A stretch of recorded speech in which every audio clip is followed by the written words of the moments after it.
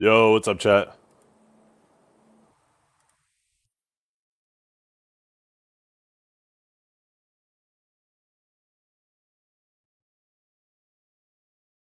Yeah, there's no music on YouTube. YouTube is super, super, super, super aggressive with copyright. They take that shit immediately, and there's no way to separate the live video from the recording, like you can with Kick and Twitch.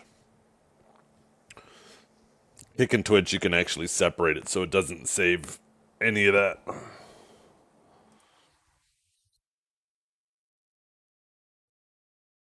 How you guys doing this morning?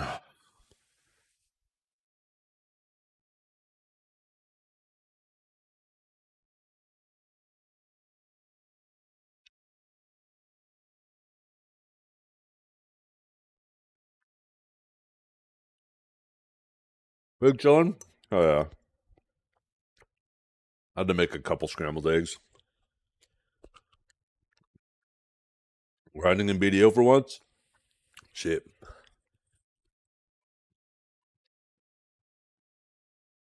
Same. I'm gonna be grinding in video for once too. Yo, Trep, is that the latest and greatest family member?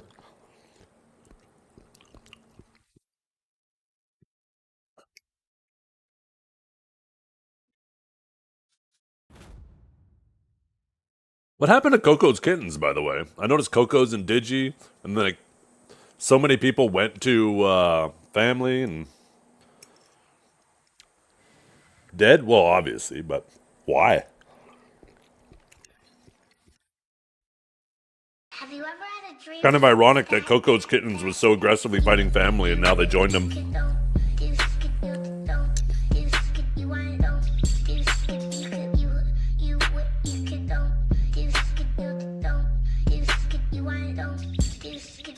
Good morning. Yo, what's up, Mr. Cab?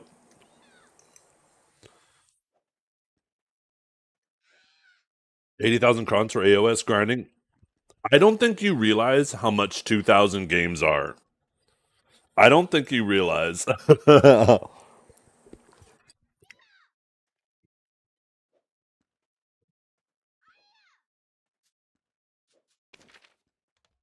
You became rich overnight? Wait, what happened to you?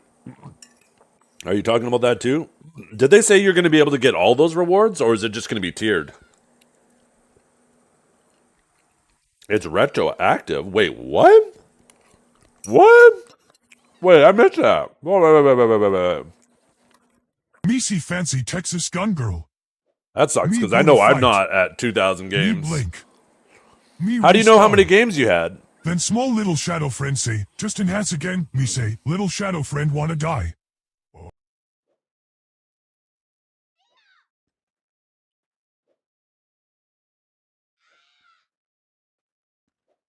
You had pictures of him? Oh, God, you're such a loser. Um, Global Web update. So is it retroactive and tiered? Or staged, I guess I should say? Let's see. Challenges. Oh, a challenge tab. Y tab. Okay. Oh, gotcha. So it's only a one-time thing. I thought it was like just for the season. I was like, they expect people to get 2,000 games in one season? Yeah, rank match wins from a will be retroactive. Interesting. I wonder how many wins I had. I got to be at least. I feel like I might get 10,000 crons. I haven't done a fuckload of Solaire, but there was like a couple seasons where I got like 100, 200 games in. And then there was another season where I got, I think, 200. So maybe I have 500 wins between all the seasons combined.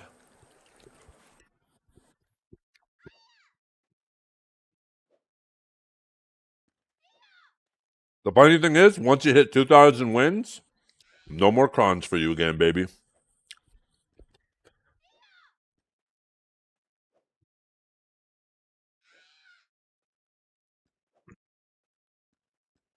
Shit. That's that's pretty cool.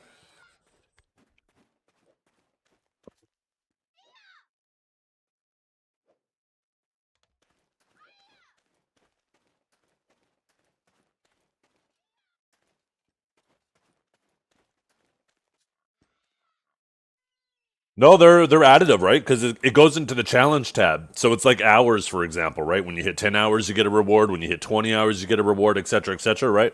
Well, it's the same thing with this, where it's like 10 wins, you get a reward, 20 wins, you get a reward. So yeah, you get all of them combined if you happen to have 2,000 wins. Like some people play that thing fucking ridiculous. Yeah, 300 mil per win doesn't really matter. They're not retroactively giving that, are they? That's like just moving forward.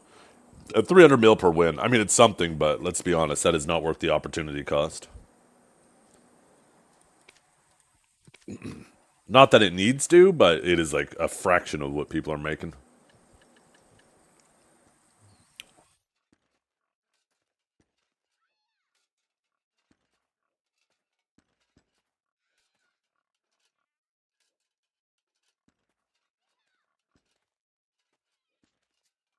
2,000 times 300 million adds up, though? Yeah, but guess what? Guess what adds up more? 1 hour of grinding being the equivalent of 10 wins. Because you got to remember, that's wins, right? Or was that per match? 300 mil per match or 300 mil per win? He said per win. So assuming most people end up sitting around a 50-50 win rate. So that means you need every 2 matches for 300 mil. So you're looking at 600 mil an hour. I mean, it's something. Something's better than nothing, right? But something is better than nothing. What do you get for a loss? Probably like 150 mil. So maybe, add on 50% onto that number.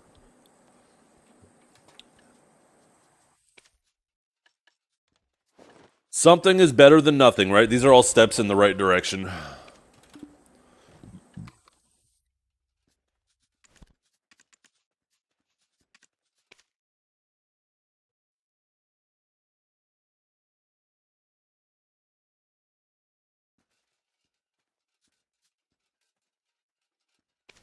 Huh? Oh, IQON's not running. I was like, why is my FPS low?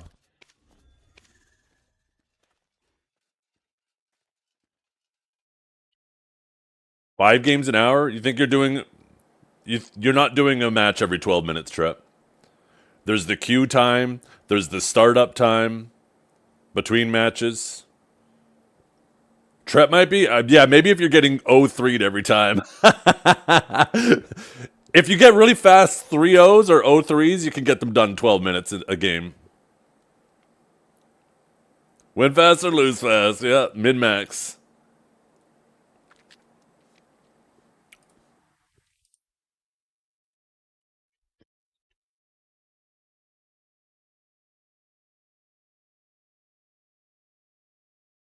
But yeah, once you factor in, like, games usually take between 12 minutes to 15 minutes of actual playtime, right? Up to 20 minutes if you have like a reverse sweep or some shit, right? A 5 match game. But then once you factor in the time waiting in queue, the loading screens, all that crap, before you know it, you're only getting actually like anywhere between maybe 4 to 2 games an hour. Yo, can we talk about the Deadeye nerfs? Holy shit, did their protections get gutted? It wasn't one ability, it was 4. They lost iframes, super armors. Basically, everything got tiered down. Iframes got moved to super armors got moved to forward guards. That class is going to be catchable again. They're going to have to actually pay attention to positioning. They're not going to be able to just dive into a ball of 5 grab classes and just gun them all down from in the middle and not care about the grabs.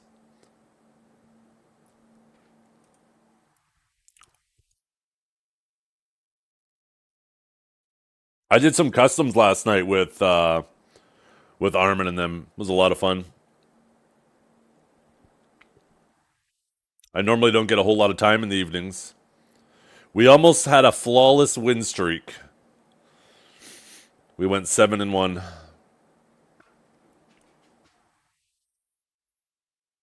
Does my dog want back inside?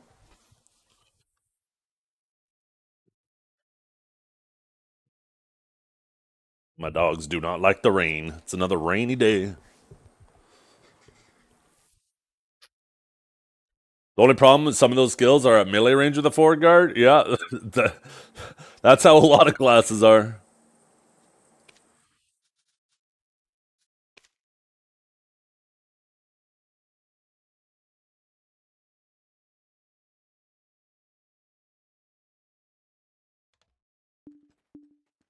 Like, tell me how it makes sense that a lateral upsurge is a forward guard. That shit has like almost no forward range to it.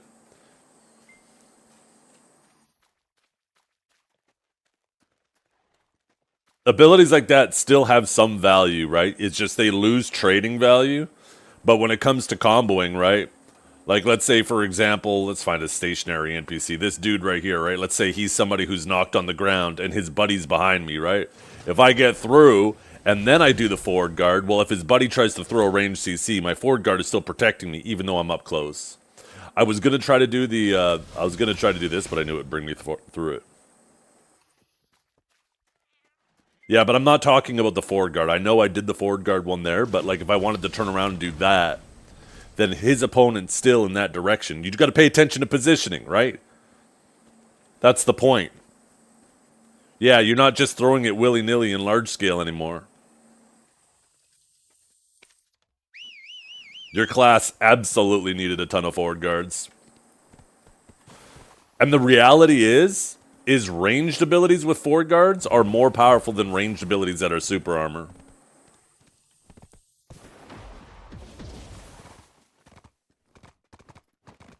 Like, in general, I'm happy Lightning Prison is a forward guard.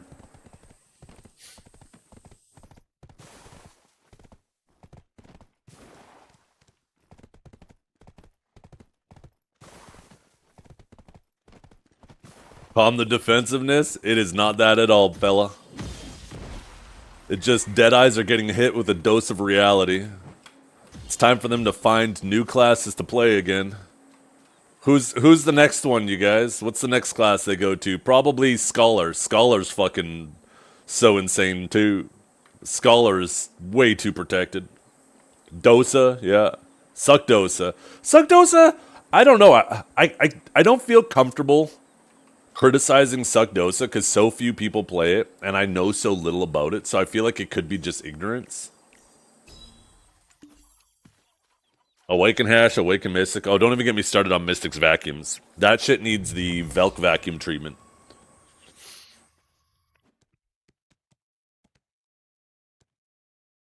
I don't care so much about Striker because it's not even that much of a trade class. Like, I don't feel them trading me, but that might be just a luxury of, you know, the way my class plays into them.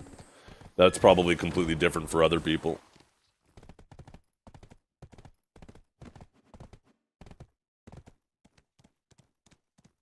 Oh yeah, those vacuums. A lot of my movement have iframe into super armor, which is typically good to get out of vacuums. But Mystic Vacuum, the iframe isn't long enough. I'll go to do that shit, and then all of a sudden I still get pulled back in. So I can't even imagine a class that has just nothing but super armor movement. You're just stationary. You're burning half your stamina bar while standing in one spot. Did I just get in town then back out? I did, yeah. I'm talking, so I can't really, yeah. I have trouble paying attention to what's going on.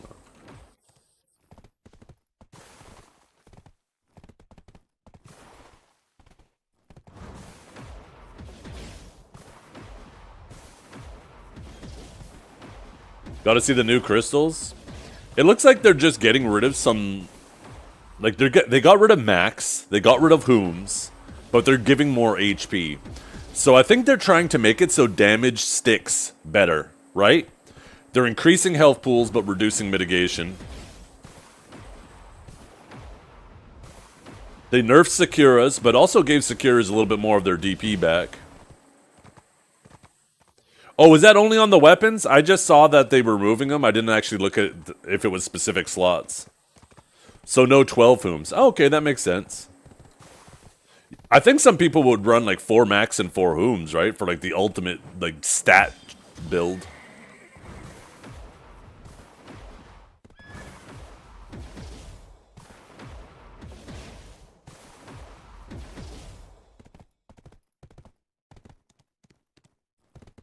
Well, that's not that big of a deal then if you still have max, because like I like the setup that I use, and I don't think it's really going to change much.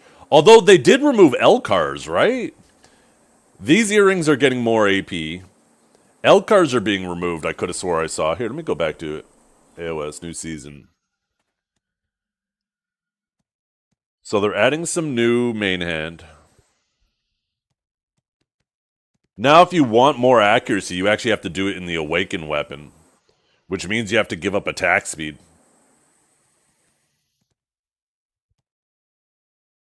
Unless they just added it to it. No, they just added it to it.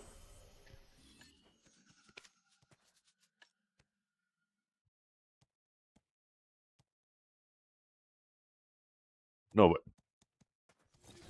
wait. Awakened weapon. Oh yeah, there's a new crystal. Never mind. Crystal of honorable valor, fighting spirit.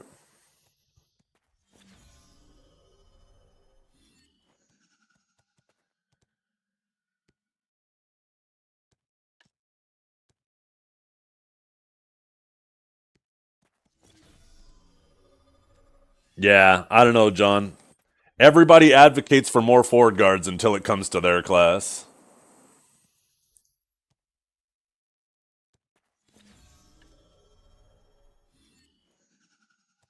Okay. Where are the ones they talking about they removed? Wish we had Savior this season? Yeah. So yeah, they removed these. They're removing Corrupteds.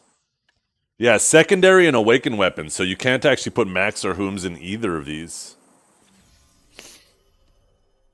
They added a new earring, so Resolute earring, max HP. And then the BSR earrings are getting buffed. Or no, they deleted them. Wait, what? Oh, but they're buffing the BSR ones.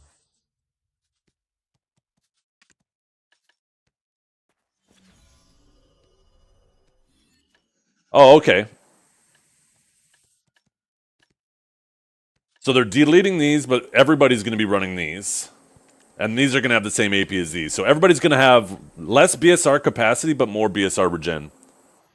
And the BSR regen's being nerfed a bit, down to 0.3. So 2 earrings will be slightly better than 1 earring.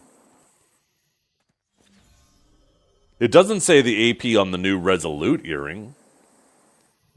Or, because it says they are deleting them. Oh, I see. So these are being deleted, but there's just going to be new ones without BSR that have 250 HP. So they'll be 15 as well. They just won't have BSR. They'll have 250 HP. I'll definitely be taking the BSR regen ones. I don't know about 500 HP, unless our HP pools are getting gutted. As an Awakening Sage, I don't know. You just kind of... You got to stay alive anyways, right?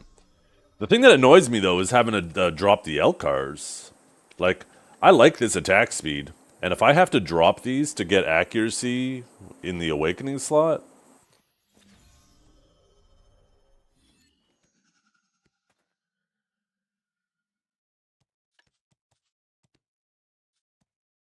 I mean, against most people, but... I feel like it's one of those things, Calb, that you can kill anybody super fast anyways.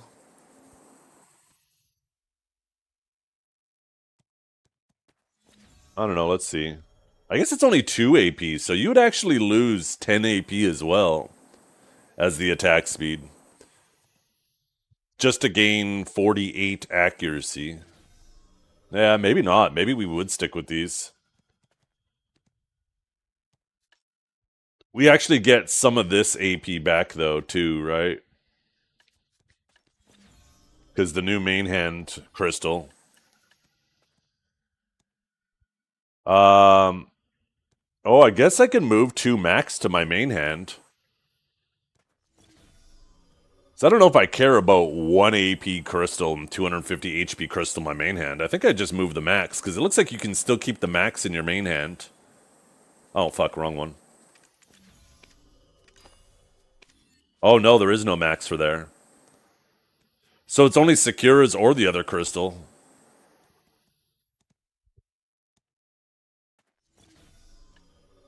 And then these are also being removed. And the only option will be there'll be new ones.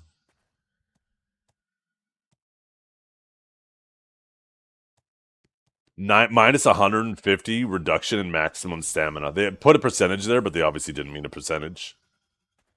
Yeah, so definitely not the sacred dark crystals as a sage. Definitely going to run crystals of the unclean light, which are basically just these. They're basically the same thing, right? They actually just have. Oh, there's no set bonus. That's basically what they've done is they took that set bonus and spread it amongst the two crystals. So now you don't have to wear two to get the set bonus. That's basically all they did. So this basically means the same thing. Armors.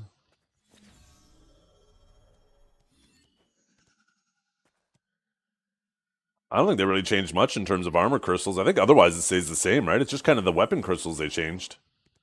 Or shoes, sails. Ooh. Wait.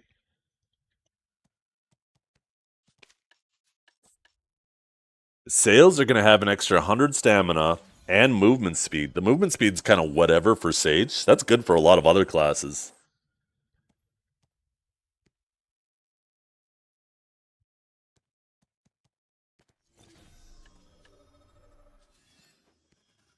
Yeah. Yeah, because right now we have Providence for the Stam, but could definitely just swap the boots for Sails. Providence are getting their Stam removed. Definitely don't need those. And then I guess the max just get moved there, like that. Nothing's happening with plunders. Yeah, I guess that's it. Right? The two new corrupted crystals, which are basically the same thing. Yeah. Yeah, I think that's it for Sage.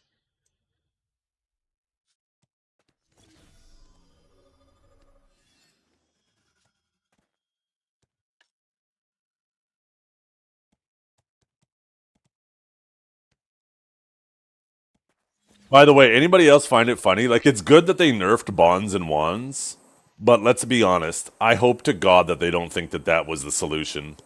Because it wasn't just the lower tiers that was the problem. Obviously, accessibility was a problem, but gins are still super accessible too. I swear to God, if they don't nerf like DR at the gin level as well, and I find it comical that they nerfed evasion as well. The evasion crystals, like, oh man, oh man.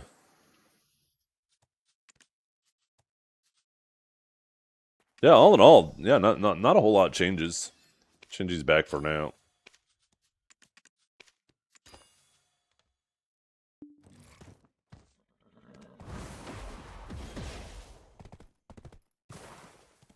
By the way, Trep, if you check your badges, you have a founder's badge in the chat now.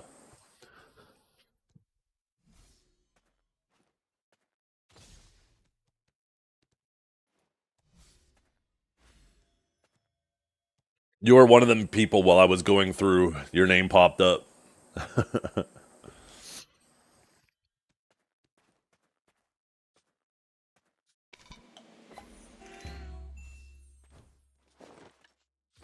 I had to ask myself, I was like, should I really let Trep have this badge? Like, really? The founder's badge was originally for the first, like, 10 people who sub to your channel when you get partnered. And then when you get, sorry, first 10 people who sub to your channel, and then later on they made it if you're partner, it's the first 25. But so many people, like 99% of those people well, I guess there is no 80% of those people that were on that list, like they subbed once and they've never come back, right? And this was like over 10 years ago. So I would rather have that badge to people who hang out in the chat regularly. You just change your badges the same way you change your badges for anything. You shouldn't have to sub for it.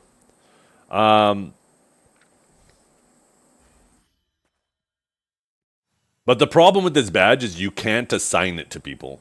Like, I can't just pick people to assign it to. When I remove one of the people who have it, it randomly selects one person from everybody who's ever subbed to my channel to fill that spot. So I had to keep deleting people, the random names that pop up, hoping that good names popped up. And if a name pops up that's currently subbed, I can't actually remove it from current subs. So like Beefy Pounder has it, for example. And since he's subbed, I can't get rid of it. Maybe you're not worthy. You definitely are. And the issue is, right, too, is like there's some people who haven't been here in a while. When I remove somebody's founder's badge, they can never, ever, ever get it again. They become blacklisted from it. So I got to be careful who I remove from that because I don't want them to ever not be eligible again, right? So there's a lot of people in chat that I would have much preferred to be founders.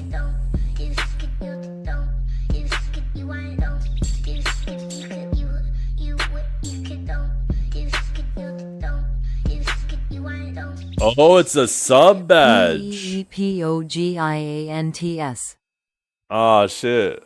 Haha, we got it, boys. Time to remove it. Oh, wait, I can't. Never mind. Fuck.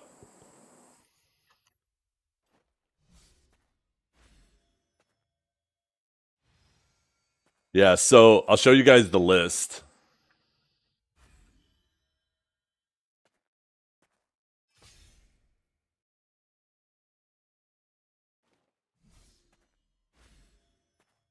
Right? These are the founders, and I can remove them. But like Denny, this is the real life buddy of mine. Denny was the OG, like my first mod, hung out here all the time. We played games together for years. Same with Bakunda. He was subscribed for like 80 months. Kaj, this man has been subscribed since October 9th. He is my longest subscriber, right there with Zach Thari. Toxify, he's an OG too. Like he occasionally pops in and says hello. Same with Insane. Ark, he's not currently subbed, but he was subbed for a super long time too, right? And Kanjara, obviously, Monstrosity, he's been here forever. Milkbag pops in, got to keep him in there. Vert, Trep was on the list. Like all these people, I went through all them. At Walmart's been subbed since then too, right? Like he obviously deserves it. There's a lot of these guys. Demos, like the ones that aren't current subbed, I went and checked and they've been like subbed for like 30, 40 weeks. They're not subbed now, but they've been subbed long enough that I can't in good conscience remove them from the list. So, yeah, we end up having a pretty solid list here of people who have been supporters. Your picture is fucked? Yeah, I don't know why. Same with Denny's there.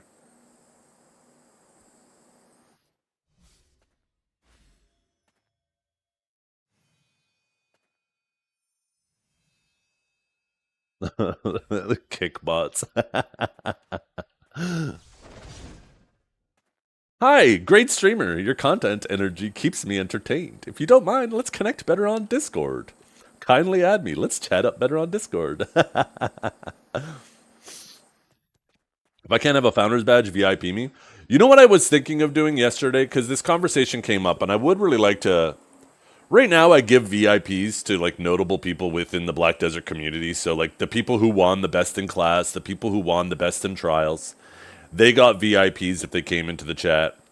Also, people who have done notable things for the community or helped me out in one way or another, I made them VIP. So I can't. I don't feel good about removing their VIP to make room for this new system. But I was thinking of Armitage. Fuck, I remember that name too. I didn't even realize that. You probably told me that at one time, and I completely forgot. But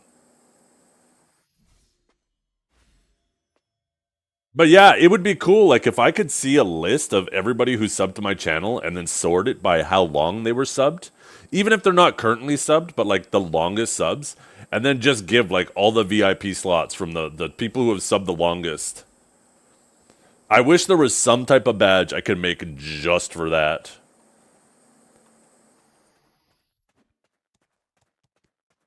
Like top supporters or something like that. Go get Farmed by Nair and you get one. Hey, Calb, you are so back. Did you see those Deadeye buffs? Awakened Sage is going to cook Deadeye now. They got so many forward guards and SAs. Oh, Deadeye's done. Sorry, John.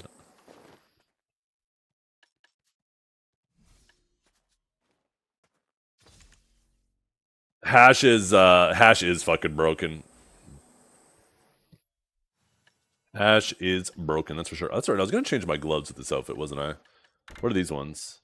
This is I don't even know what the hell that is. Getaway gloves? It's just a little freaking string around the wrist. Okay, then there's the watch. What's this? Can't even tell what that is. Is that just a ring? Oh, it's a ring. Looking frosh. Okay, that's another watch. Getting a little watch collection.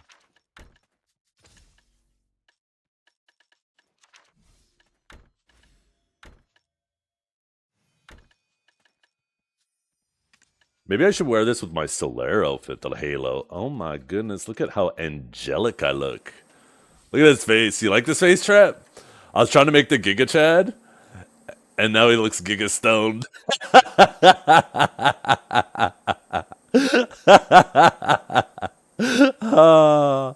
I want to get rid of it, but it makes me laugh every time I look at it, and it helps numb the pain of this time gated content, so I'm keeping it for now. Oh, we got the 25 buff today. Hell yeah. I only log in to see if I'm still in Cho. Cho is, I think, just like a shell right now, right? I'm going to set up these outfits. Oh, fuck. These are actually in the wrong spot. I wish it didn't swap this other crap. It kind of pisses me off that it does. But this... I'm going to put that there. That there.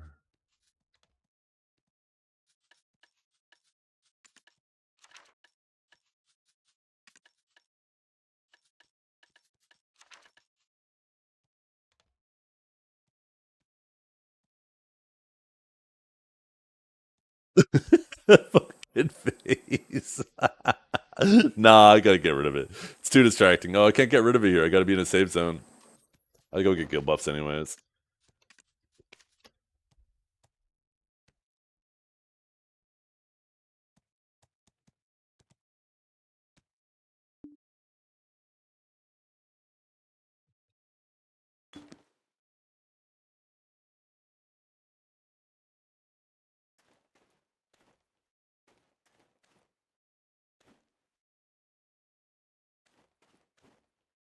You know what I think you two need to do? Bingy and Trep.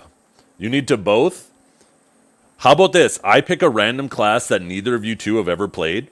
You both have 1 week to hit the dojo. In 1 week, we do a first to 10.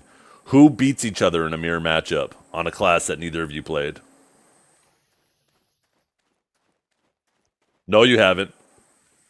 You haven't played Tamer or Shy, Trep.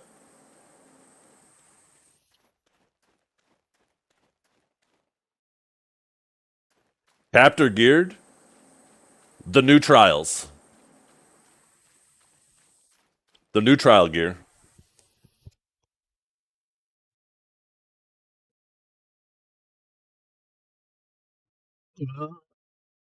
Wait, do you not have the new trial gear, Bingy?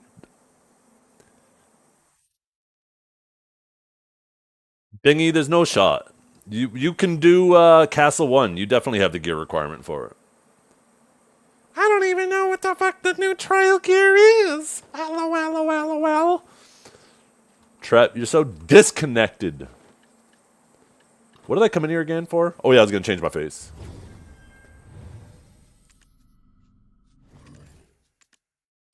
There we go. Look how angelic I look. I wonder if what can we do to this halo? What happens if we give it like a shine?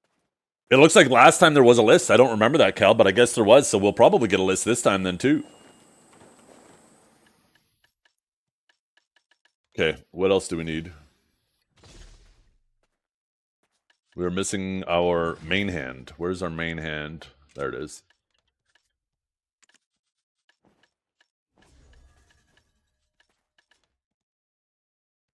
Oh, look at how demonic I'm looking. Holy. If you see me walking down the street, you're going to cross it.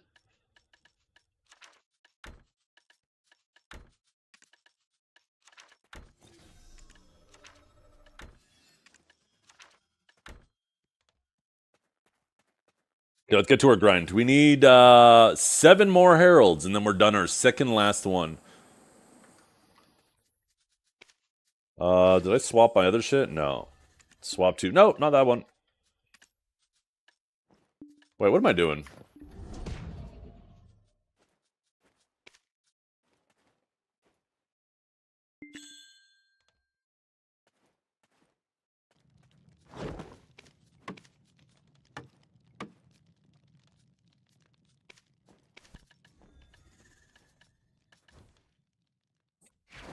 The new AOS maps? I saw the list, but I like at the top of the list of the maps, it immediately just showed like maps I'd already seen. I have it open one sec. Let's see. Olin's. Oh, Neftak Outpost. And then a pond. Oh no. That delay is way too long. Well, I was doing something on my other monitor. Oh, you mean a delay on the microphone? Wait, did that not work? Oh, I don't have... You know what? I'm going to solve this issue right now.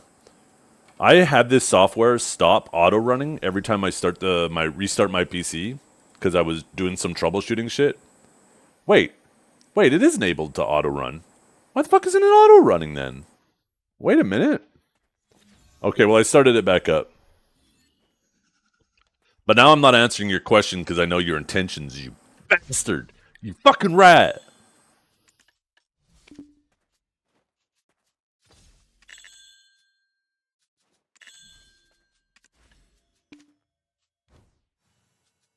By the way, I think we bring Trep back in. Turns out Jae Kim wasn't working for us either.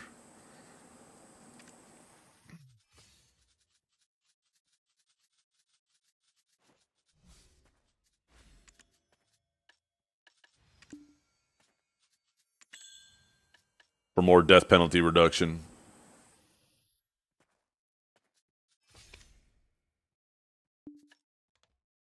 Okay. Let's see. Crystals. Wait, what?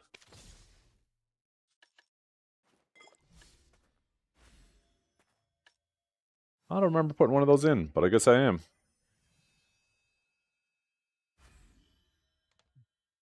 Also, yeah, I don't know if I'm still sold on corrupteds. But then again, I'm not even sold on darknesses here either. I don't know. Never mind. I think it's kind of inconsequential. 1,000 point redeem for VIP or something cool. I should do something like that too. VIP for like a month or something. Maybe not a month, maybe longer than that. I don't know. But I was thinking of, we were having a whole conversation about this earlier. I was thinking of redoing the VIP thing. Man, it's so nice all this crap is in here. Oh wait, Asulas are in there? What the fuck? Oh, those are in there, but these are not.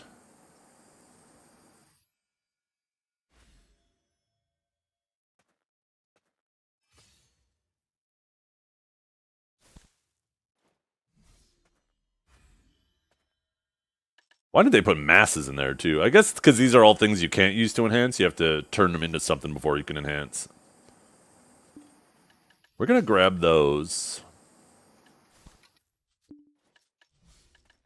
And it is what?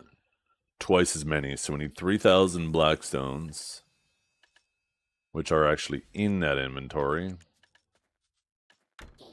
No! Okay, how do I move? There we go.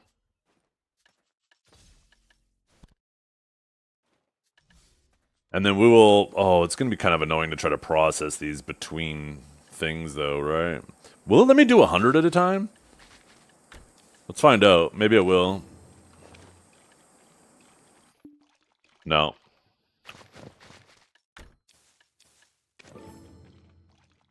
End stream for 10,000 channel points. My stream would be offline every day. Could you imagine? If every stream had that, I'd be like, oh, my competition's online. Time to end their stream.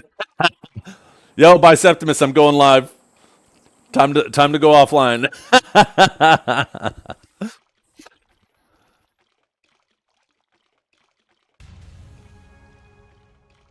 Oh, this is going to take a long-ass fucking time.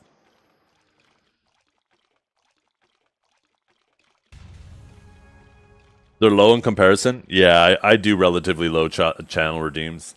If it ever got to the point where it started getting super crazy all the time, then I would increase them, but...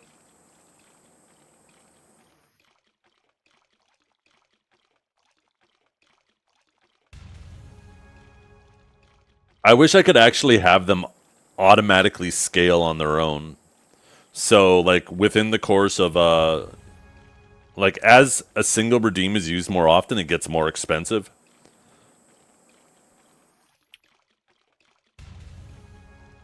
I don't do many predictions. Well, predictions don't increase points. Predictions just redistribute points. That's all they do.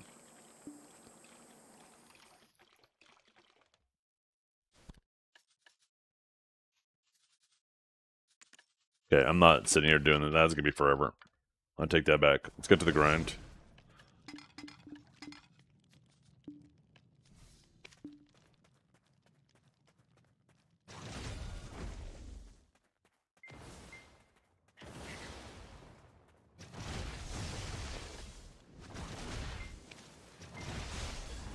Man, we are due for a full drop, though. We are fucking due for one.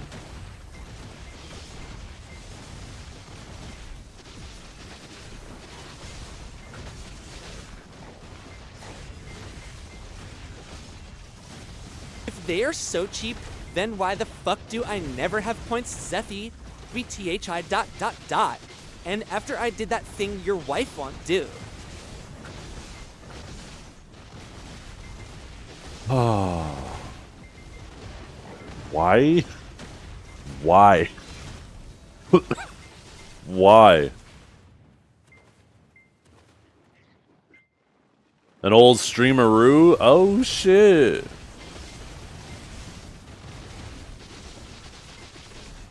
Somebody tell me what channel he's on. Time to hunt him like the good old days.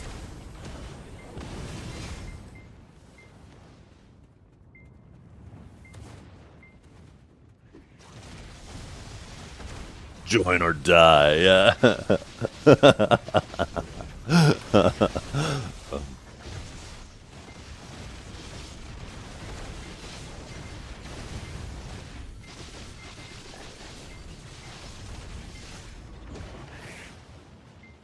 Believe it or not, it's kind of sad that shit doesn't happen like that anymore.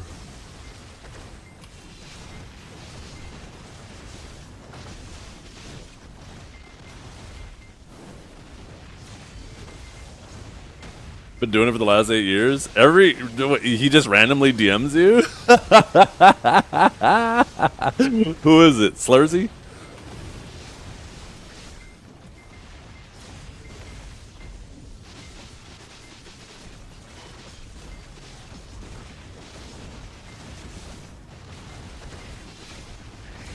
Alcandoria.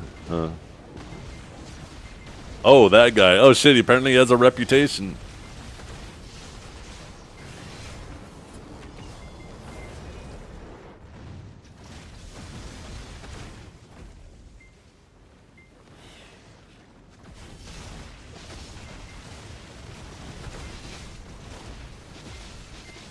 No, it's probably Sir Swings. He's been stalking you through my stream all this time.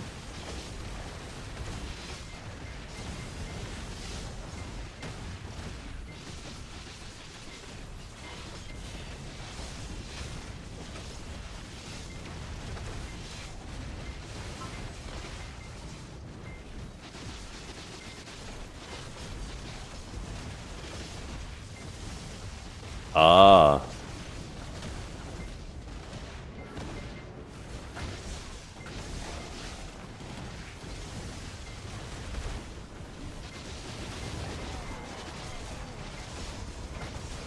Making it even more likely.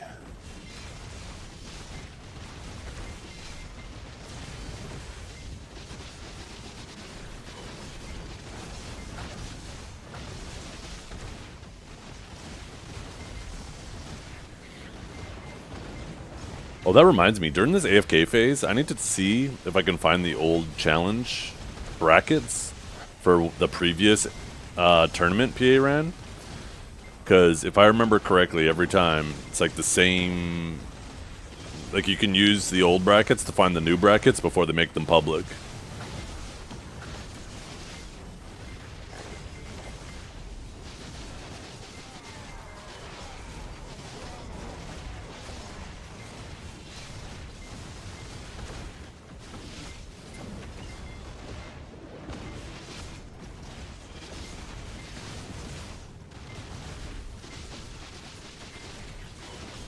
I could have swore I bookmarked them at one point once I noticed this pattern.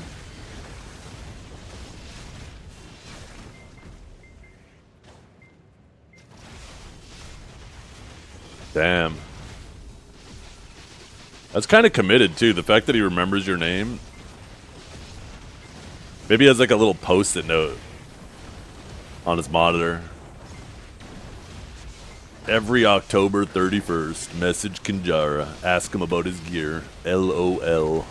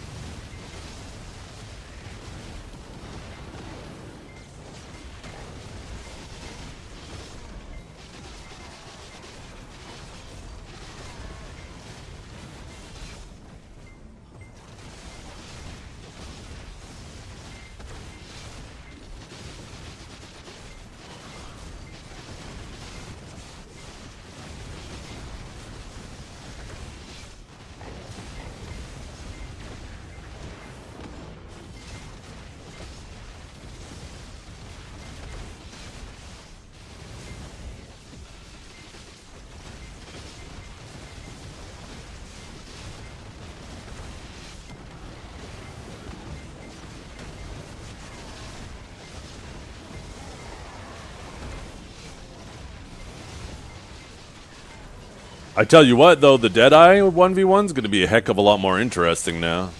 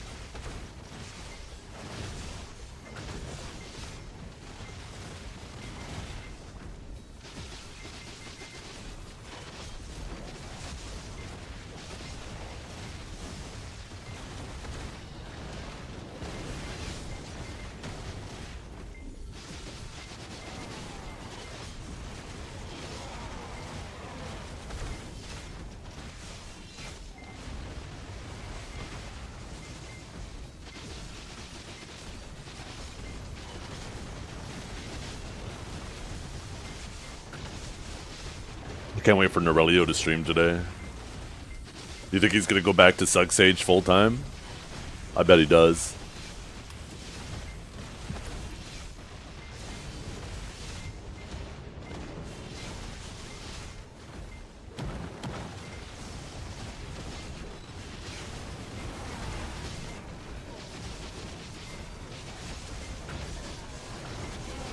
All the way back to Suck Drak? I don't think Suck Drak is up enough for him to play Suck Drak.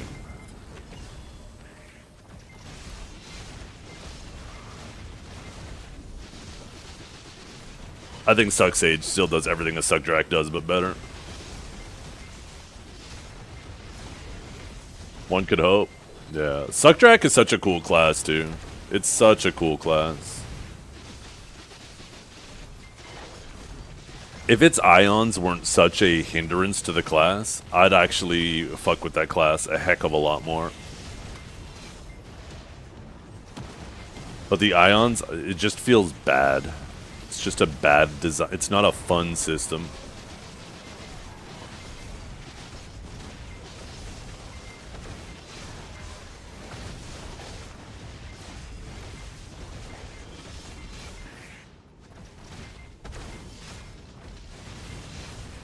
Damn, so I'm gonna get a bunch of crons from just showing up to the tournament. I'm gonna get a bunch of crons from these retroactive Solar Wind tiers in the challenges tab.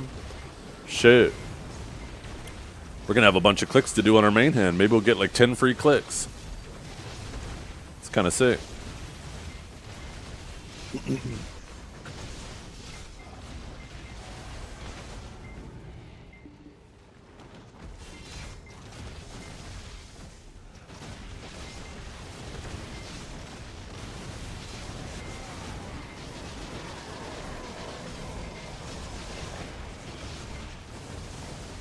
It does, yeah, it's retroactive because it's just a challenge tab thing, right? Like how many hours, like the play for 10 hours, 100 hours, 1,000 hours. Well, it's the same thing, and yeah, it's going to be retroactive. So if you played 2,000, if you won 2,000 games over all of the previous seasons, then you're going to just instantly get like, what, 100,000 crons or whatever? What was the rewards? I can't remember. I don't know what the total is if you manage to get them all. 87k, yeah, like, fuck me. That's fucking huge. Time to get freaky in the AOS queues, yeah.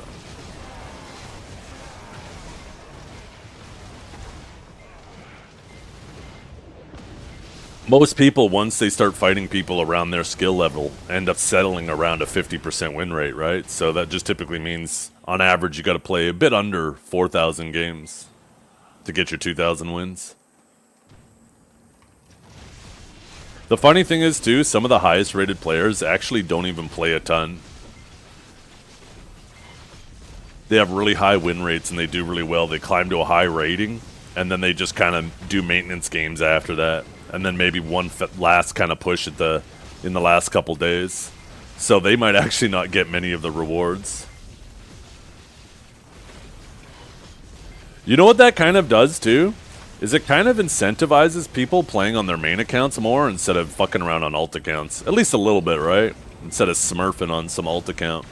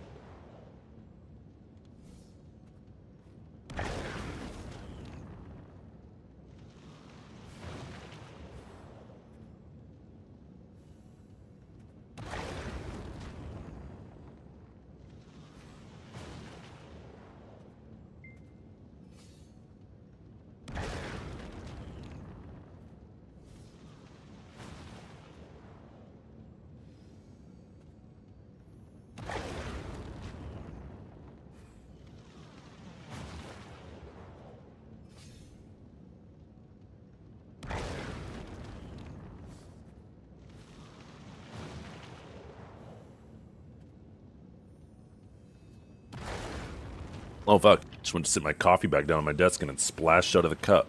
God damn it. Gosh dang it, getting there coffee on my desk is gonna mess with some of my electronics if it gets on it, eh there, brother?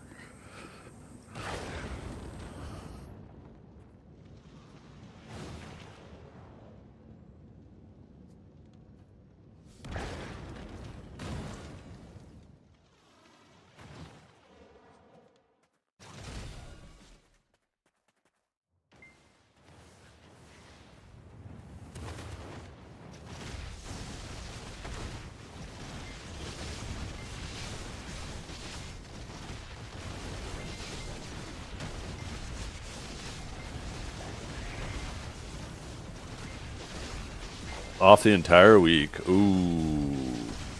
Wait, isn't the new PoE 1 league starting this week? Is that a coincidence? Or was it just a teaser? I know you mentioned it yesterday.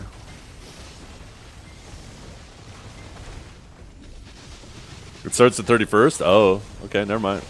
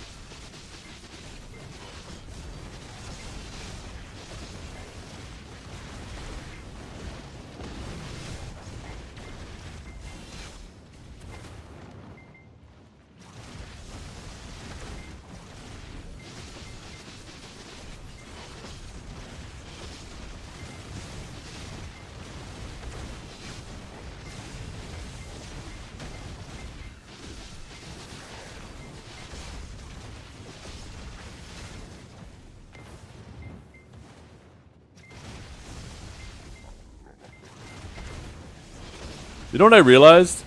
They should have did this retroactive Solaire rewards before this tournament, so people, these Solaire junkies, could have at least got a little boost to maybe make them eligible for the tournament. It's kind of, I just realized it's kind of fucked up that they did that right after eligibility closed.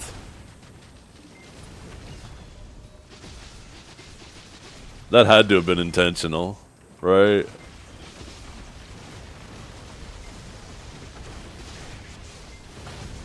Because that 87,000 crons, like, would have helped some of those people for sure if they had 2,000 games. And if you're an AOSer and you have 2,000 games, you probably did need help. Because you obviously, you know, you probably don't fuck with grinding, you just live and breathe AOS.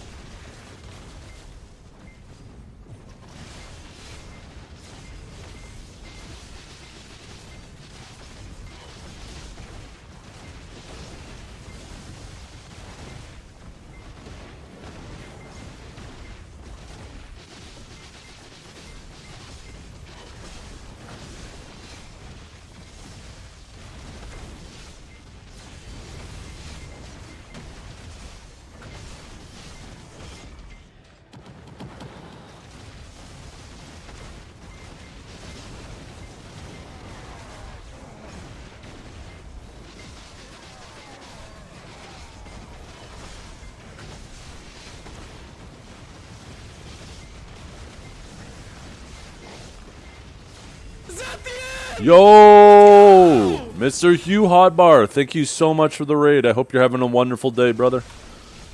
Thank you very much for it. I appreciate you.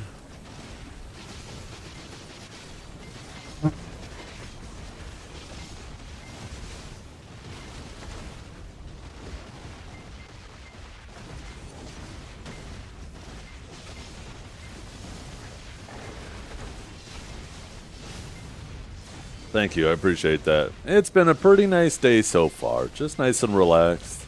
Exactly how I like it. I did apply for Masterclass, yeah.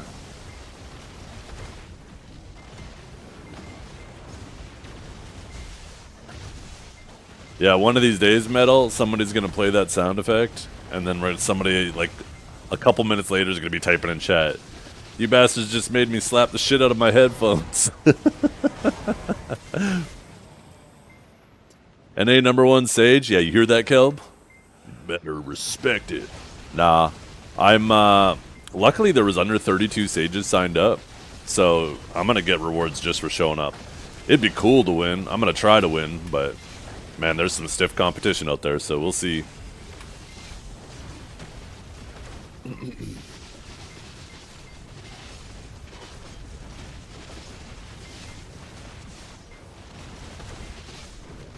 #1 in terms of age? True. And mobs killed. Show me another Sage that's killed more mobs than me.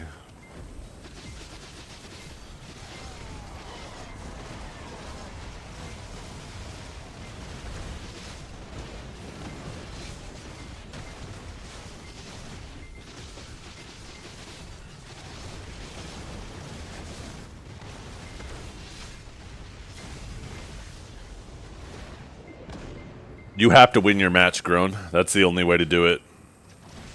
That means everybody who loses their first match doesn't get rewards, right? So that would mean what? 19 people don't get rewards? Or 20 people don't? No, 19. Because one person would get a bye. Yeah. As soon as it goes 1 over the 32, all of a sudden that means 15 people who would have got rewards if that one last person didn't sign up, all of a sudden have to win to get rewards. So if your class just tipped over 32, you kind of got screwed. I could honestly see PA, and I don't want to give them any ideas. I better make sure there's no GMs in chat right now, because I don't want to give them any ideas.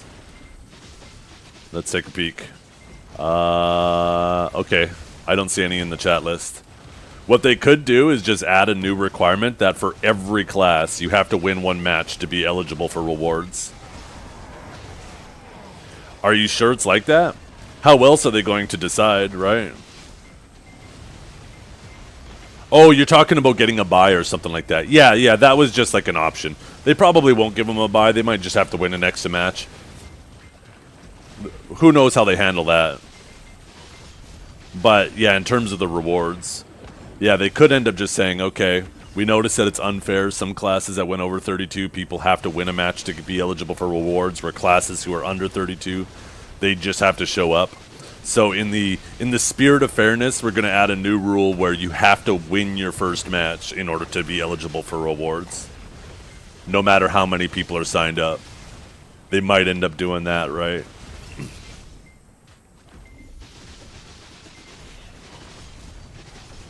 This is a PA tourney? I know.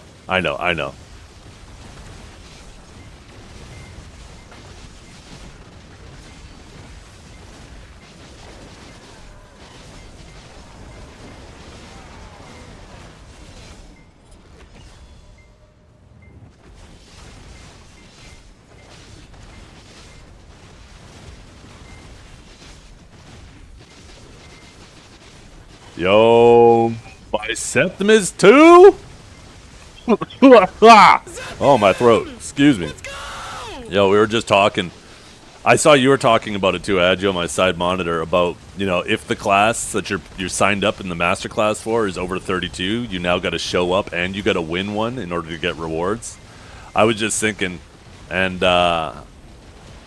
maybe PA is going to add a new rule and be like, okay, even for the classes that are under 32, everybody has to win at least one to be eligible for rewards in the spirit of fairness.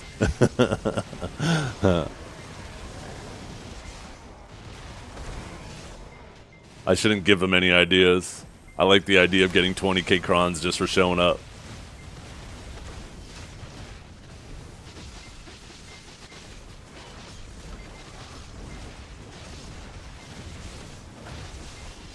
Now I can hear 2 Sage sound effects in the background. Oh, you were watching both Hugh and Biseptimus and they both sent you here?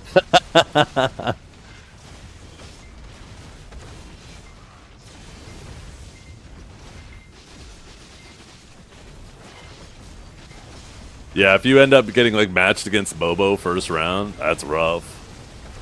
That is rough.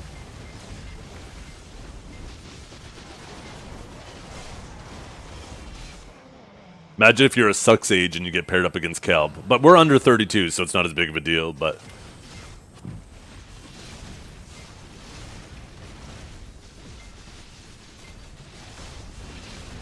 Does Bobo have 810? Yeah, I'm pretty sure he does. Bobo was pretty geared when he took a break from the game, and you know, between the time that it was announced and stuff, I'm sure he had more than enough time to get eligible. Loses power or internet? Hey, you know what? Don't underestimate yourself, man. It just takes a little bit of, just go to the dojo a little bit, hit the BA a little bit. Remember, a lot of people, they all feel the same way. They're like, I'm going to get cooked, but I'm going to show up. Right? And unless you get paired up against, like, one of the Giga Chads of a class, right? I think you all have a fair chance. Just go in there, have fun, put in a little bit of practice. I think you might surprise yourself.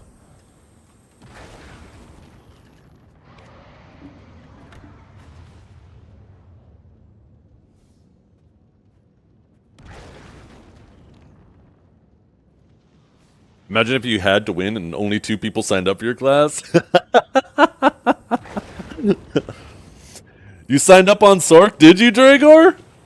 How many Sorks are there? Let's see, I actually have the list open on my side monitor. Let's see how many Sorks there are. 34? Oh, you have to win one. You're one of those classes. You should have picked Sage. You should have picked Sage. You put in all that work to try to get guaranteed crons, and now you have to win your match. Oh, shit, Dragor. But to be honest, there isn't a lot of notable Sorks. Like, of all the Sorks where I'm like, yeah, they cook with that class, I think I can count them on one hand. So, as long as you don't get paired against one of those guys, Dragor, I think you have a good chance. Just put in a little bit of practice. Will not win a match, but a minimum damage done requirement? Maybe, maybe. So you don't just go in there and die and waste everybody's time, really, right? Not everyone is going to show up. That's a good point, too. If they no-show, that might bump you right into it, right? Like, if some random person gets paired against Bobo, they might be like, maybe I won't show up. Who cares about that 10 bill? I'll be honest, if I got paired against Bobo, I'm still showing up for 10 bill. 10 bill's 10 bill.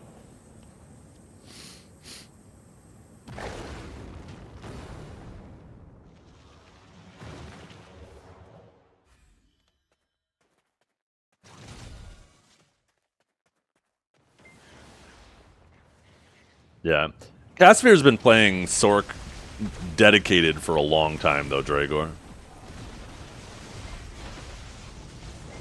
As long as you don't get paired up against people like Yasuni, assuming Yasuni's set up, he might not have the gear for it. But assuming he is, right? Isaac or Grim. Gunism. Shimiko, I'm sure he's signed up as Sork. Like, as long as you're not paired up against, like, these guys. Derm, yeah, for sure Derm signed up. He was the one that won Best in Class and Best in Trials, so he's probably the one to beat. Grim is Isaac? I know, that's why I said that, the way I said it. Instead of listing it, I provided both names. If you'll notice, when I said both of those, I said it differently than when I was listing everyone else, Dragor, you dumb bitch. Because not everybody knows him as one or the other.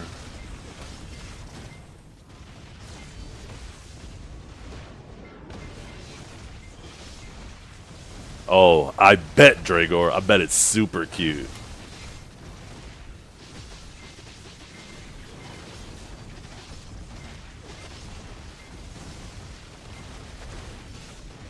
Yeah, we don't know who's in the tournament.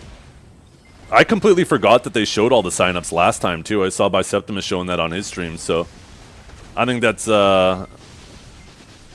There's a good chance they do it again. Show us everybody who signed up for each class. Probably know the brackets before the tournament starts too, so you'll know who you're up against.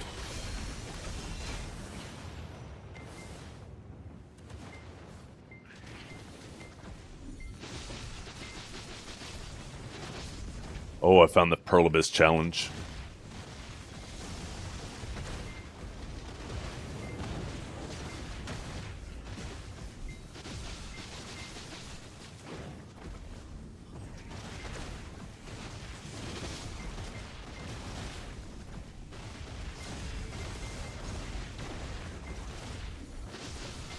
So for those of you guys, bookmark this shit right here. This is the challenge where Pearl Abyss has all their tournaments. So this is where we'll all of a sudden see it pop up. It'll be like masterclass, and then we'll see that we'll get to watch them make the brackets and set it up. I knew I bookmarked that somewhere.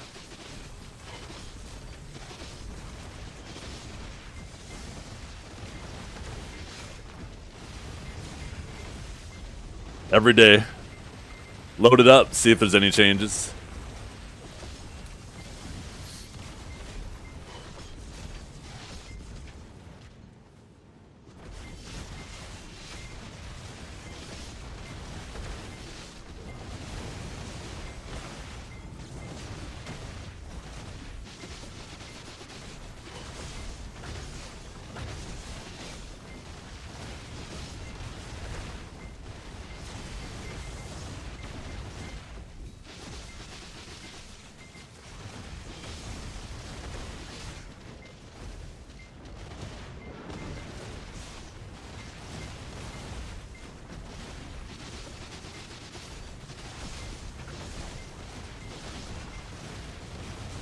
It would look like test there is probably the one. Oh wait, no, never mind. That says 2024. Oh, that's reverse order. Oh, okay. I thought the bottom was the most recent, but the bottom was the oldest.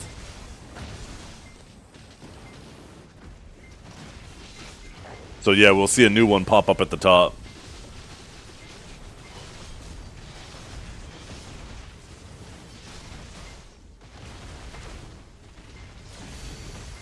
Are you so toxic? Oh no. Oh no.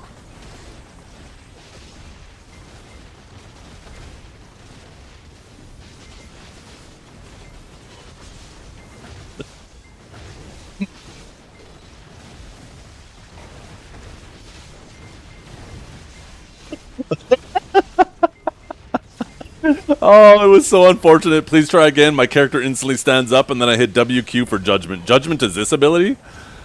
And because my weapons got put away, I ended up crouching. And it was just so unfortunate, because it was right after Akari died, so it looked so fucking BM. I really got to get Shadow Play set up, so I could have actually recorded it and showed it go instantly stand me up and then crouch. If you're an Awakened Sage, you know. If you're an Awakened Sage, you know the pain of having your weapons put away when you're trying to stand up in WQ.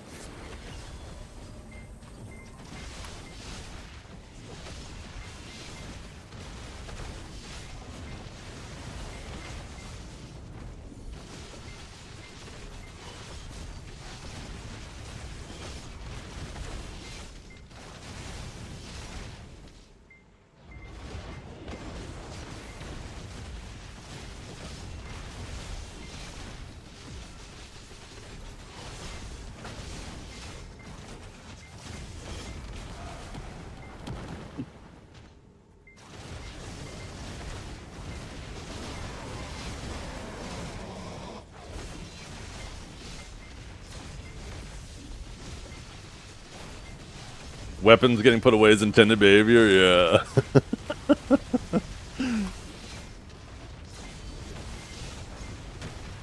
It's so unbelievable that shit has been in the game for as long as it has. And all it takes is bullshit like that for the best player of a class to get kicked out of the tournament, right? Not kicked out, but eliminated. just some BS like that. If they play a class where that's the possibility of that is higher, they could have one bad round and then have some BS like that, and then they're eliminated in a best of 3. And now all of a sudden, everybody's like, wait a minute. I'm actually in this. There's a chance. Bobo's out, right? Because Awakened Warrior is a class that shit happens on. It seems largely like Awakening class is the most. I think what it has to do, and this is my prediction, is it has to do with desync.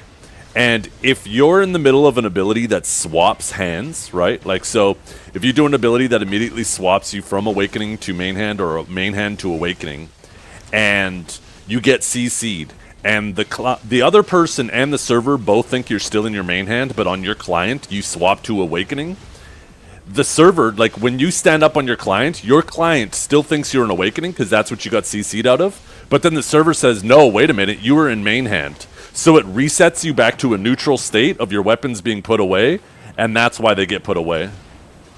I'm like 99% sure that's the reason why it happens.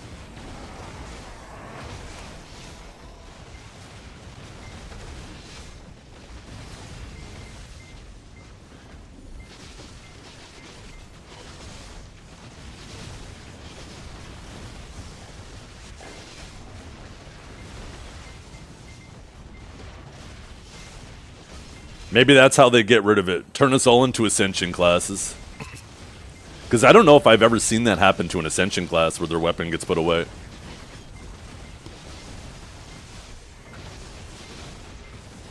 But I also don't play a whole lot of Ascension classes.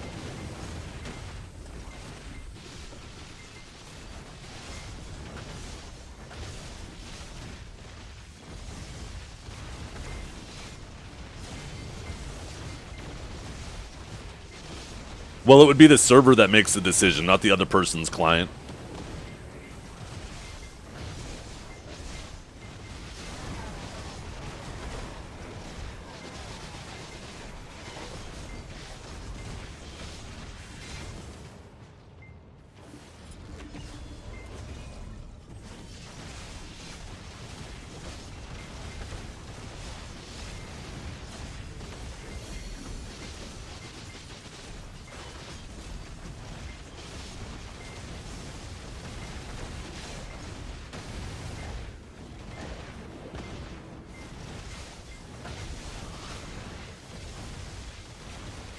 Because that's basically what happens, right? Is you're both playing, you're both seeing a slightly different, in terms of like time-wise, a slightly, very slightly different version of what's going on.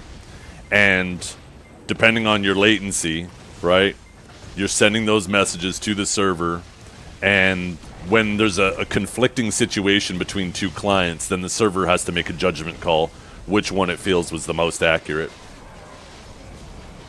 And when the server makes that judgment call, the other person experiences desync, right? The person who the server didn't favor.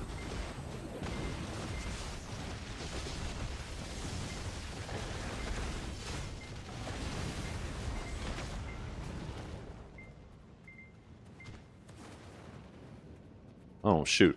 I'd let them actually kill that other cat for energy.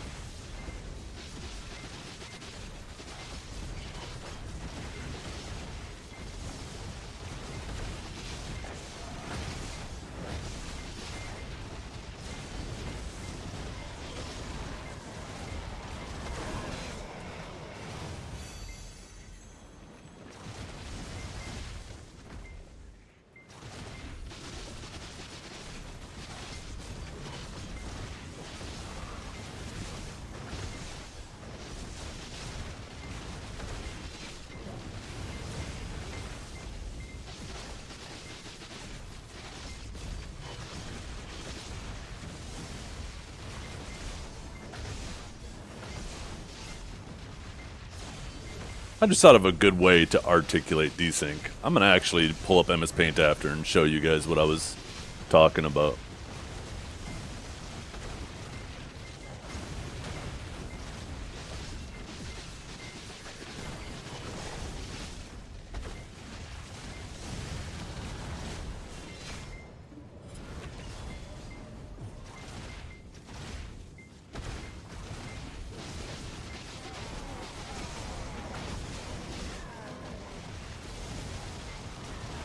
We'll wait till the next AFK phase.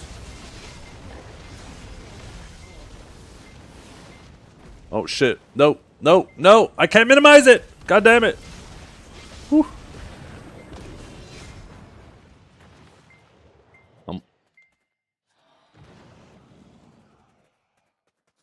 I tried like 3 times to minimize the paint thing that I opened up. Thought I was gonna die to mobs there.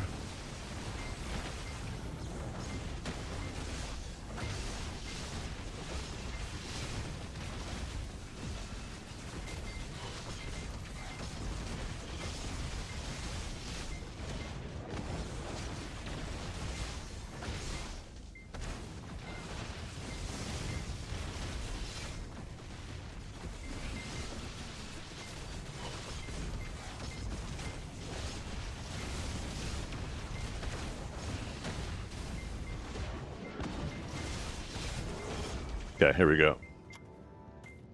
Climb up here.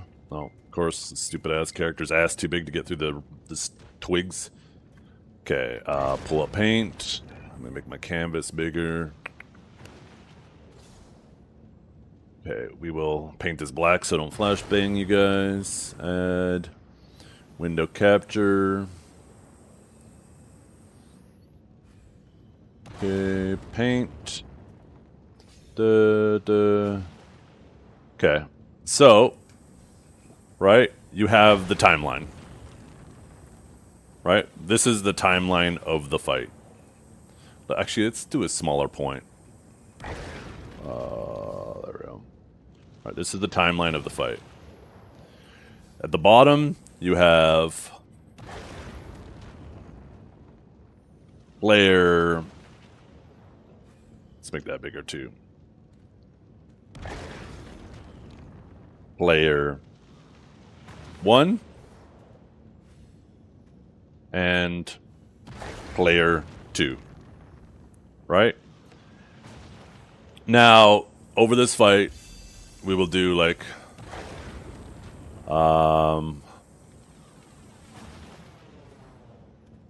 we'll do the protections first, right? Let's say you do a player 1 does a super armor, does forward guard,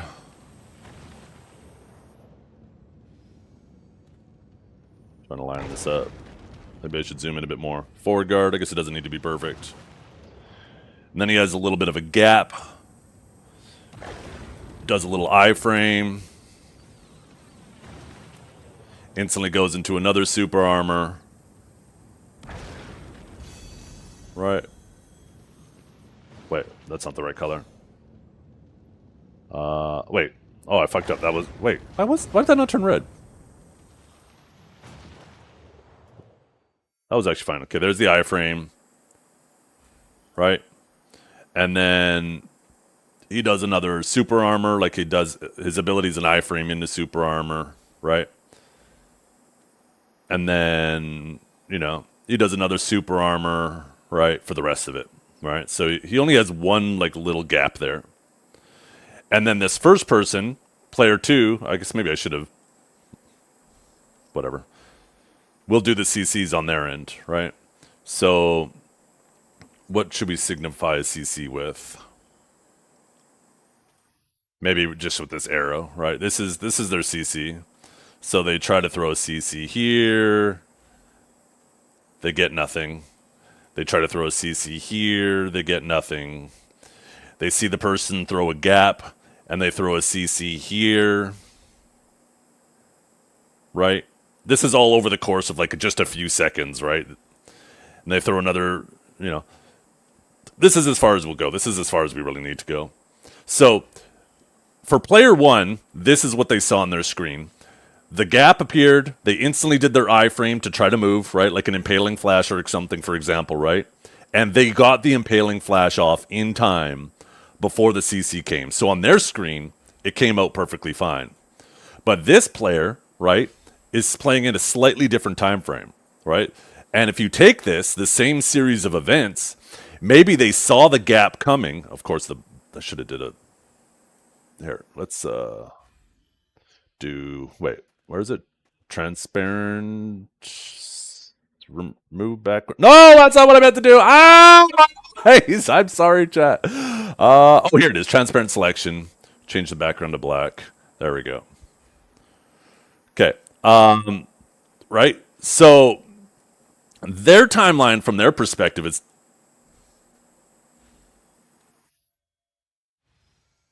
Why is that not black? Can we add another layer?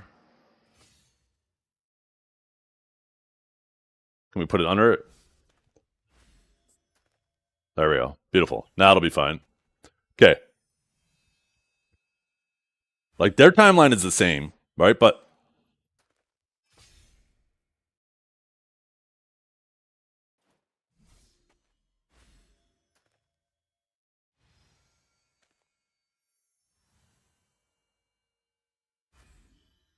What is it doing? Why is it filling now? God, I fucking blow with this. Wait. No. Go back. I have the right thing selected.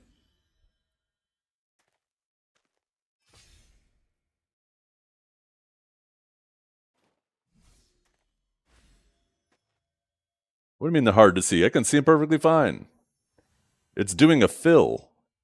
No, that's not what I meant to do. It's not selecting them. Maybe I gotta do this? Oh, here we go. Okay. There we go. Now we're working. So this is what it looked like for player one at the bottom there, right? But for player two, right, he's seeing things slightly different from his client's perspective. For him, he saw the gap coming. He knew after that forward guard there was going to be a gap. So he threw his CC and it landed there for him, right?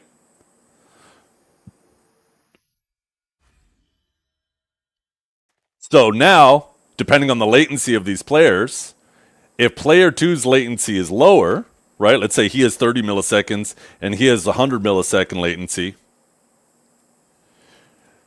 The communication of what this guy experienced will arrive to the server before what this guy experienced. So even though, actually, let me go back a bit. I'm going to have actually 2 copies of these, right?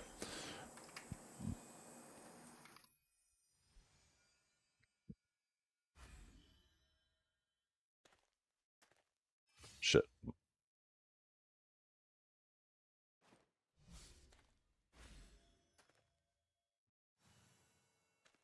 So this guy has 30 milliseconds. This guy has 100 milliseconds. This guy, his message is getting to the server first. And this is what he experienced. He hit the gap. This guy, his message is arriving to the server late. So even though he was already in his protection, the server's going to say, no, this situation happened first because his communication got to the server first, and this guy experiences the desync.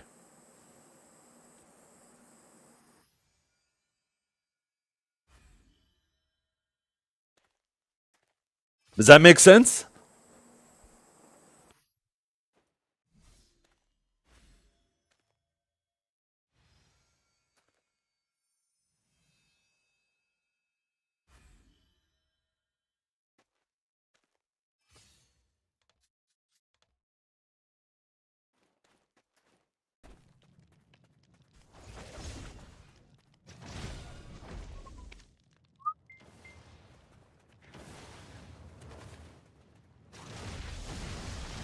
Yippee! Can you explain it again? Shut up, Kelb. He's about to mute me, that dumb bitch. Oh fuck, I accidentally beat.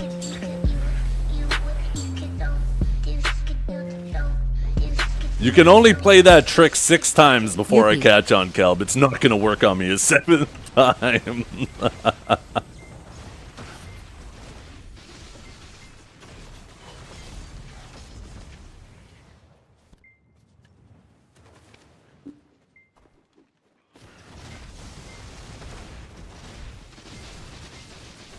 How do my enhancements go? Par for the course. Or I guess that would imply I went average, I guess. They went the same as every other week, below average. We'll see about that. Ah, shit. You know, I can edit your name on Twitch, and only I can see it on my end. I think I just changed your name to Never Trust This Guy. So I never forget.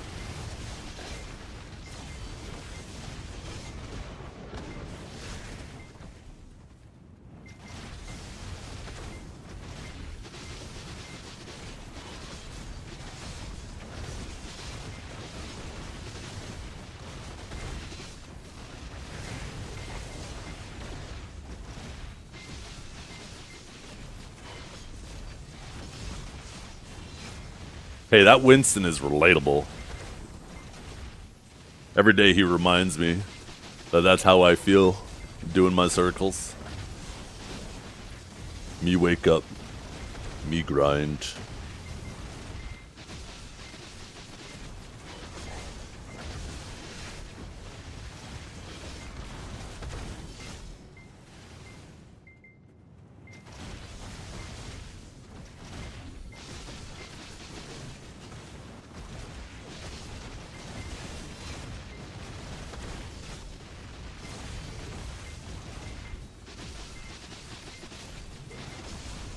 Meow. See, Dragor? Maybe if your name was as cute as that, maybe you'd get the reaction you want.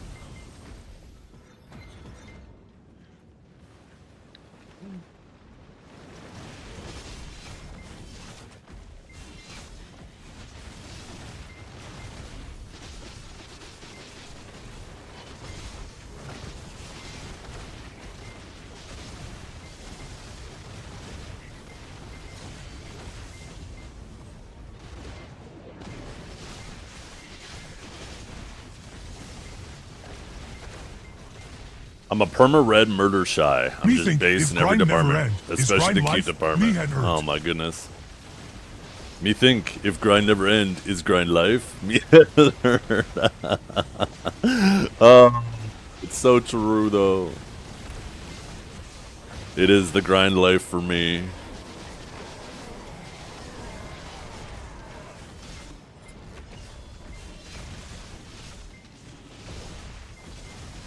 By the way, you guys don't think that on Global Lab, them nerfing wands and bonds is their solution to the DR meta, alright? Please, for the love of God. If they think that that was the only problem, was how much... like, and don't get me wrong, bonds and wands definitely gave too much stats for how cheap they were. I think the effectiveness of the crystals should be more closely related to the value of them and have it exponentially go up in cost.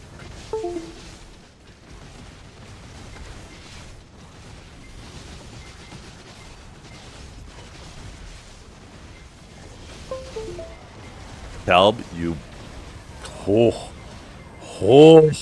I'm gonna find a way to blacklist you from that mic mute.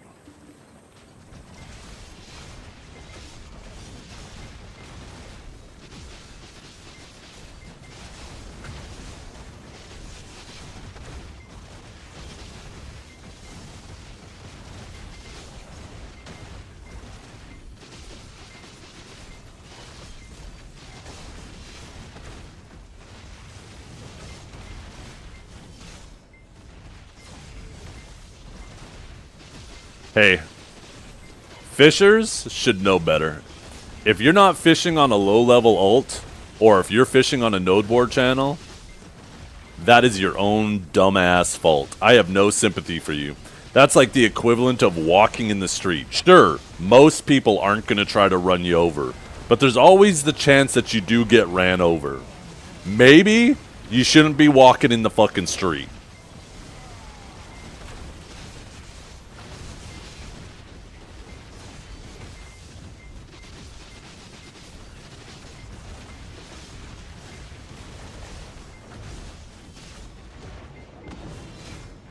If there wasn't any way to prevent it, then I'd be with them. But there is 100% ways to prevent having your fisher get messed with. And Winston not big brain. Yeah. Well, that's the safe zone part, or sorry, the node war channel part, right? All node war channels, the safe zones get deactivated during node wars. So just make sure you're on a low-level alt or in a safe zone, and make sure you're not on a node war channel.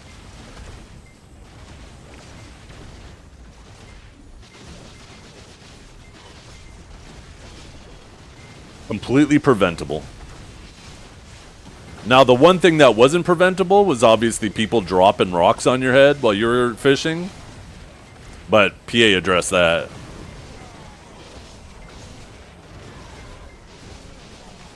They got them their punishment. You know what they should have done, too? Instead of giving them a 1-week ban, every single crystal, because they restored the crystals for all the people who lost crystals, they should have made the people who dropped those meteors on people's heads, the Orbita meteors on people's heads, they should have subtracted the value of those crystals from their storages. So if you made 100 fishers lose crystals, you could be down 100 billion silver, right? Or however much the crystals were worth. You had to pay for them to be recovered. That's what PA should have done.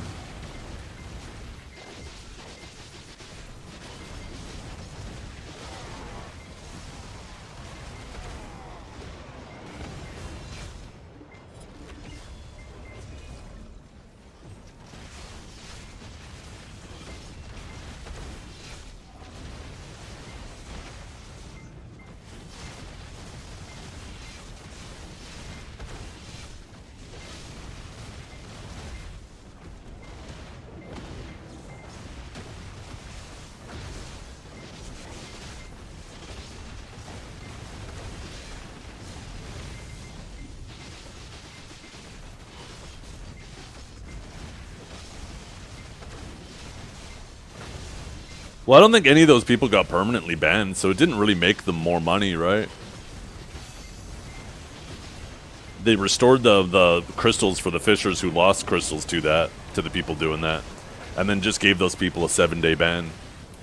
I think instead of a 7-day ban, just subtract the value of all the crystals they made people lose from their storage. I think that would have actually been a bigger punishment.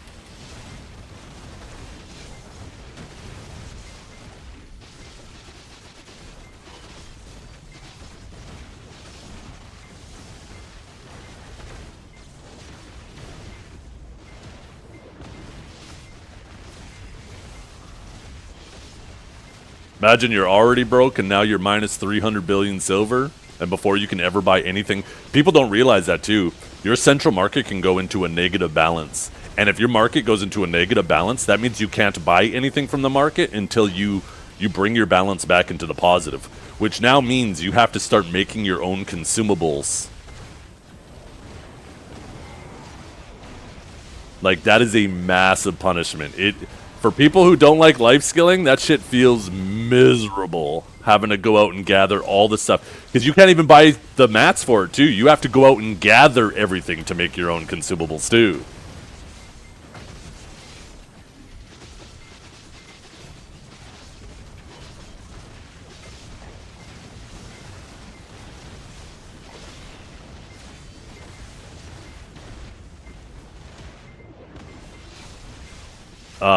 Take credit from the TP. What do you mean?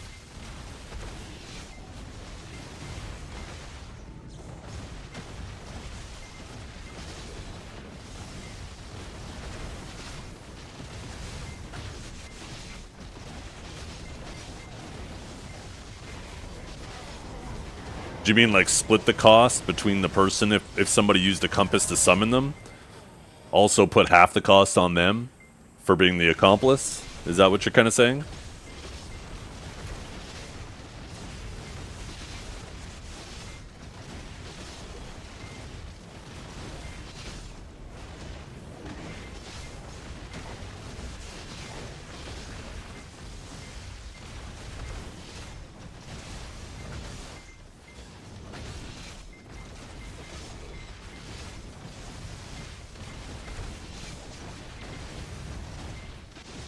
Oh, you could do that with the Pearl Shop for sure. If you're in a negative silver balance in game, then Yeah, just go to the Pearl shop, swipe your credit card to satisfy that. You're taking a loan on your credit card. So yeah, you could do it like that. But yeah, there's no way to take a silver loan in game.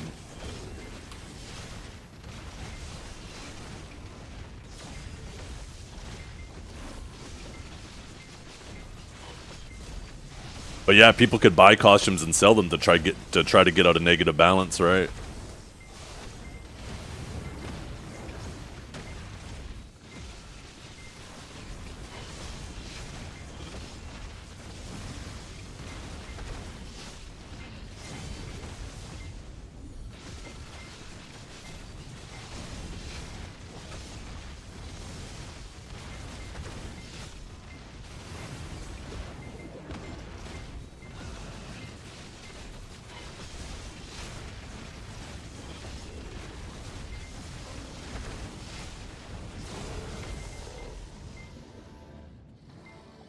Yeah. The way I view it, and I've always been an advocate for it, is people their skin is too thick these days. Anytime anybody is feeling inconvenience, they refer to themselves as being griefed. And I don't think it's the same. Now, obviously, following one person from channel to channel, stopping them from playing the game, that's very obvious griefing. But just having a negative experience doesn't mean you're being griefed. And people need to stop characterizing every negative experience as being griefed. Ultimately, we're all just trying to play the game and have fun in our own ways. And having a diverse environment where you have some people who enjoy playing the villain, it makes the game more exciting.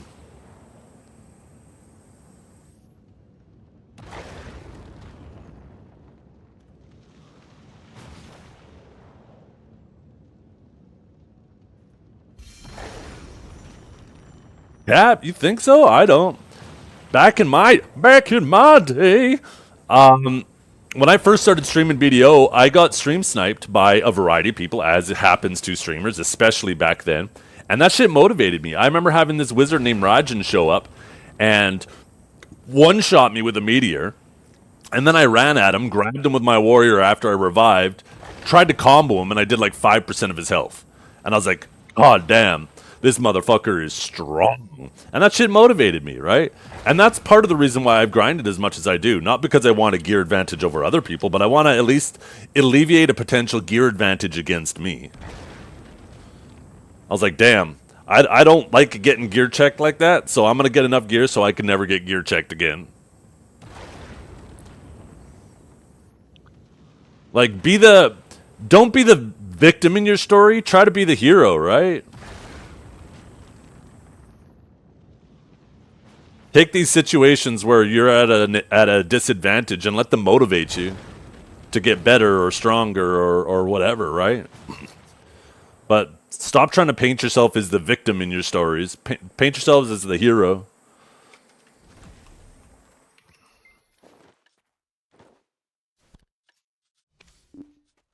The game becomes so much funner when you do that. Just look at every hurdle you got to jump is a challenge to overcome.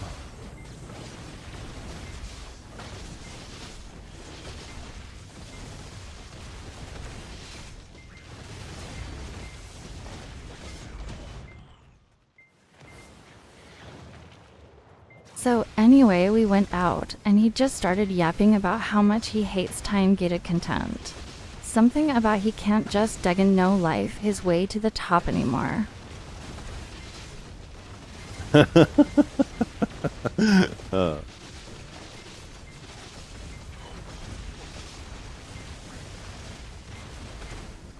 jumped someone today in Arsha and he told me I grieved, that he can report me. Is that a thing nowadays? No.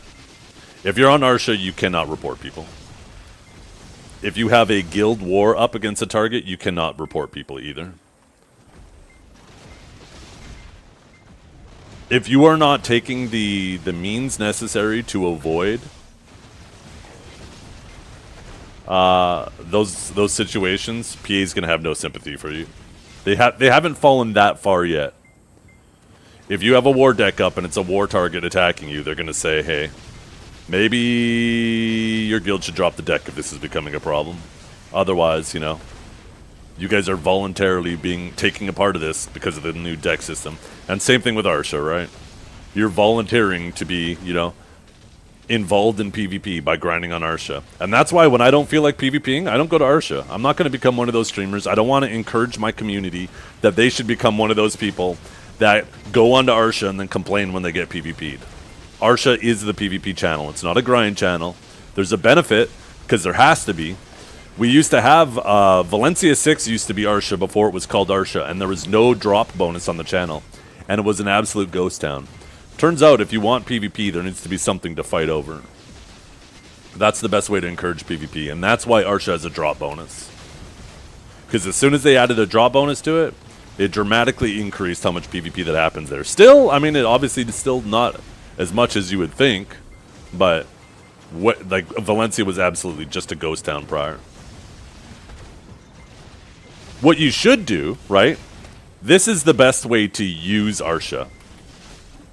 It's annoying to go around and try to find somebody who's willing to fight you, right? Some natural, organic, open world PvP. You could spend an hour running around attacking people who are just grinding. They get mad, they call you a griefer, and then they swap channels, and now you got to go try to find the next person, right? And it becomes very boring and unproductive for you if you're actually trying to find some PvP. So what you can do is be like, okay, I'm going to grind, and I'm going to wait for one of these people who are like me to come find me. So I can at least, you know, grind in the meantime, and then eventually someone will show up and maybe they'll want to fight, right? And I don't have to be the one looking for it. It'll find me. And then just go on Arsha, right? Go on Arsha, grind, someone will show up, now you got your fight. That's how people should view Arsha.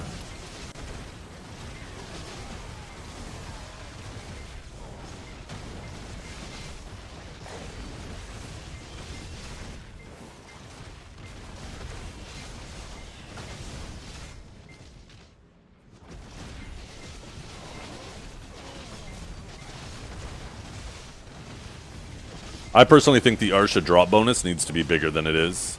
The plus 50% made a bigger deal, because back when it was initially added, getting loot scrolls, the only way to get a loot scroll was by buying a 90-day value pack, so the vast majority of the community, unless you were a whale, didn't grind with loot scrolls. And back then we had so few drop buffs benefiting us as well, that a plus 50% actually felt close to a plus 50%. But since they're additive, right, and now you're practically running around with 300% all the time, that plus 50% is significantly less meaningful. Also, back then, too, the amount of silver you made from trash was significantly lower, proportionally to the total money you made from a spot, right? Like, trash only accounted for maybe 20% of your total income from a spot.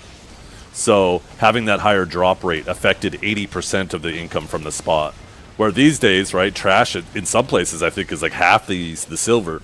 So the drop rate is only affecting the other half, right, the commodities that drop.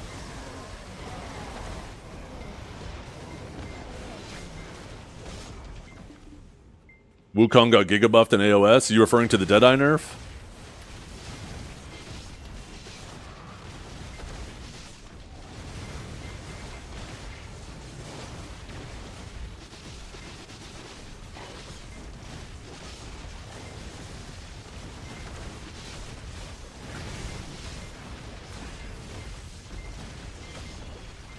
Negative stam crystals.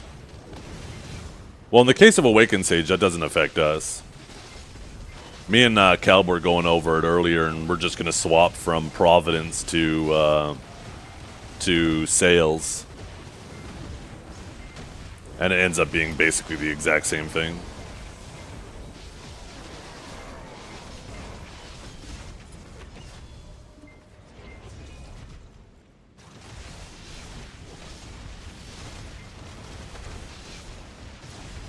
Is the fourth boss hard? Lots of mechs? No, just a really small platform. That's it. Just don't fall off the platform. It's a super easy fight. Yeah. Yeah, if you use Elcars, then you use the... we'll probably still use Sakurlas as an Awakened Sage. For classes that take more damage, though, you need the DR and stuff. I liked running Elcars for the very rare evasion loser. Basically Armin. I don't know if I fought anybody in all the practice games that I played that run as much evasion as him. I think most people just run DR.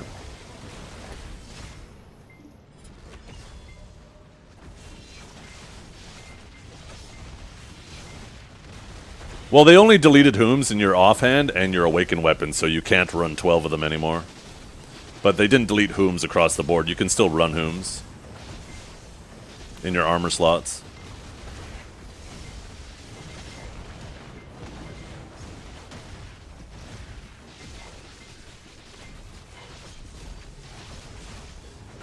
Yeah, they just made it so you can't run Max and Hooms in any of your weapons.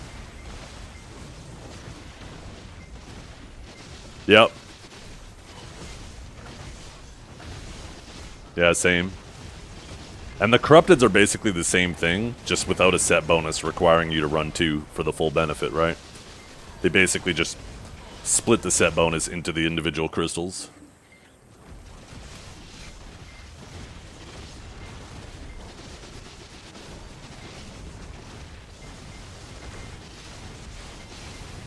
The max stam?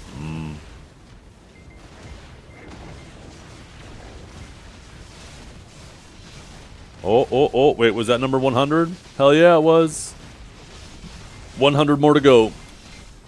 BSR earring back to being broken? Yeah, it's either BSR regen, although they did nerf it, right? So two earrings is going to be only slightly better than what 1 earring is currently now.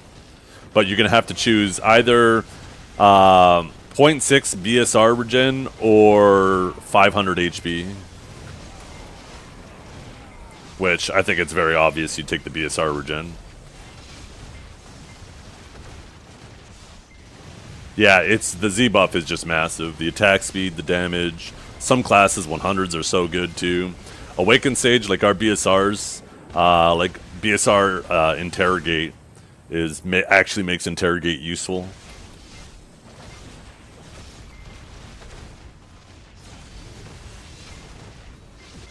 Yeah.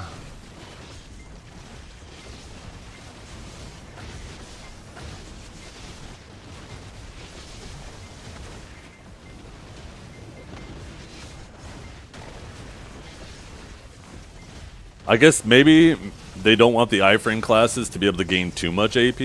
Maybe that's the thought process behind it.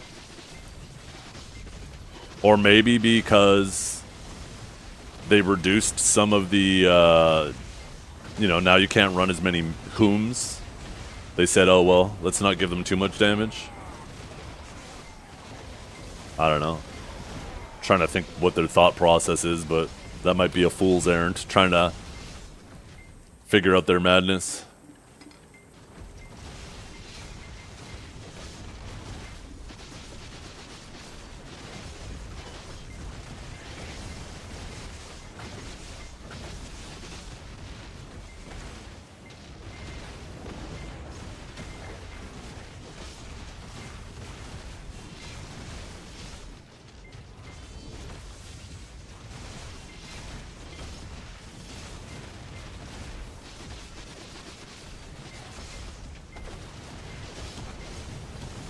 Professor say, correlation not causation. Me say, me correlate pain with BDO.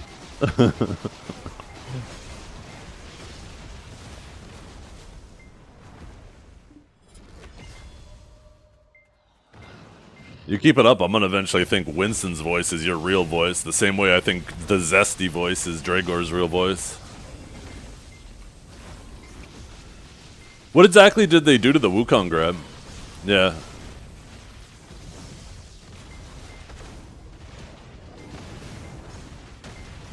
You still grab Wukong out of their grab.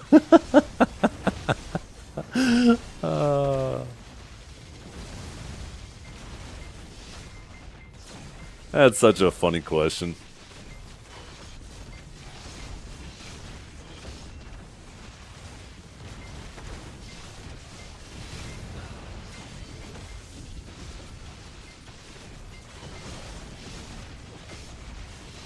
When are they nerfing Suck Ninja Bleeds, though? Oh my goodness.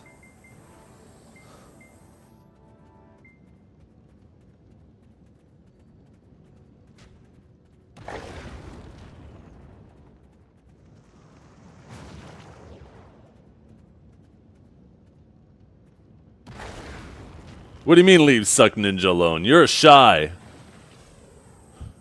Don't ruin your class. You already said you're a shy. What are you talking about?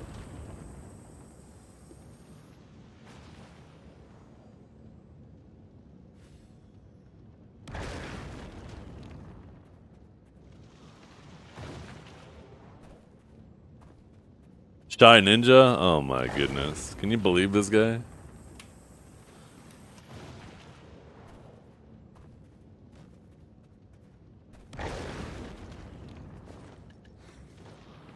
Ooh. Oh, let's make our thing. What do we need? 100, 100, 200. Okay. 100. Oops. 100. 200. 100.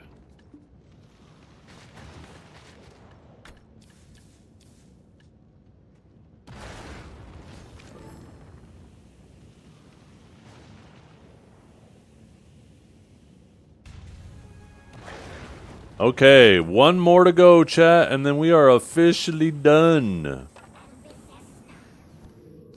We can start selling our heralds. One more to go.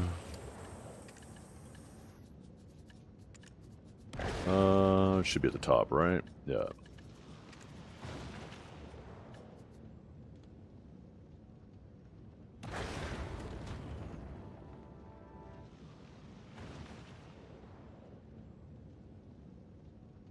Let's see. It won't be grabbable if it's the first one I said.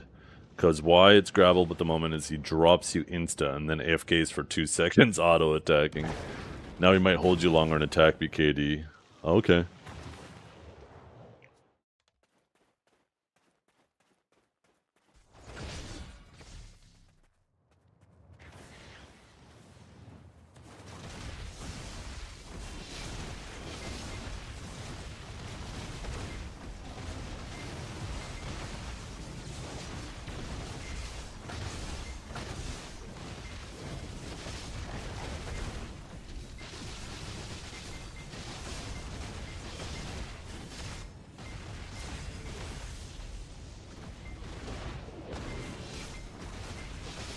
What am I gonna have for lunch today?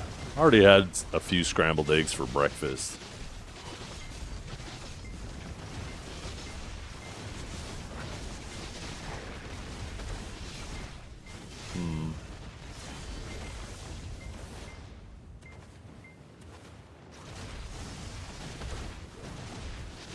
Maybe I'll just have some yogurt.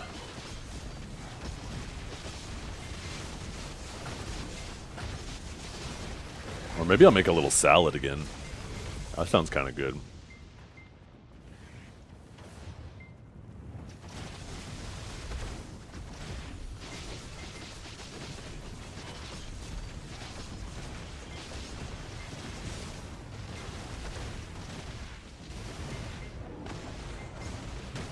So, Deadeye enjoyers, how we feeling today?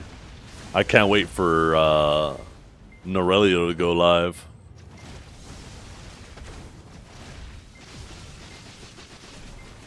They had a bunch of iframes turn to SAs and a bunch of SAs turn to forward guards.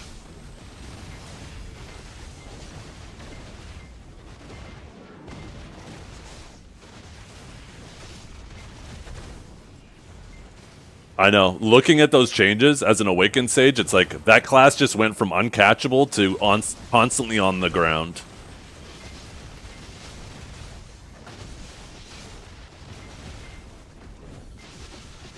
Norelli will go back to Suck Sage.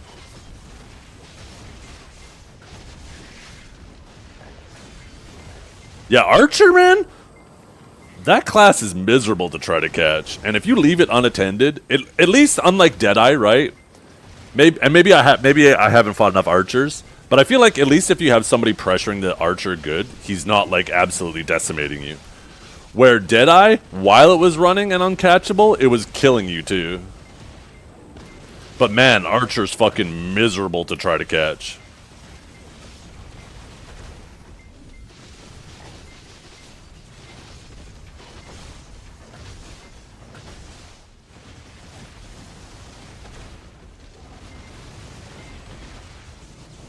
You have an out, you vac the archer, Mystic vacuum is ridiculous.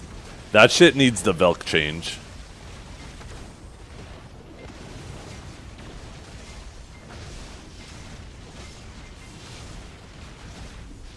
I don't know if they intended to do that to the Velk vacuum, but the Mystic vacuum needs that same fucking treatment.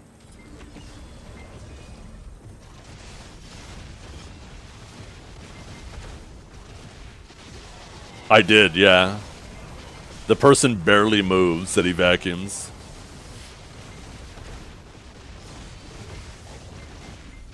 Or maybe no, I think he's the one getting vacuumed and he barely moves, but yeah, that's how vacuums should be.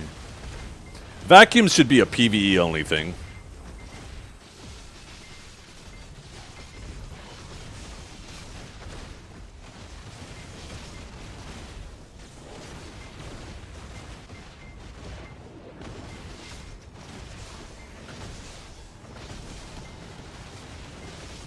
Meanwhile, Nova, yeah. I wonder if we're gonna see any Awakened Novas this season. They went extinct.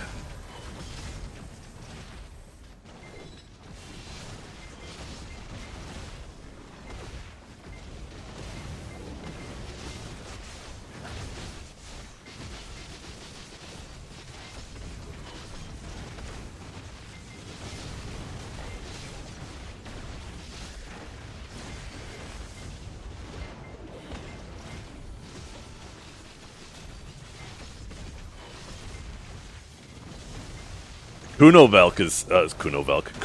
Vac is toxic too. Oh my goodness. I think all vacuums are bullshit.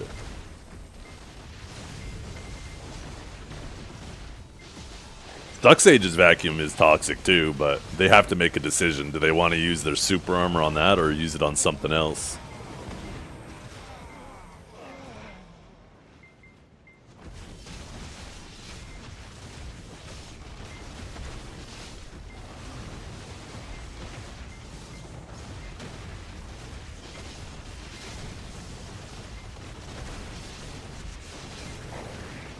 Imagine if they made... What is it called again? Illusion compression? Yeah, imagine if they made illusion compression forward guard.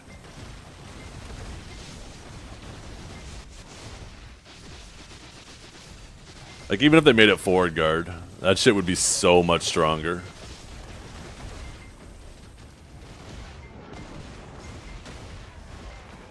As you guys can see, rules for thee, not for me. Get rid of all your vacuums, but buff mine. There is no prime version, fella. It's just an absolute. There ain't no way they're making a new one. Deal with it. You're not even a fucking sage anymore. You never were. You're a striker Wukong. And a Fodum sage. Forward guard Riftstorm doesn't change shit. A little bit. Depends on what you're fighting. If there's grab classes nearby, then yeah, it doesn't change shit. But if, like, you've taken the grab class off the table, it's a good way, like, if there's a Sorkin Nightmare and you're like, shit, I gotta get myself protected. You let that shit rip. And then as soon as they appear on you, you Divine Executioner out of there, and they're like, fuck.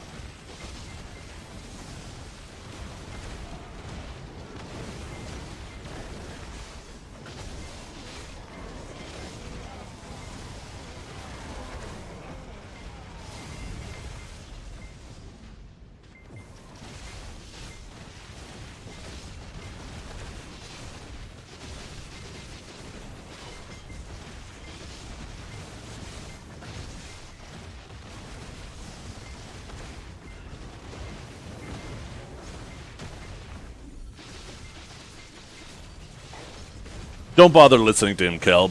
Devios is only capable of playing carpet classes or classes that kill you standing. This is evident by how much he's struggling with Wukong.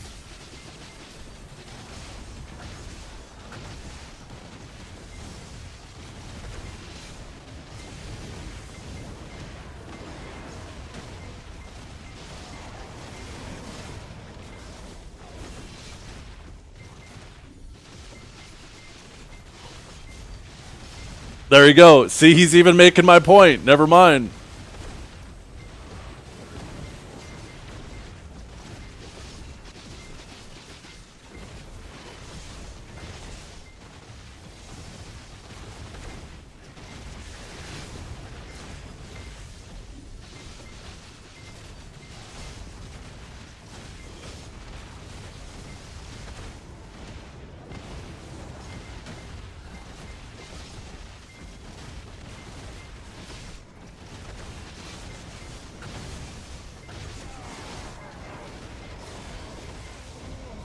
I play ethical classes. Awaken Warrior actually has to combo. Plenty of cancels. Awaken Sage. Tons of cancels. Have to manage stamina. Can't stand up from combos. I'm an ethical class player.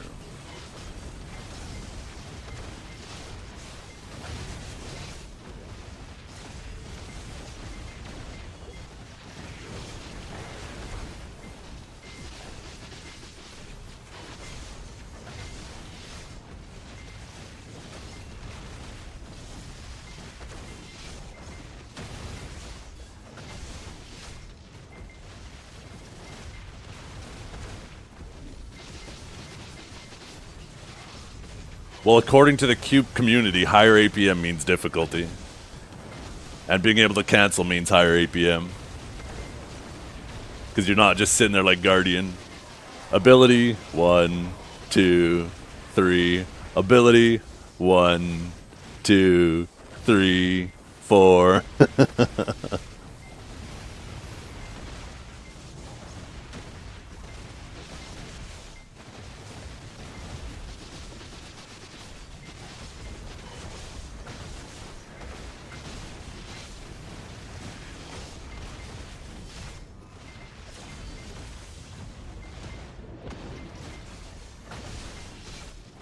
I know, I try to tell people that all the time, that high APM classes and low APM classes come with their own challenges. High APM doesn't instantly mean more difficult. It just means that if you make a mistake, sure, there's more opportunities to make mistakes, but there's smaller windows for people to punish those mistakes, and it's easier to correct mistakes. Where on a Guardian, man, you drop that ability at the wrong time, woo, you're cooked.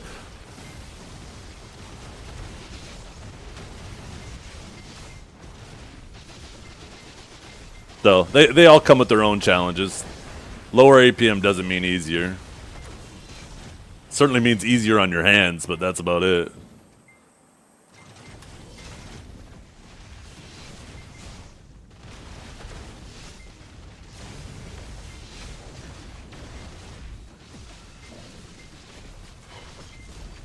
Is Black Desert worth buying? I love it. I definitely recommend it. It's one of the more successful MMOs. As much as people like to act like it isn't, there's so many MMO in the graveyard of MMOs. There's so many companies who would have loved to have BDO's success. They were all aiming for WoWs, but they would have loved to have BDOs.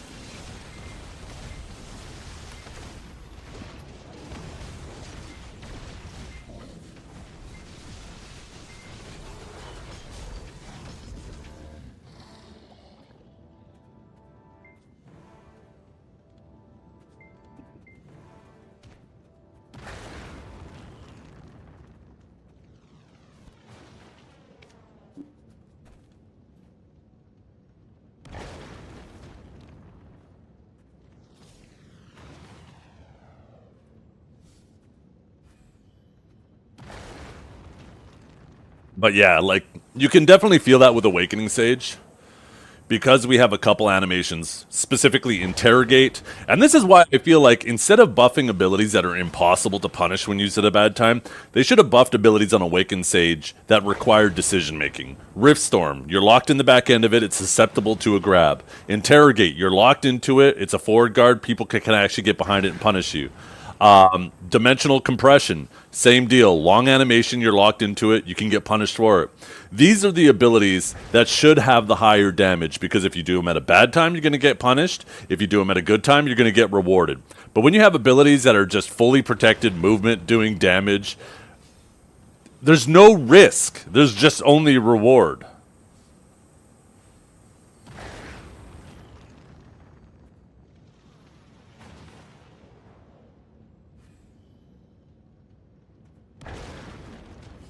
Instead of doubling the damage on, like, Spearbolt and Aftershock, they should have just put damage in, like, Riftstorm, Interrogate.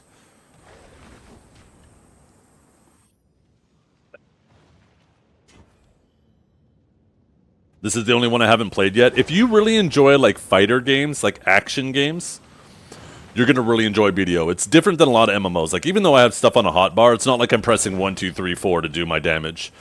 all of these abilities in this kit, if you see when I mouse over it, they have key combinations. So like this one's WF, this is WF, this is Shift LMB, this is SLMB, this one's Shift Q, WQ, Shift RMB, Shift F, F after these two abilities, Shift E, F, SF,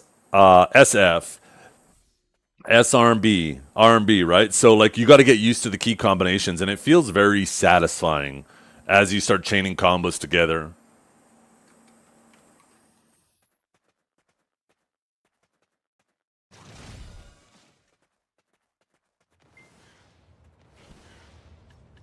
Okay. Man, it's going to be so nice once I get my last Herald. I could start selling those every day. This platform is so tiny. Why? Trep, I would love to be a fly on the wall watching you fight Cartian. You are probably falling off left, right, and center.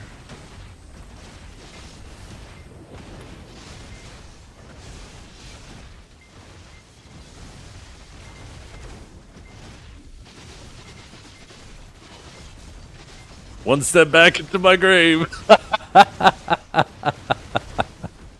Oh, shit.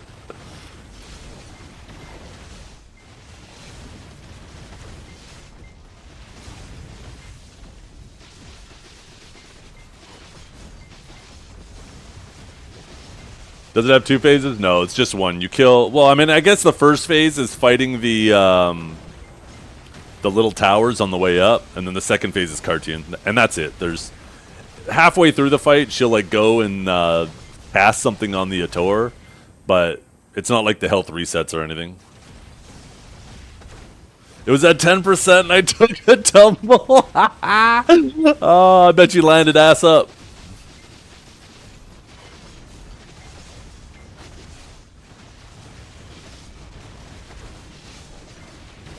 Is there a lot to do? Yeah, you'll hear a lot of people like me complaining because it feels like there's nothing for us to do every week, but it, ironically, right, I've dumped an absurd amount of hours into this game. There is a absolutely enormous amount of things to work on. I mean, ultimately, you're kind of just redoing the same thing in different ways. Like, you're grinding different circles, and then you go to the next grind spot, and you're grinding different circles. So ultimately, you are kind of just doing the same thing over and over again, but at different spots. But there is so much to actually work on for newer players. It probably feels kind of overwhelming.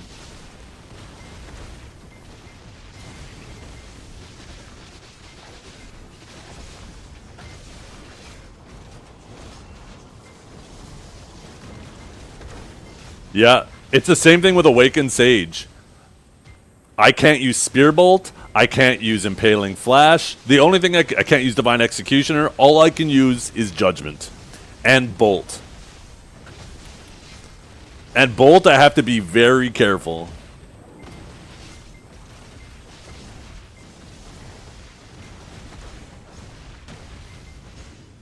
What do you think about character creation? There's so many different characters and classes. I highly recommend just trying to find one that you think vibes with you. It's very easy. They have a tag system in the game where you can take any of your characters and you can copy your gear to it. So you can have two characters tagged together, right? I can copy any one of my characters to my main character and instantly have its gear on there. Oh, customization. BDO has amazing customization. You can find a ton of videos of people making characters looking like specific IRL people. BDO is definitely... It might not be the best. At one point, it was probably deemed one of the best character customizers. You can make your characters look real fucking goofy, too, if that's what you're aiming for.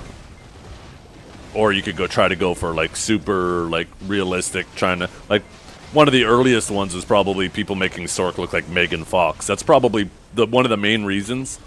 When they started launching Black Desert on console, they used Megan Fox for the commercial and had her do Sork.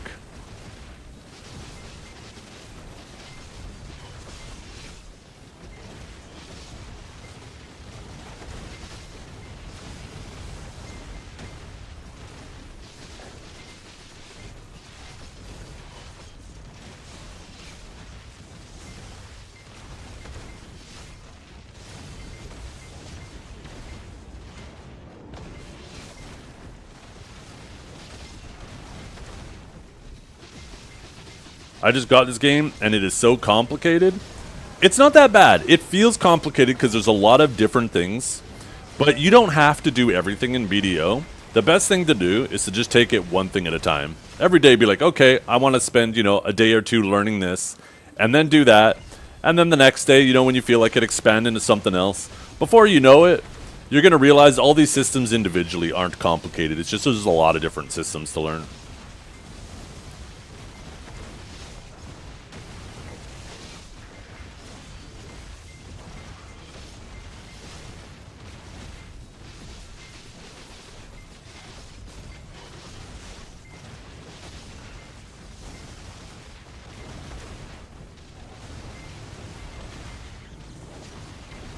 Best thing to do too, like if you need help, there's lots of super, super helpful communities. Especially on Twitch if you're looking for live interaction, right? There's almost always streamers who are willing to help you out, and even if they don't have the answers, there's people in our chats that are always willing to help out too.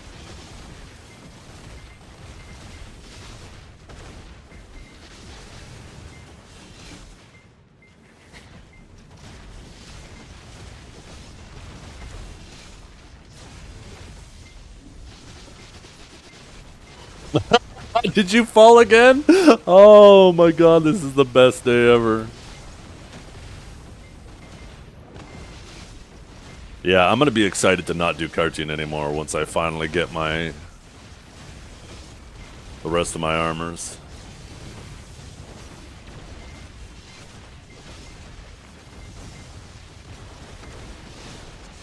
Whoever designed the Cartian fight was an absolute dent and didn't understand how their classes were designed. Because there's so many classes where those platforms, you just can't move. You can't use your protections. You gotta legit walk. But there's some of those attacks that come out so fast. It's just... I do not understand who thought it was a good idea. Whoever designed that, they were just so disconnected with the class design in this game.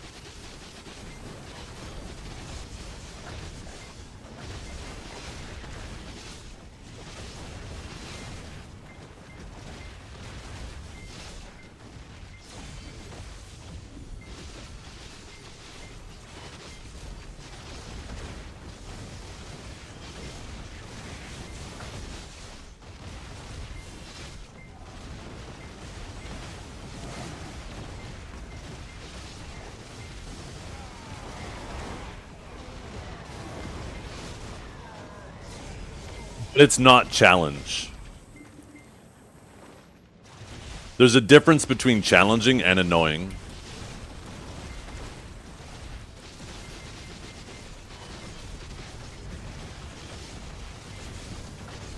When your class can't even use its movement abilities without falling off, that's not challenging. That means you lack the knowledge of how classes move.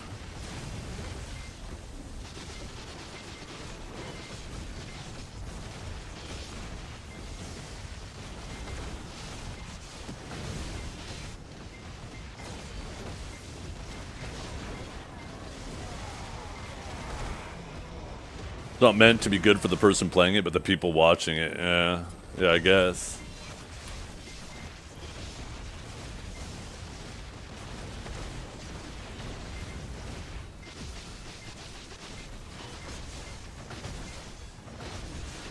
Like, here's an example.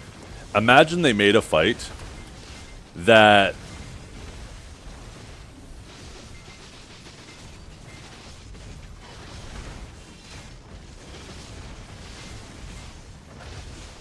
Imagine they made a fight that you can only do if you have range damage. And if you have to go in for melee, you're gonna die like 99% of the time.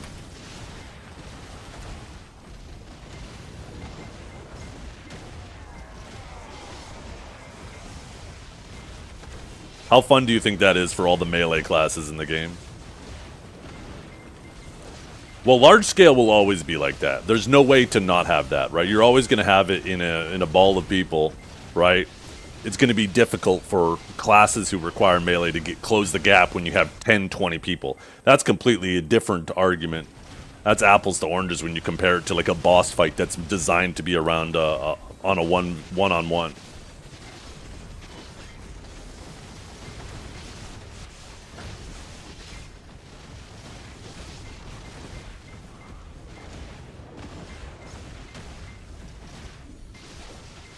Yeah, and they did remedy that, right? Before they had the PVI frames, yeah, melee classes on some fights really did get turbo fucked. And then they realized, okay, we need to make more of these abilities. We obviously can't make them iframe everywhere because that'd make these classes absolutely broken everywhere else.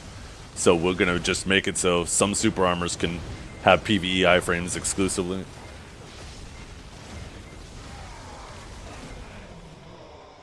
Imagine how fun a lot of those fights would be for Warrior, for example, if their head chase didn't have a PvE frame.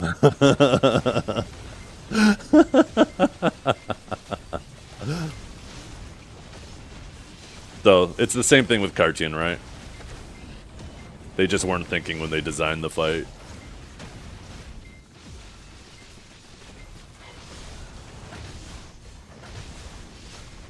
I take it, Draco, you haven't played a lot of different classes if you hold that opinion. If you think it's just nuanced like that.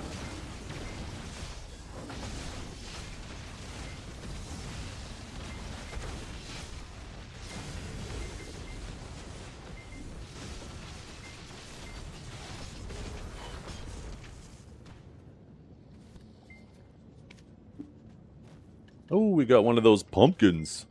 Forgot about those. There we go.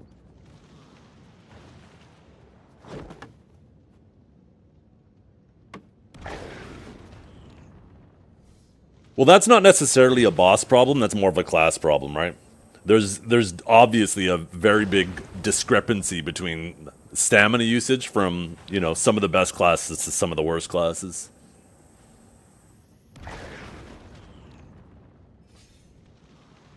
It's just exacerbated by some of the bosses.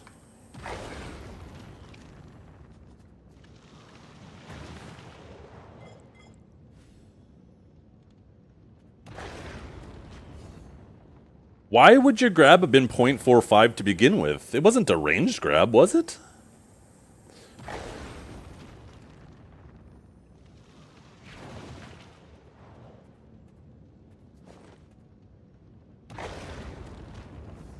Because they aren't so smart. Fair.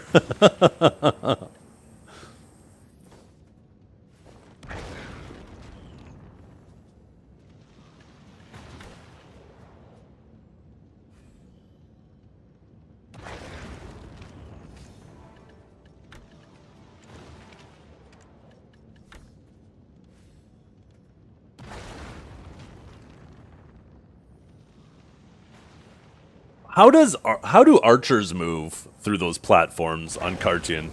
I need to watch like C-Zane or does Zach stream much?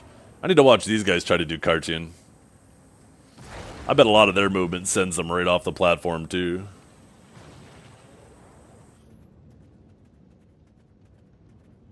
Oh, do they just do that thing where they jump over their head?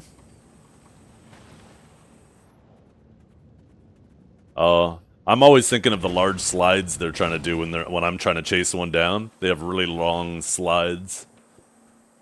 I thought that shit would just send them over. I know there's the one where they go like this and they shoot like a bunch of arrows down as they're going over top, which is a pretty cool looking ability.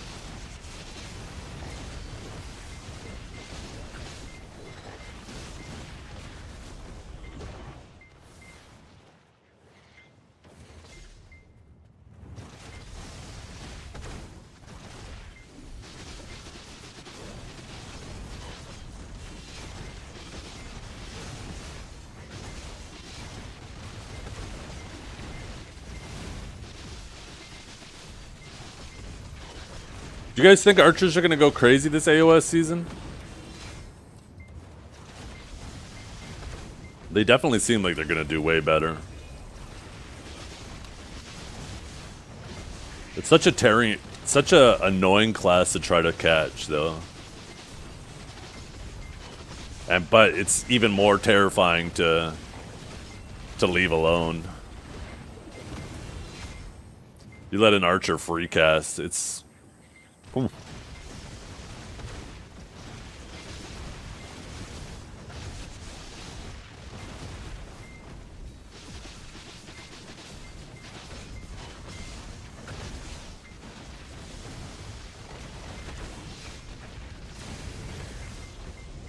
Yeah. Oh, their stamina's insane now. They probably went overboard with it, to be completely honest.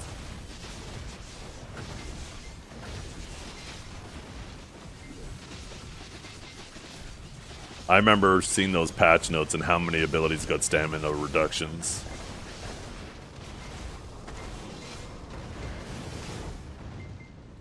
People don't realize how much stamina can just teeter like so insanely in one direction with a couple minor changes. Because you got to remember, right? If you could remove, for example, if your movement rotation has approximately like a 100 stamina deficit compared to the regen in the movement rotation, then like per second, for example, then it only takes you like 30 seconds to run out of stamina, or we'll say over the course of a minute. Right? Like if you have 2k stamina and if you have like 2k stamina and you're running approximately negative 100,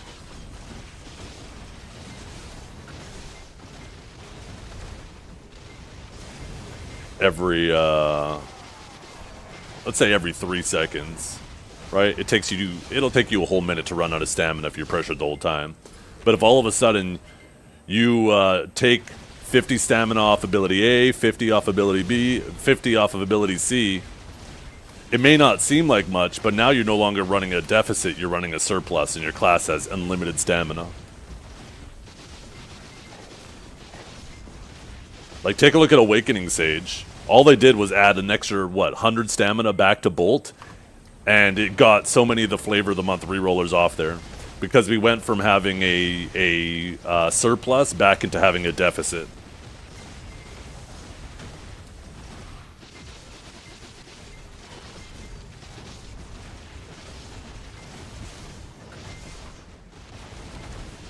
Also, not being able to just sit there and free cast Lightning Prison to get stamina back had a pretty big impact too. You have to be much more careful with your positioning and who's around you and what classes they are. But it takes just such minor changes for the stamina situation to completely change for your class.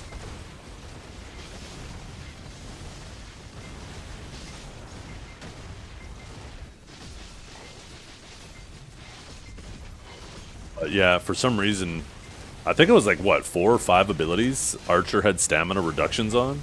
I remember it was quite a bit. Maybe it wasn't that much. Maybe I'm misremembering. But I remember being like, holy crap, that's a lot of abilities.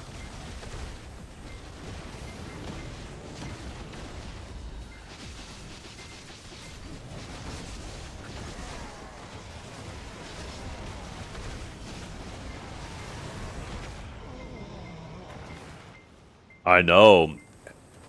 The retroactive rewards? The challenge rewards? That's gonna be kind of nice.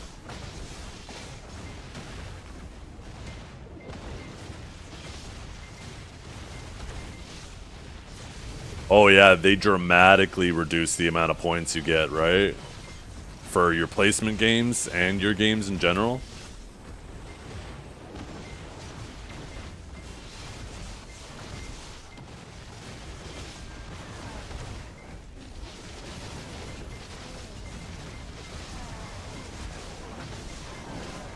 Yeah, just like in the challenges tab right here, you know how you have all these goals and they're tiered, like play the game for 100 hours, 1,000 hours, 2,000 hours, 5,000 hours, 10,000 hours, 20,000 hours. Remember when they added that, and if you already had like 30,000 hours in the game, you got everything? Well, that's basically what they're doing with Wins and Solaire. They're adding a whole tiered thing up to 2,000 wins, where you get crons for every tier. So if you already have over 2,000 wins, you're going to get all of the rewards immediately, which ends up being like 87,000 crons, I think somebody said. Oh god, what is this?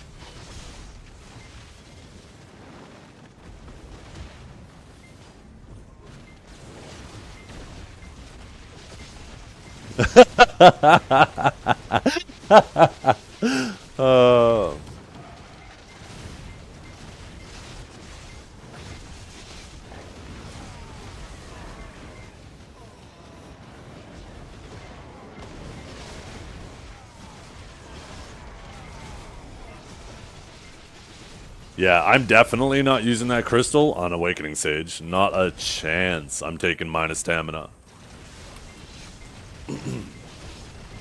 Fucking owned, yeah. 3 years ago, too.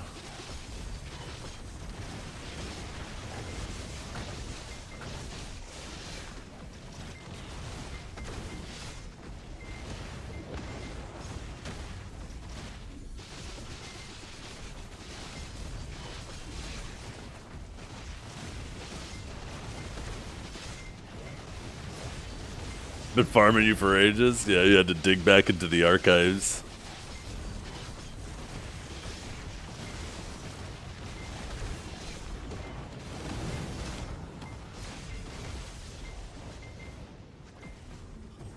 That's funny. That is like 3 years ago. That is probably like 4 full pages of buffs missing from Awakening Sage from then to now.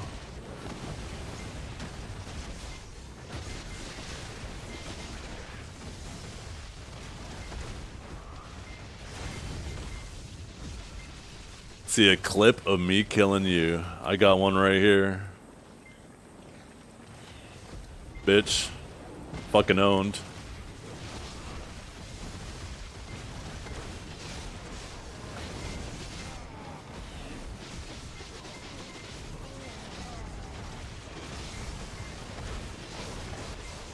Gregor, if you're not a weak little baby, type something in chat right now.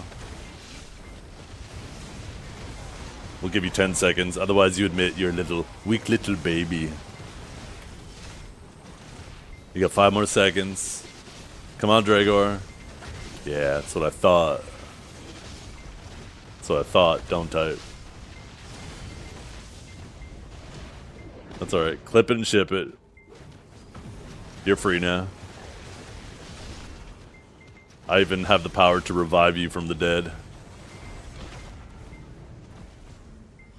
If I get you first match, I'll take a dive. No, you need those crons. Oh, that's messed up, Orphic.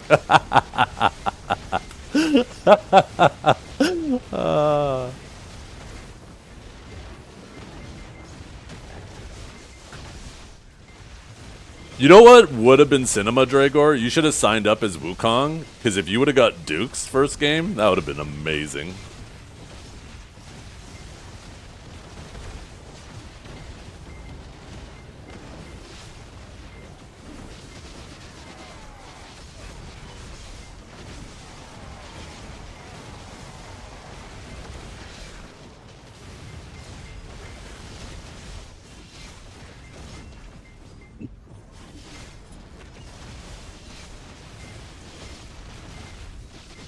On a class you can't play. Hey, at least you'll get rewards.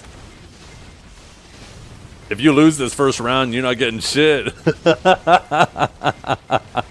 You went for the free bag and now you gotta work for it. I ain't losing! I hope you get fucking Isaac or Gunism or God, I can never remember the Sork who won the best in class, best in guild's name. Theo? No. Derm, thank you. Derm. I hope you get one of those guys first. Oh, shit.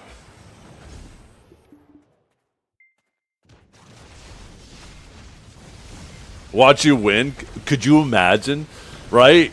You're so fucking, what's a nice word to use? Inexperienced with the class that because you can't even predict what you're gonna do, they can't predict what you're gonna do, and they just get completely fucking blasted.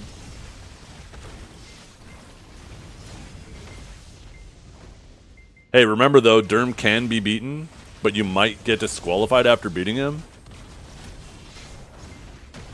I feel like there's a story behind that. You actually just reminded me of the controversy with who was it? Blue Dream, right? Remember when he got knocked back in behind the gate? And if you didn't make it out of the gate, it was supposed to count as a loss. So people were losing their minds, but it was very obvious that he didn't intend that to happen. He just got pushed back.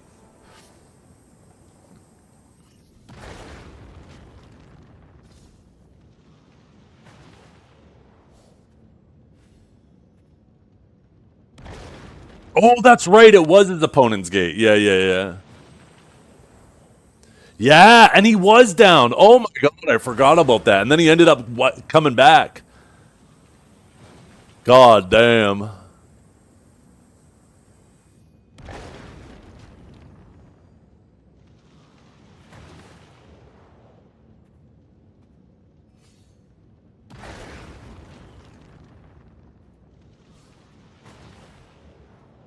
Need more than 6 bill. I hope that isn't just their solution, though.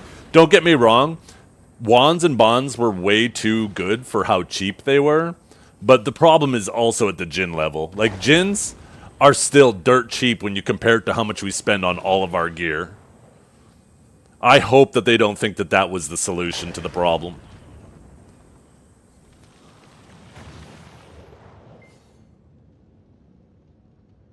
The Derm thing was he lost in the semis to Big Dowser. But someone else was playing on Dowser's account. Oh, okay.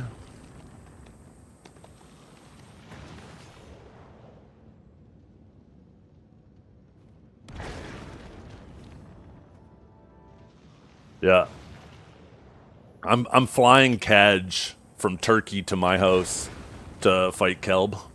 They won't be able to tell I'm account sharing because Kaj is going to be sitting his ass in my chair.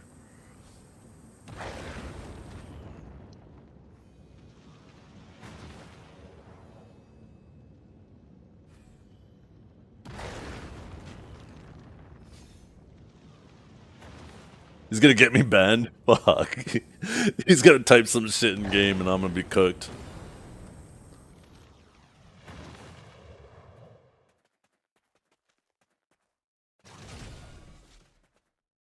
You have a clip of you killing Divios too?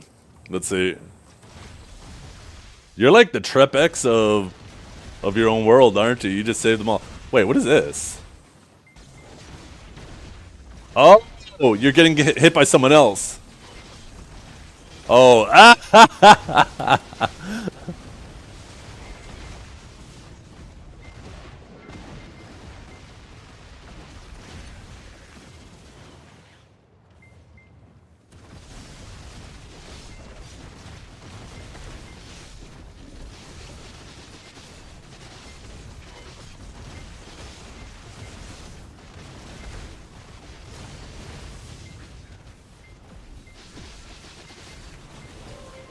hey, double ring, let's go.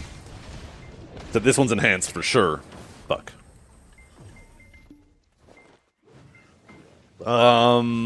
Actually, I'm gonna go make some lunch.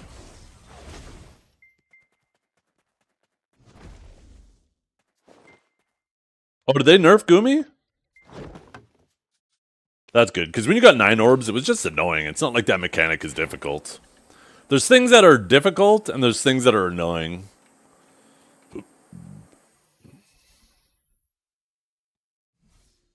One orb per 30 seconds into the fight? Oh my god. For Awakening Sage, I could practically push him in his first attack every goddamn time. It's only gonna be like 1 to 2 orbs for an Awakening Sage.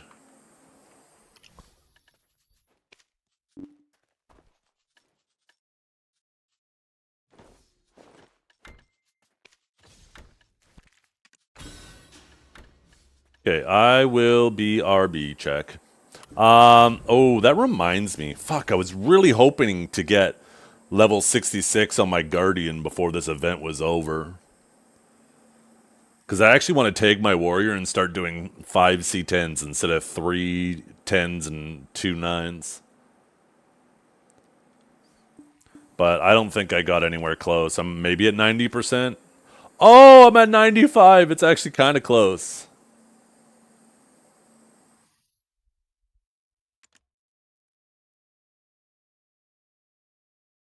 Maybe I try to do a couple C10s on Guardian. I heard Awakened Guardian is really fun to try to iframe some of this shit. I don't even know what the PV iframe is. Probably that. Is Frigid Wind a PvE iframe?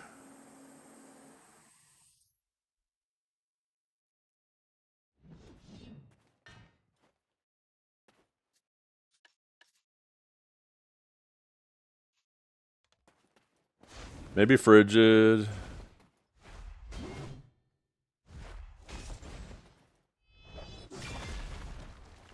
Infernal probably is, right? Evasion roll? Oh, God. Oh, I just tried Divine Executioner. Huh.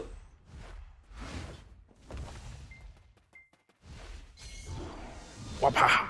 Wapa! Wapa! Wapa! Wapa!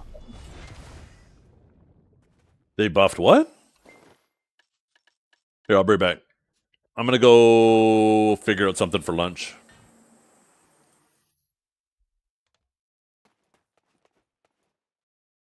Uh...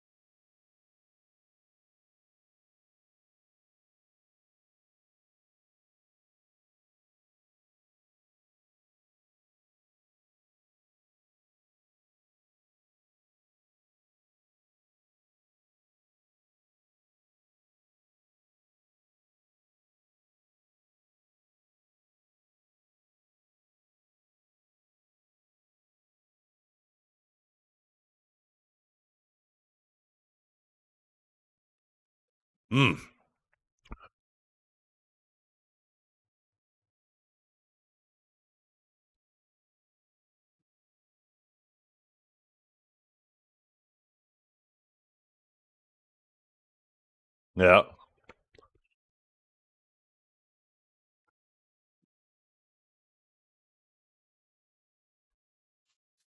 I do have it downloaded. I am. Let me patch it while I'm eating. I had some yogurt I'm eating right now.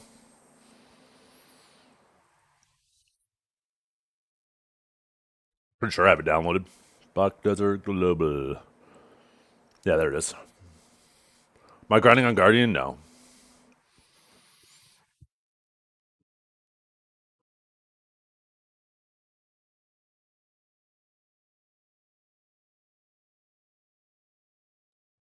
Oh, it's updating the launcher.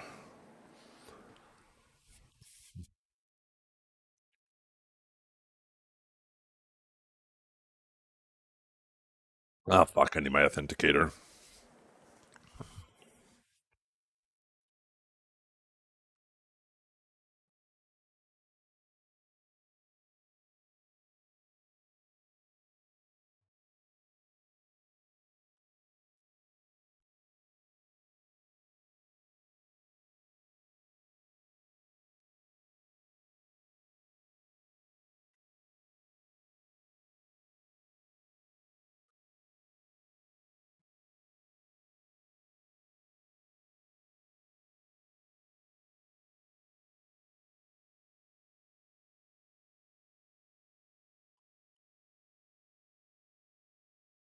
Okay, it's downloading the patch.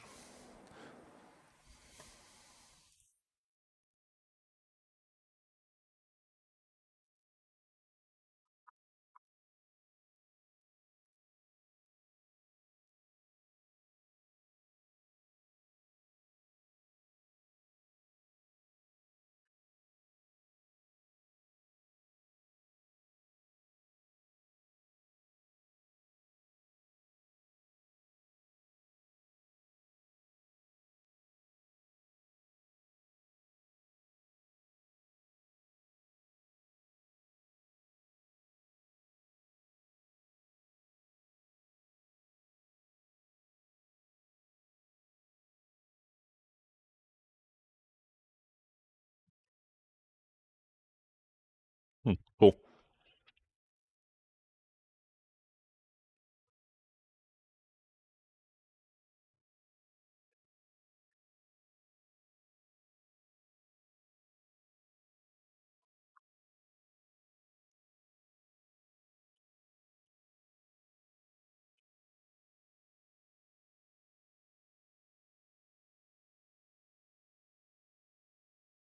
I guess I'm back.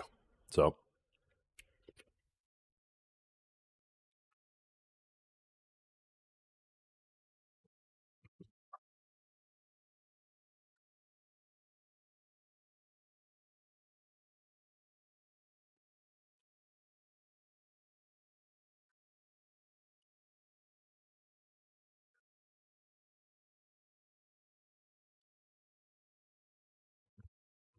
have I mentioned that I love yogurt? I had some cashews upstairs too. I grabbed a handful of those.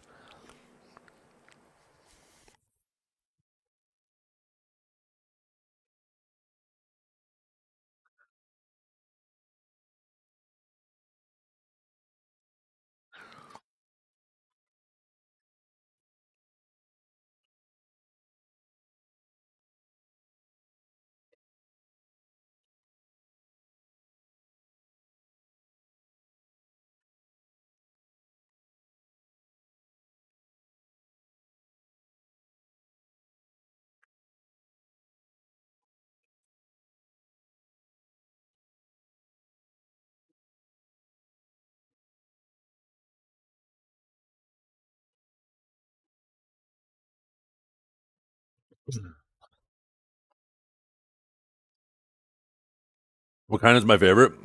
I have this raspberry cheesecake one right now. It's really good.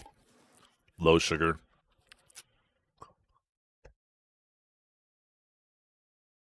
But typically blueberries are my favorite. I love blueberry yogurt so damn much. Especially if you take the yogurt and you put some frozen blueberries in it. Mmm. Frozen blueberries in yogurt is amazing.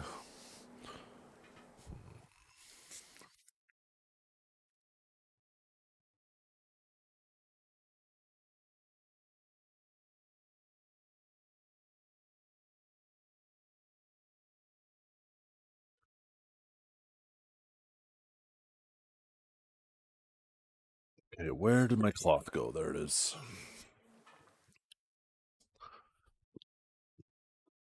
It's finished downloading. It's installing the update now. It's actually worked out perfect timing.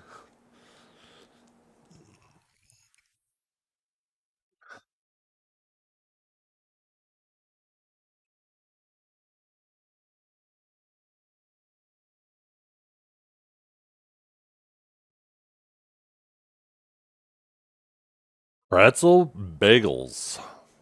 Nice.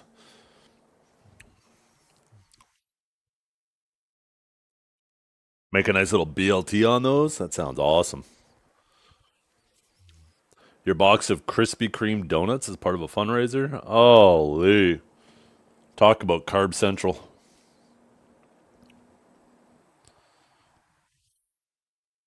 Jeez, it's taking fucking longer to. Oh no, I guess it is still downloading. Never mind.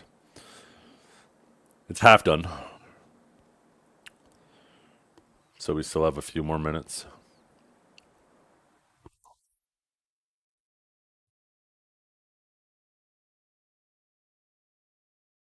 Me realize.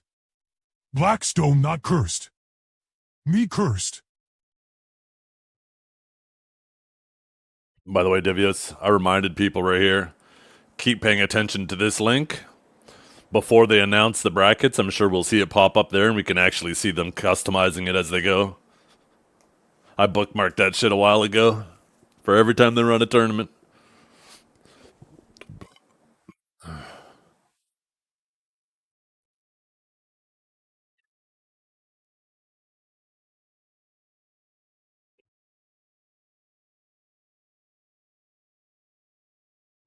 I can't wait to see Dragor against fucking Grim or somebody. I'm gonna screenshot that shit and send it to him and laugh. I'm gonna laugh, laugh, laugh, and laugh some more.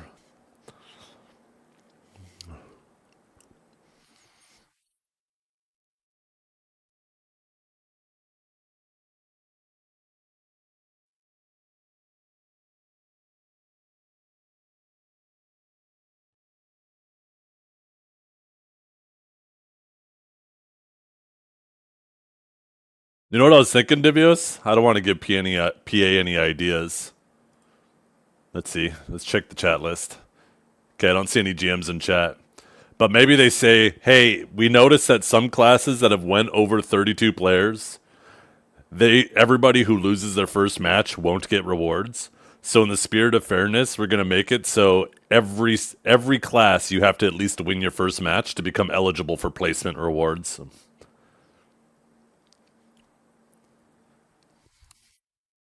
Even if you have less than 32 players.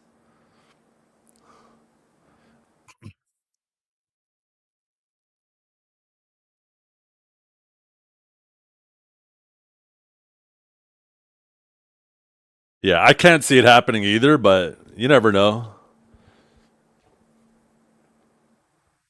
No, they're not. Whoever makes the tournament doesn't really have an idea of who's skilled and who isn't. That would be completely subjective based on their own opinions, right? It'll. I imagine it'll be randomly seeded.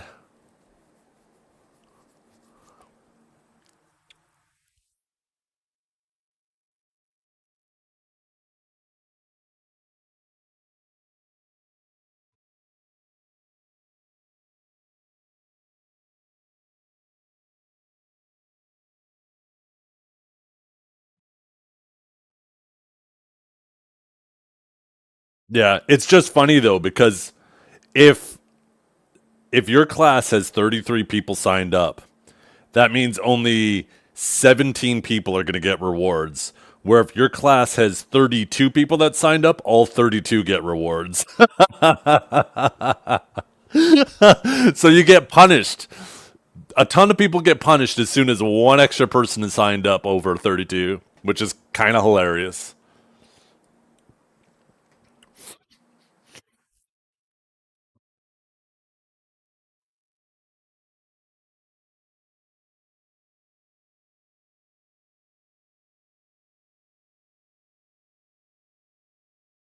Well, how are they going to decide the extras then, right? Because there is no losers bracket. And if there's 33 people, there's going to be 16 matches, and half of them are going to be winners and half are going to be losers and be immediately out. So, how do they decide if it went over which person isn't eligible for the rewards if there was one person over? They'd have to base it on something like playtime, time signed up.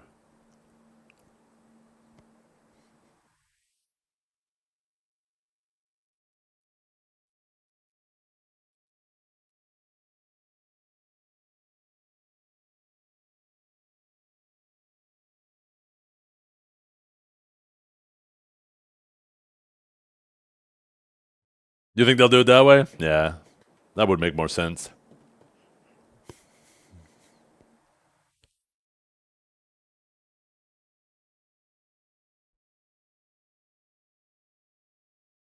So, just one person has to win an extra match. What they could do too in that case is the people like if there's notable names of people who have got like multiple like top 100s or even rank ones for their classes, they could just make them the one that has to play the extra match because they're the ones that are most likely to win it too. Although I guess they got to fight somebody, right? Make Divios fight the extra match. Oh wait, never mind. Your class is less than 32, so it doesn't apply anyways. Okay, 84%.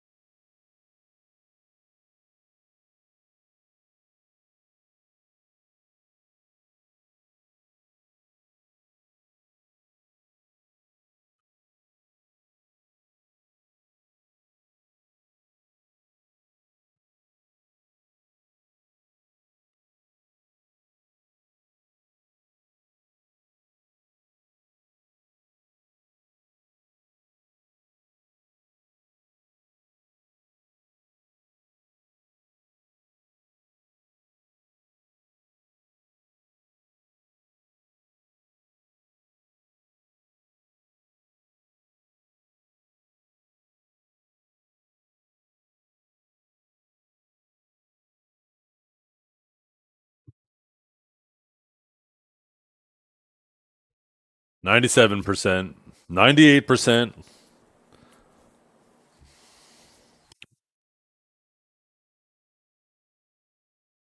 Ugh.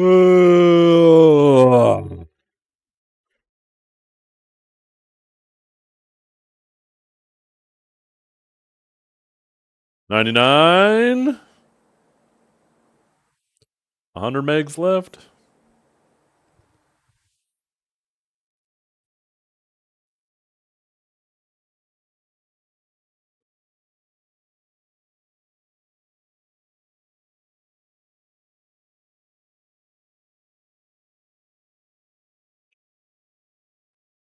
And done. Logging in now. Which BA? One? Okay.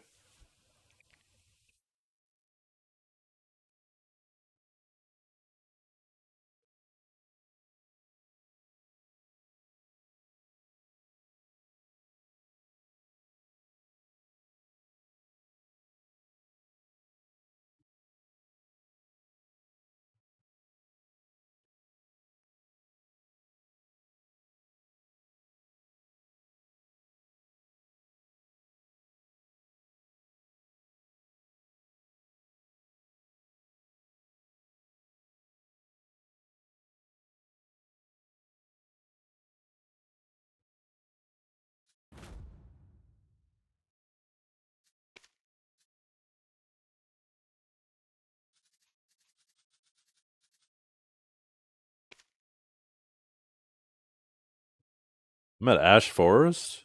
Oh, that's right. I was testing the AP caps with grinding. What's the gear look like? Oh my god, still the old armors. Forgotten limbo boxes? What? Okay, BA1.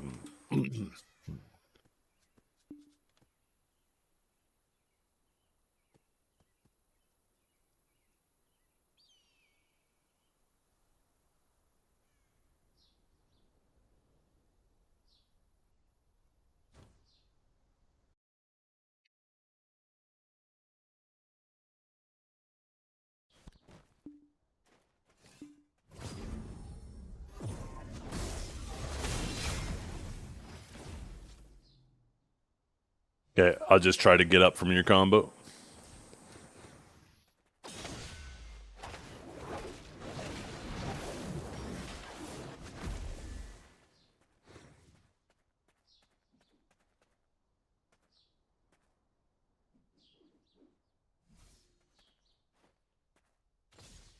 Did it say something about increasing knockdowns though?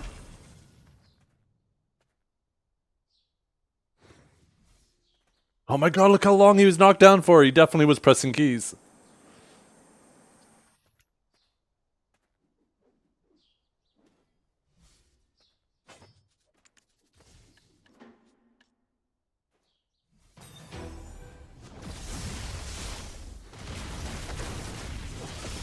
Oh my goodness. Unlimited damage. I don't even know what I'm wearing. Oh my god, not even a sovereign offhand either. Holy.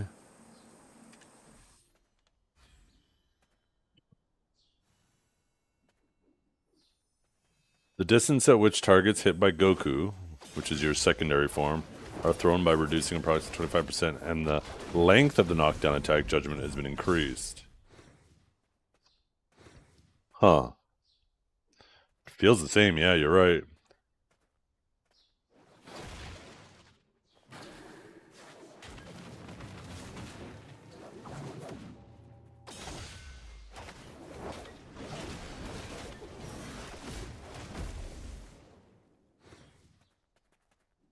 Looks like it might be still cooked.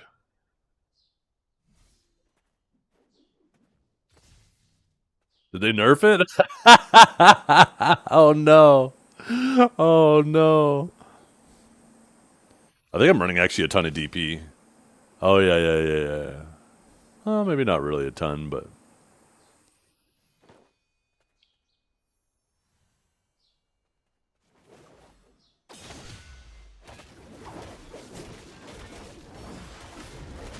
Oh, there you go.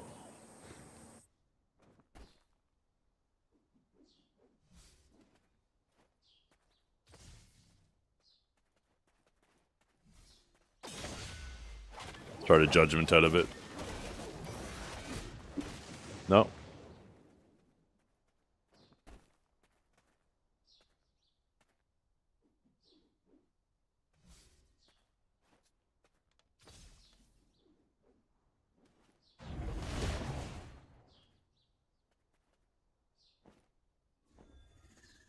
The length of the knockdown attack judgment.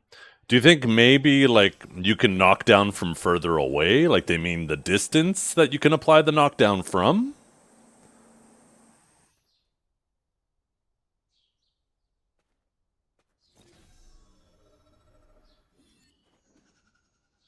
Yeah, because I'm trying to think of what else that could mean. Maybe it's just like a shitty translation and they meant something else.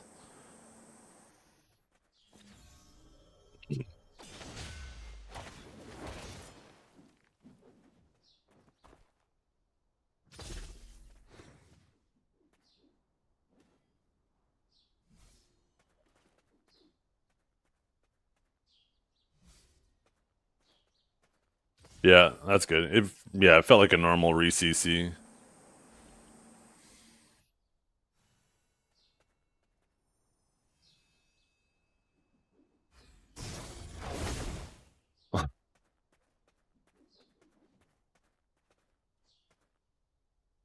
I love when Impaling does that. All you need? Go. Okay.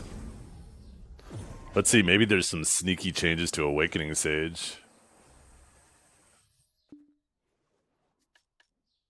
Maybe there's a sneaky little buff in here.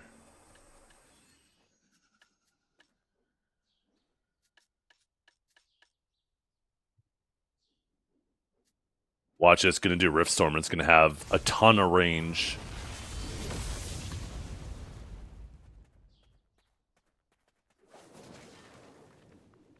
Wait. Wait. Am I dumb, or does that range actually look bigger? I was just kidding, but why does that look bigger to me? Am I just being dumb right now?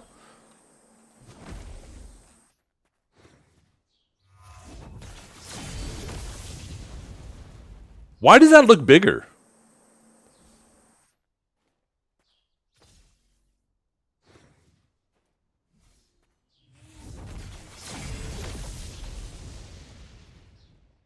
I need something to reference before I go back to live. Like, I need a distance.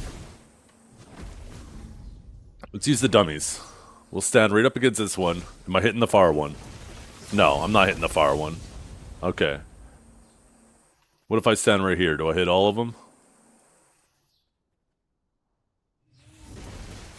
Okay, that hits all of them. And I think barely. I think if I move this way, I won't hit that far one. I think I'm just being dumb. Okay, it kind of looks like it's hitting it, but it's not. Okay, let's go back to live. Now we got a reference. Oh shit, I already canceled. Quick, before my game closes. Quick, quick! Oh, too late. I think I'm just being dumb. I don't know why that looked bigger to me, but I think I'm just being dumb.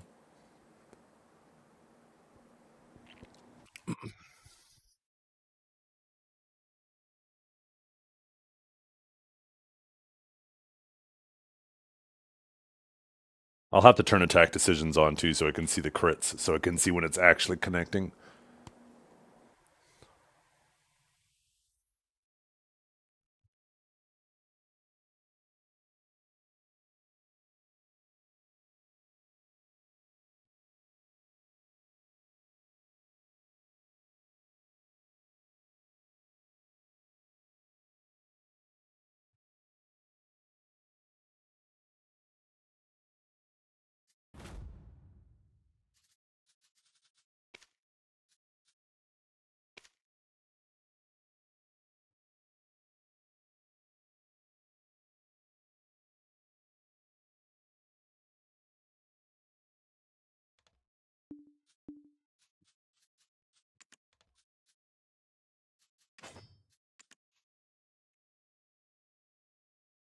I don't think it's called attack decisions anymore, though, right? It's like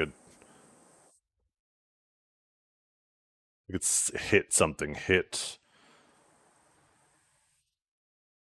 I always use the search. Is it hit detection? Yeah, hit detection. Used to be called attack decisions. Okay.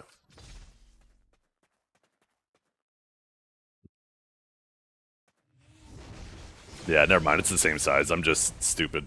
I don't know why.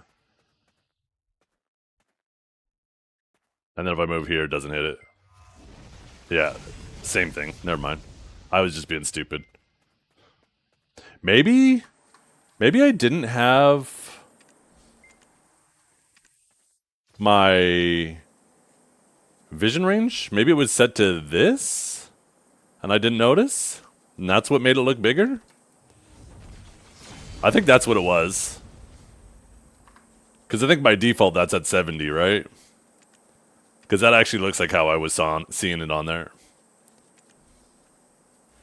That's probably exactly what it was. Fucking with me. A high XP tag on Gyphon and Dennis. What do you mean a high XP tag?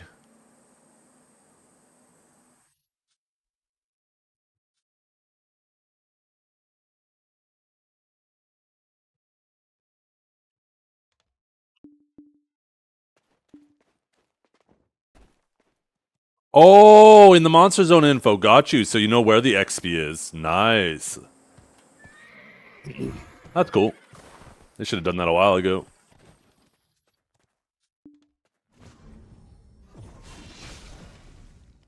Man, that would have made me so happy if they increased the range on Riftstorm a bit.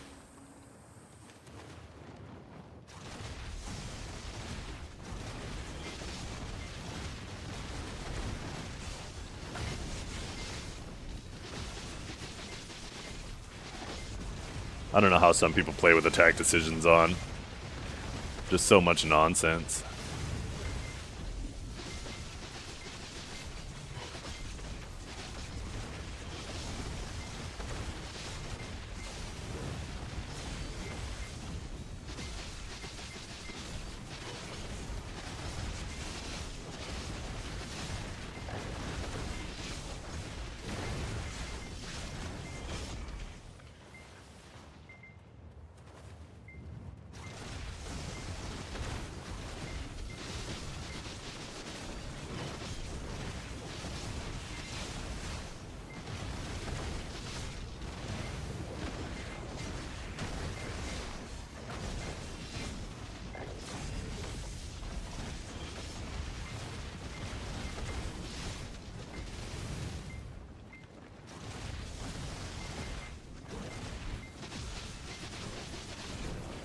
Sometimes you can't tell if you're back attacking the mobs or not. You can't tell if you're behind it or not.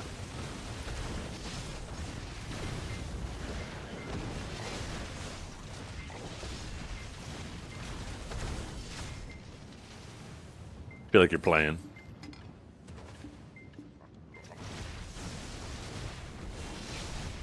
Yeah, the miss detection isn't even worthwhile anymore either. Because misses are not like they used to be. They shouldn't even be called misses. They should be called glancing blows. Because now when people see misses, they actually think the whole attack is missing. And if they see them, like even at like a 10% hit rate, or sorry, a 10% miss rate, you'll see those misses pop up quite often. But once you realize how those things scale now, you realize that even a 10% miss rate is such an inconsequential amount of mitigation. But people will then put on accuracy crystals trying to get rid of that 10% miss rate, and they're actually hurting their damage, not helping it. There was actually an interesting sheet I looked recently where somebody did a whole bunch of tests with a bunch of different things, and apparently there's like a baseline of 33% miss rate, assuming accuracy and evasion are equal on both targets.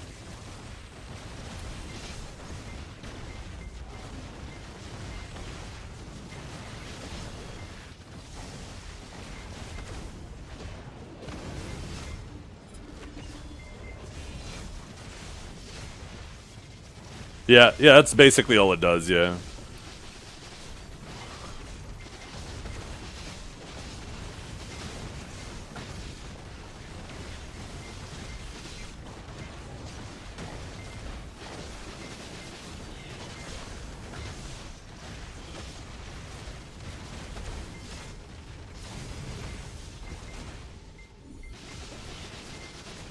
Yeah, it's interesting at first at new grind spots. Like Dark Seekers, I think, is a good example. When you're grinding there for the first time, like one of their attacks, he'll do like a full 360 spin and then turn around and hit you. And it's kind of good to know, like, at what point is he actually turned around in his spin. But once you know that, right? You don't need to keep it on after that.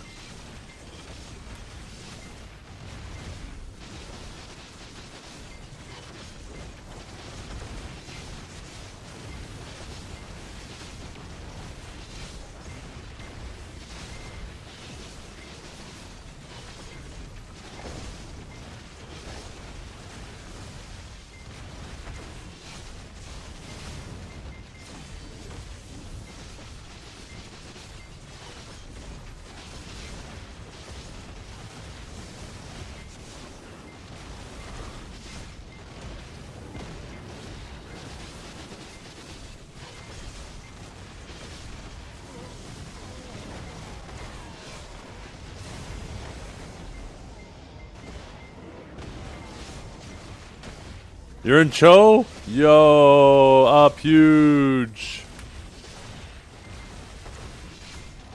By the way, I wonder if Trep's still here. I wonder what happened to Coco's kittens. I know they died, but they were like going hard fighting family for a while now, and now I think most of the members are in family. And Coco himself went to Digi.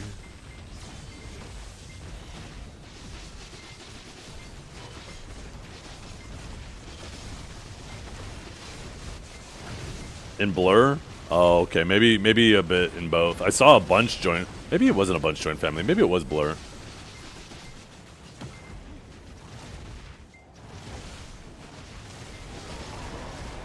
Because there's a bot you can get on Discord that'll actually show how people move through guilds and stuff. Where is it? Where is it? Where is it? Recruit watch. Okay, yeah, there's the whole list of people who left Coco's kittens. On the 15th, Regent Lord left, Luthera, Sick, Pleb, Yexi, Says, Tenso, David, Gorga, Ravenous, Vert, Agony, Zarok, KXY, Afflicted, Krunk, XI12 ill. I don't know. Views from the 6, Sully, Vanguards, Deplore, Trep, Raihan, Sweetlings, Swedalians, Philonzi, Meowdy, Latency, Bronin, Guro, Rupert, Ronin, Peekaboo, Boomy, Ice Inferno, PK, Monkey Magic, Fusebox, Blazing, Afy, Get Juiced, and Remy all left Coco's kittens. And then on the yesterday, Feed, Serve, Peekaboomy, Vanguards, Agony, Pleb, Stewie, Yexi, KXY, Filthy Spammer, Monkey Magic, Kamardi, and the M joined Blur. And Kiwi, Trep, Stifled, Bushukamas joined family. Bubble Tea says Sully joined family a little bit later in the day.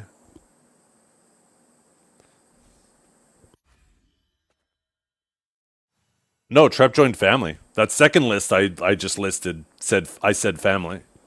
The first list was the first list was all the people leaving family. The second list was everybody who joined Blur, and the third list was the people who are joining family, who have joined family. And then a little bit later, Gorga, Grimir, PK, Tenso, and stuff joined Blur. Scroll down the list. There you go. Falonzi joined Blur. Yeah, I guess most of them did go Blur. Frederick Ducky joined family. Oh, Ark, Meowed, Owu, and Remy joined Blur. Yeah, I guess mainly it was just Trep. Now that I look at it, it was like barely anybody from that initial list.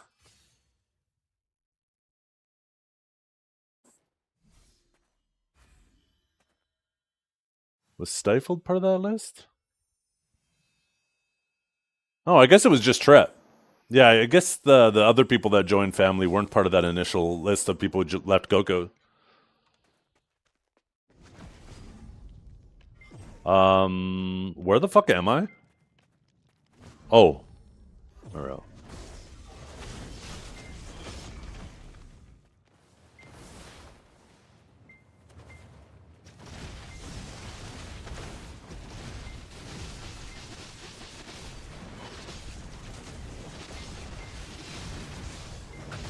Leading guilds is annoying. I wouldn't classify it as hard. If you're a bad GM, it's hard. You just gotta delegate tasks and not try to have ownership over every single little aspect of your guild, and trust the people you delegate to the tasks to do them well.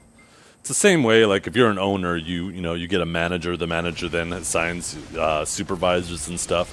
It ends up being a tiered system where everybody's responsible for their little area, and it dramatically alleviates the issue, because then the manager doesn't have to pay attention to every employee. He goes to the supervisors, right?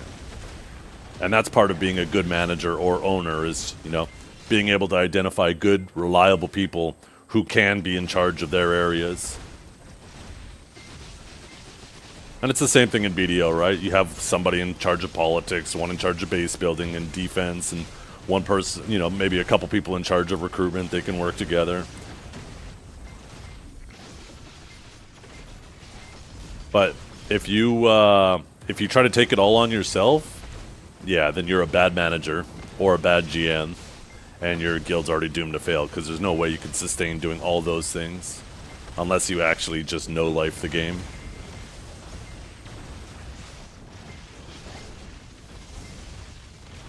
Oh yeah, and the shit talker, yeah, or two. You need at least 2 shit talkers so they can gas each other up.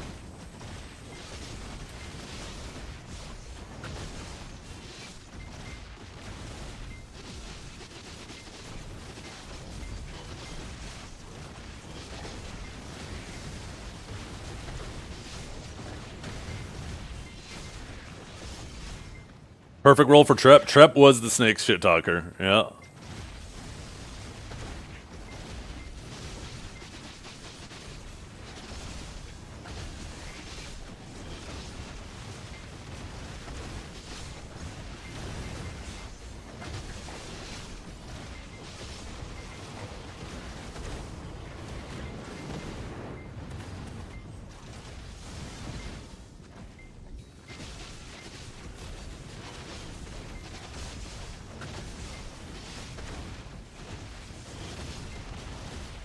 Oh, I need to get rid of these attack decisions.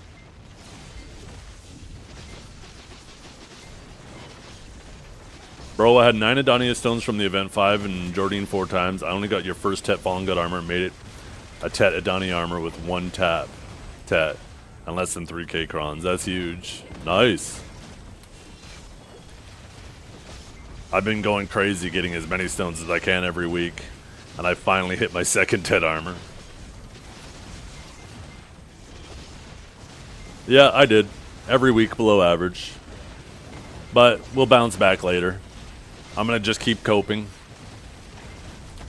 All it takes is a couple good taps later on and I bounce back. The gap between the lucky people and the average people is just going to continue getting smaller in terms of gear-wise, right? And then all it's going to take is a couple lucky taps later on and boom. An item later on that maybe takes an average of 10 taps. If you one tap 2 of them, all of a sudden you've made up effectively 20 stones of bad luck earlier on. So the thing that annoys me the most though is like right now I'm being gate-kept of being eligible for a 5th stone every week. But once I start being able to do Kaffers, it's not going to bother me nearly as much. Yeah, if you've done already a ton of AOS games, over 2,000, then over 2,000 wins, yeah, you're gonna be getting over 80,000 crowns.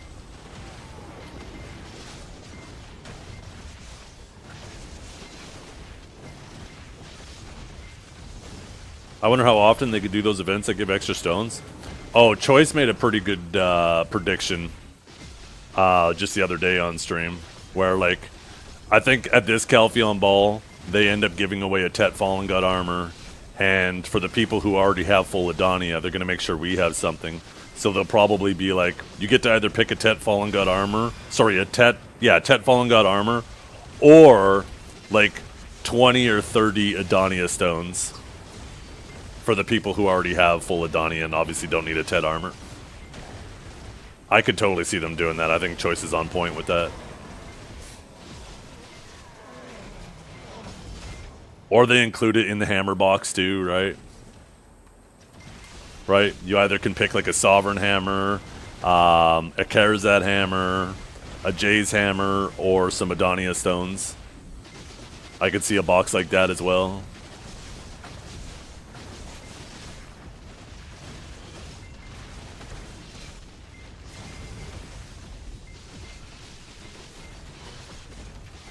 What about the people who aren't all that great at PvP? 2,000 wins is a lot. Why do you feel like you should have access to something that you're not really interested in, right? Or see, this is the thing about AOS, is as you win more, if you're a good player, you will start fighting other good players, and eventually your win rate will, like if you're fighting equally skilled players, you will eventually start to settle around a 50% win rate if you're constantly playing, right? And the same thing if you're a shitty player. You'll lose against the good matches, and then you'll drop, and then it'll keep you around where you should be. Most people settle around a 50% win rate if they have a reasonable amount of games. There's only a small handful of really, really exceptional players that will be constantly like above a 60% win rate.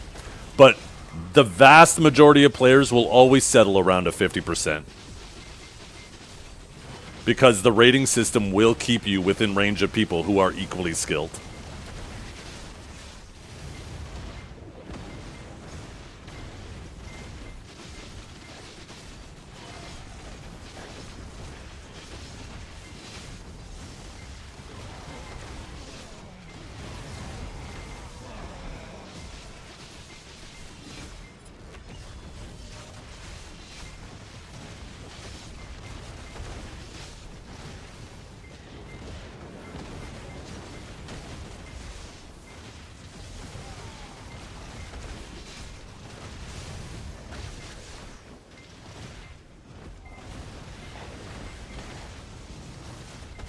Who saw more Deadeye nerfs coming? I definitely did.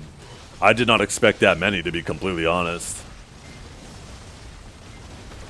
They're absolutely devastated for sure.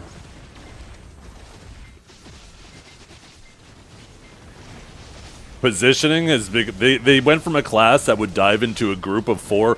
They'd be an AOS and dive into 3 grab classes and not give a fuck, to a class that is now going to have to pay extreme care to their positioning.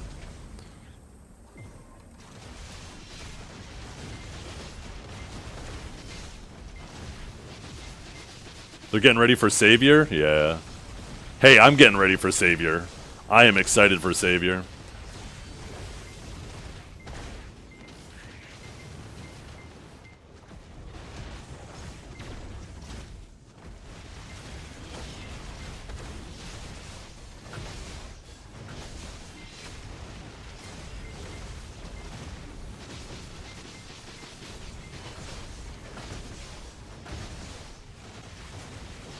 Yeah.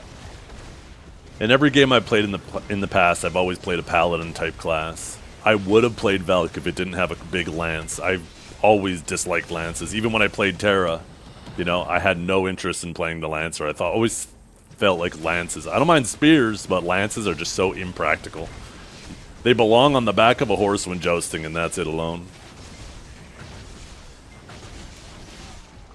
But if Awakened Velk would have had a sword and board like Suck does, I would have been an Awakened Velk. But yeah, in like every game I've played in the past, if there's been a Paladin class available, I would play it. So if Savior ends up being that, woo, and then a Greatsword too, like who doesn't love a Greatsword? I love sword and board, but I also love Greatsword, so if it ends up being like a Paladin type class, I'm super excited.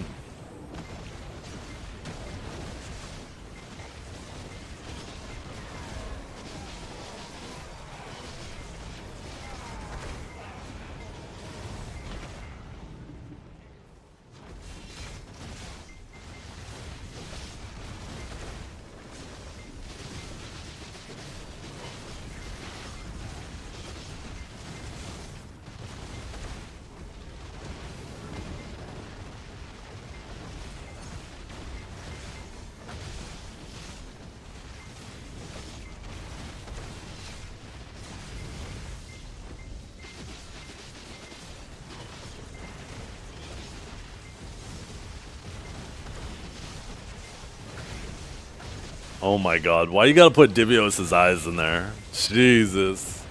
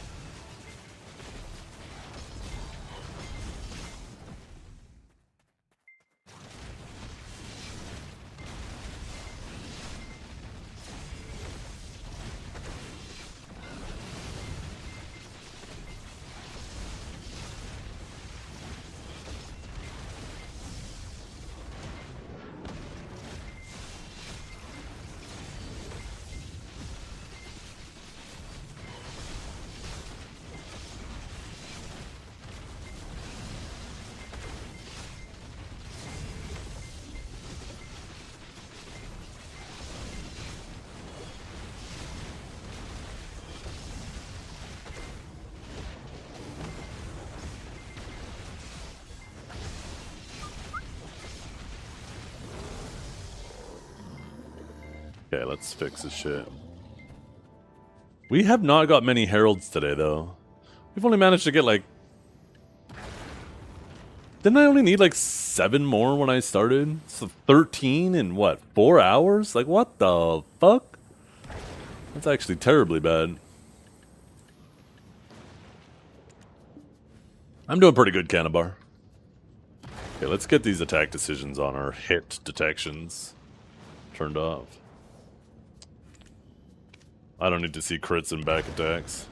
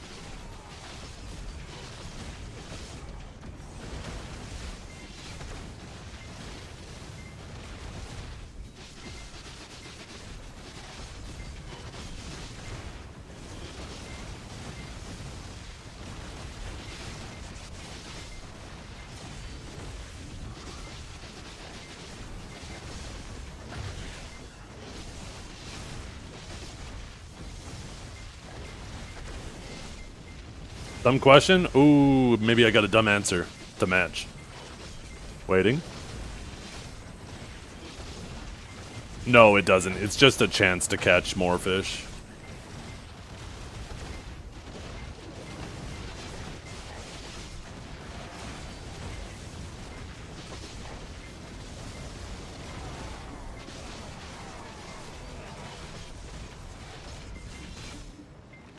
My fucking head hurt when I realized how stupid I was.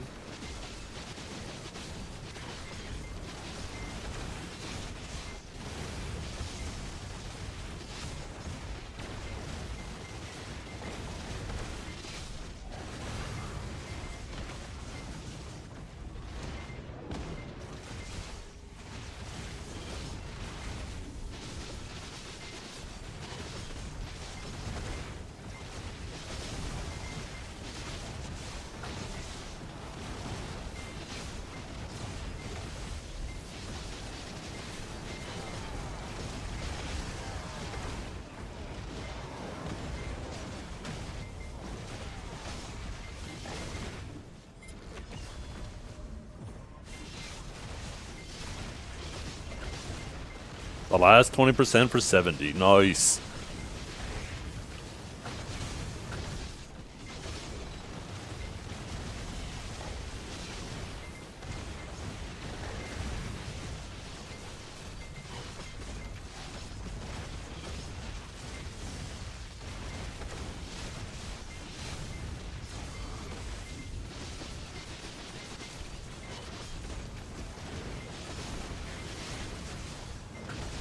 How can somebody go from, in one breath, being like, yeah, I'm super excited for these new crons. I'll get like 5 gear score and I won't feel a damn thing. I won't feel a difference. And then the next breath be like, yeah, this guy outgears me. He shouldn't be losing. Like, does gear score matter or does it not?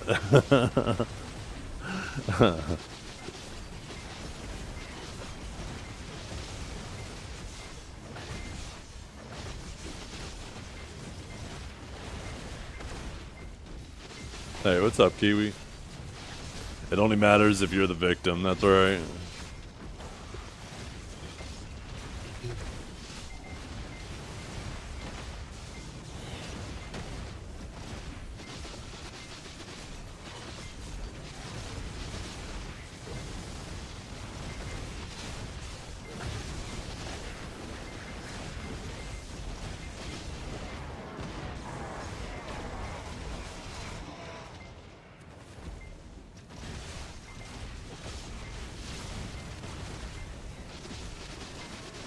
A bug on Windows 11. Okay, what's that?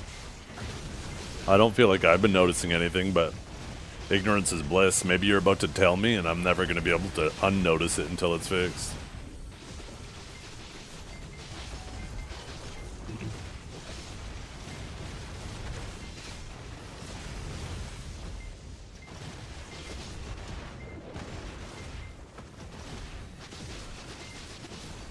Ah, you know what? I have had that with my mouse. And I think I solved the issue, Kinjara. Because my mouse, I would get this really weird, like, frame jitter, like, issue. And then as soon as I plug it in, it would go away. And that issue stopped coming up. And it wasn't all the time. It was only sometimes. And I couldn't figure out what would cause it to start and what would cause it to go away. But it would drive me crazy. But you know what? It never came back after I did that where I disabled the Wi-Fi and the Bluetooth on my motherboard. It's never been back since.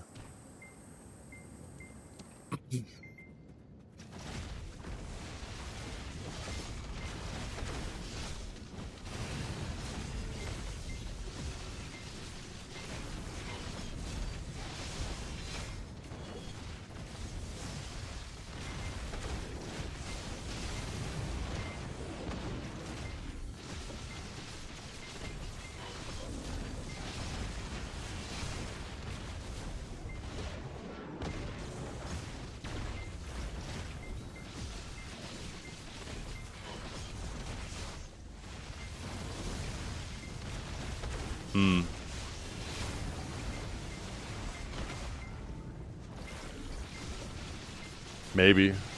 Be worth a try. That'd be something super easy to test. Plug directly into the PC. I have my Bluetooth, or sorry, my Wi-Fi thing for my mouse plugged directly into the PC.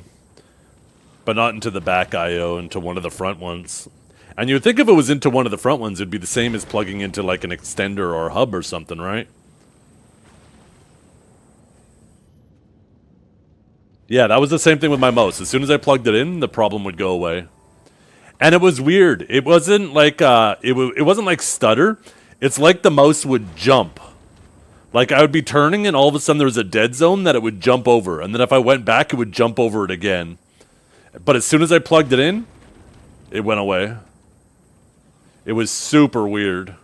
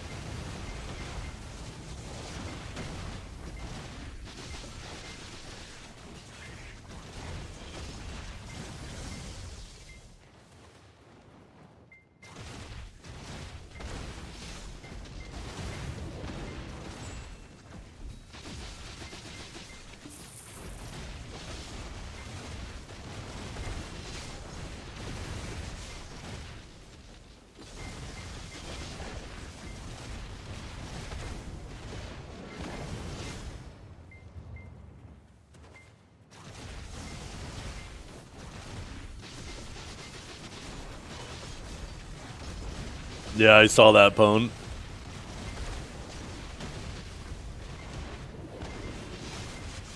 You gotta remember, there's people out there who only want to fight people they can beat. As soon as there's somebody that they're losing against, they'll stick around and farm somebody for hours. The second they're fighting a hard matchup, they out.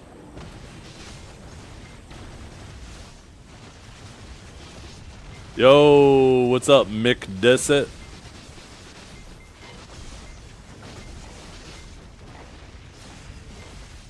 Any advice, by the way, on tapping pen Black Star?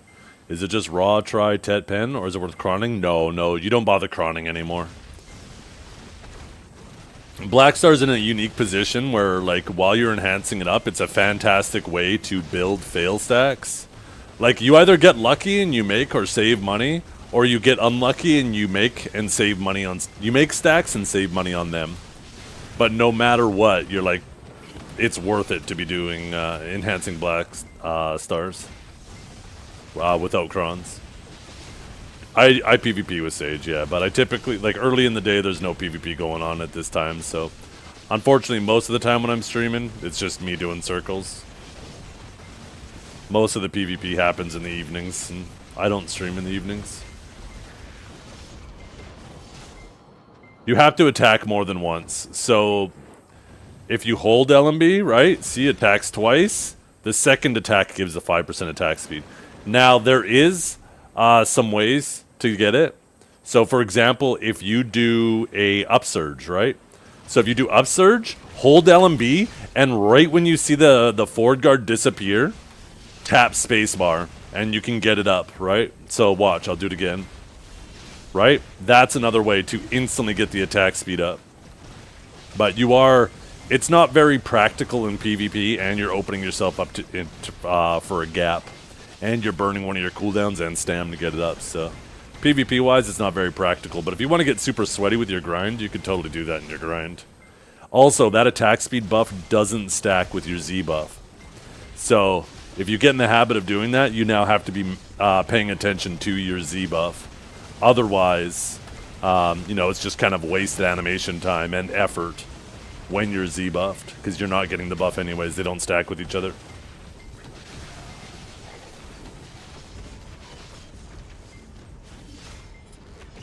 What's up, John?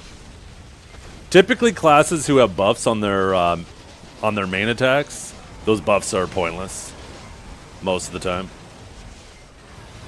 Don't worry about it.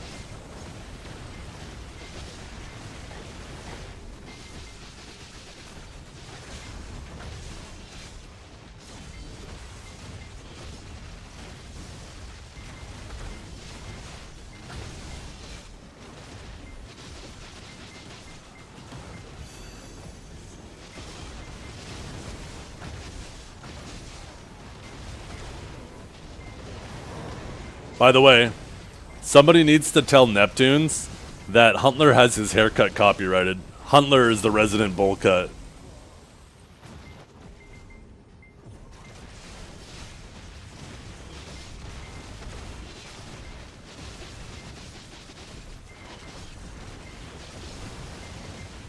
Huntler has that shit copyrighted. He's gonna suffer a lawsuit. Can you answer a question? I use a Devo pen and exchange it for... Oh, Debo pen. Exchange it for a Karazad Nov. I already had a Karazad pen. What do you do with it? Do I stick it up my ass, or is there something I could do? Well, sticking it up your ass is probably the most useful thing you could do with it. Otherwise, just stick it in your storage. Unfortunately, yeah, Pearl Abyss, they need to make it so you can melt those back down into Essences of Dawn. Even if it is technically a loss, something's better than nothing, right? Because it's actually just a paperweight. They should let you do something with it for people who decide to change and just buy a Debo. Like, for the love of God, it's such a brain dead choice to make. Like, anybody can see that was going to be a problem immediately. And all it does is punish newer and inexperienced players, right? Because when they see, oh, you know what, I want to actually do Debo, pen Debo instead, and now they've invested money into Karazad and they screwed themselves. Your boss ult could be 2% stronger now. That too, wait, drop it on a boss ult. Actually, that's probably the best use for it. I actually never considered that as an option.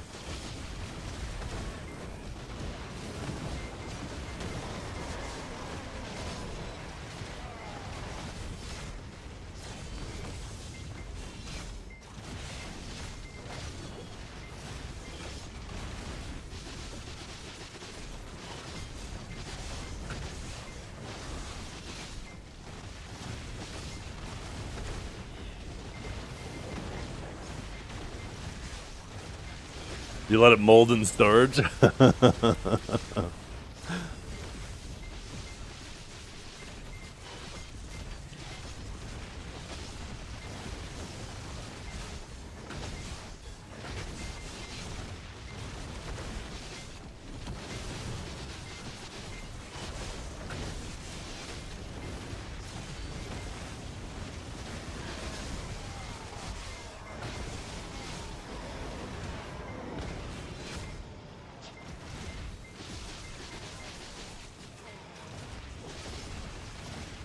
Where's that Norelio stream at?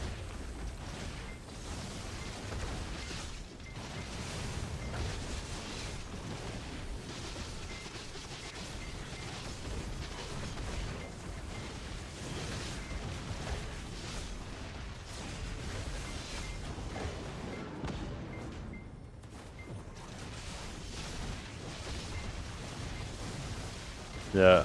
Oh, he's going back to Suck Sage, no doubt. Although Suck Sage doesn't have that same 1v1 power that his Deadeye had, right? And I think he became intoxicated with that shit. Little bro's ego went crazy over the last month.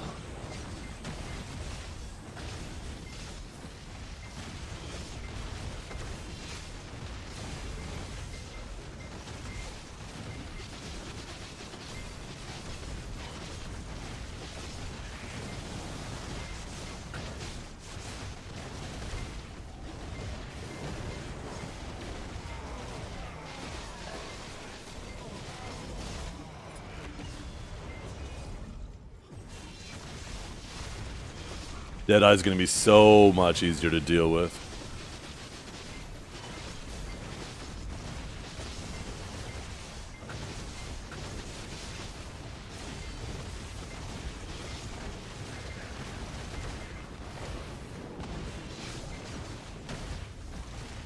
Bingy, I know you'll say it. Tell Neptune's Huntler asked for his haircut back.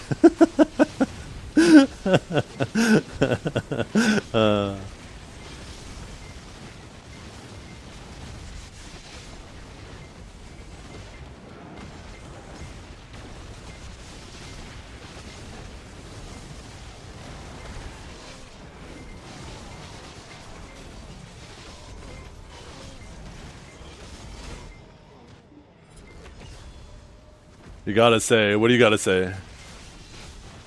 You gotta say it now. You can't say you gotta say it and not say it. Because you gotta say it. That's my mage buddy. Hey, that's my mage buddy too. Hell yeah.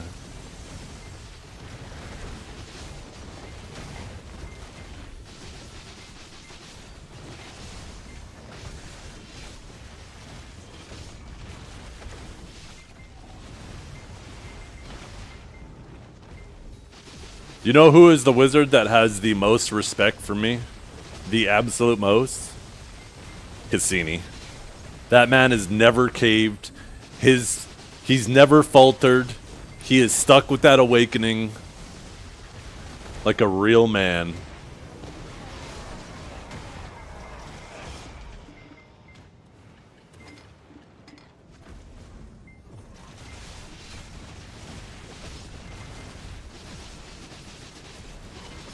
There was like a 2023 picture of all the streamers. You were kind of shocked, not gonna lie. Was there? Was it at like one of the balls or something like that? I've never made it out to one of those, but there's a picture of me when I went to the PA office. I picked up the drag sword.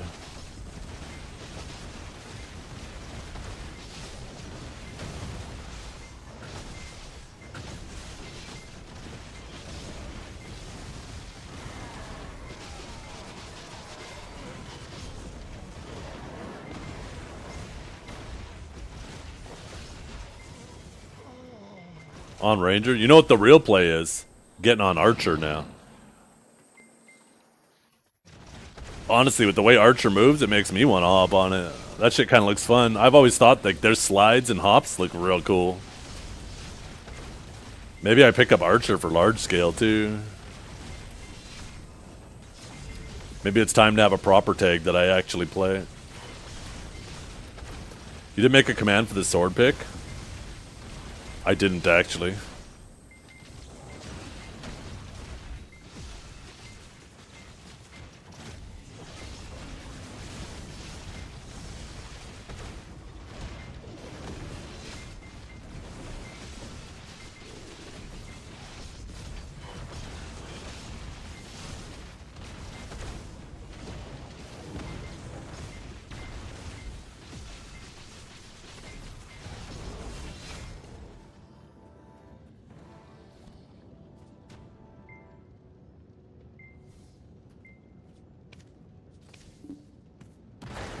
Just a little guy. Ranger is always going to cook in large scale. That class is always, I think, for the history of BDO, always cooked for large scale. But you just have to play, like, on the edge of a razor, because you got all of these really fast iframey and Musa classes just licking their lips, hoping that they can get the jump on you.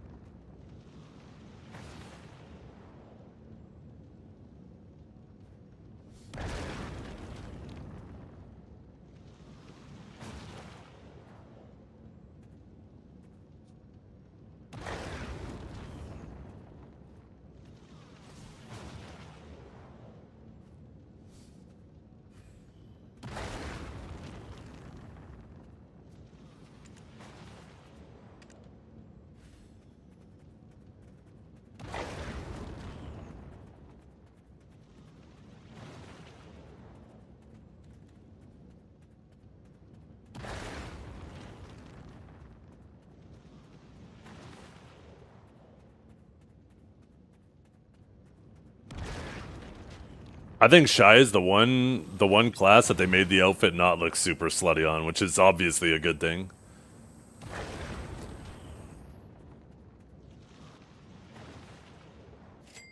Right? On Shy, it's actually clothed with the new outfit.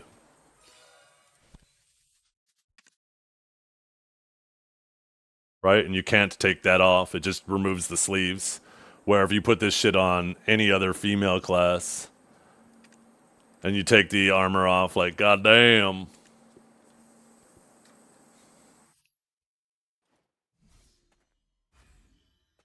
Yeah. Alex Stone update will be with Adonia Part 2, which will be with Savior at the Calpheon Ball. I think it makes sense.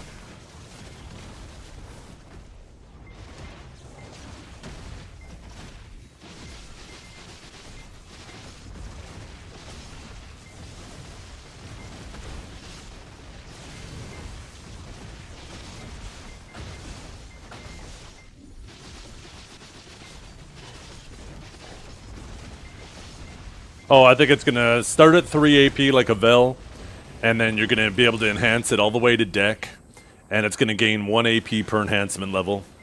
We have more than enough DP to accommodate a higher DP requirement for the next 5 castles, but then I think the next 5 castles there's no headroom for an AP requirement. So it'll be like 2 AP extra per castle after, right? Which means if you want to be able to do the last castle, you'll have to have a deck version of it.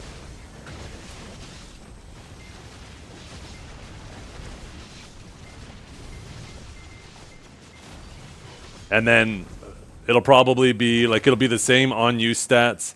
Like every second level, it'll probably gain 1% more attack speed buff. And then at deck, it'll have the full 10% that a Shining had.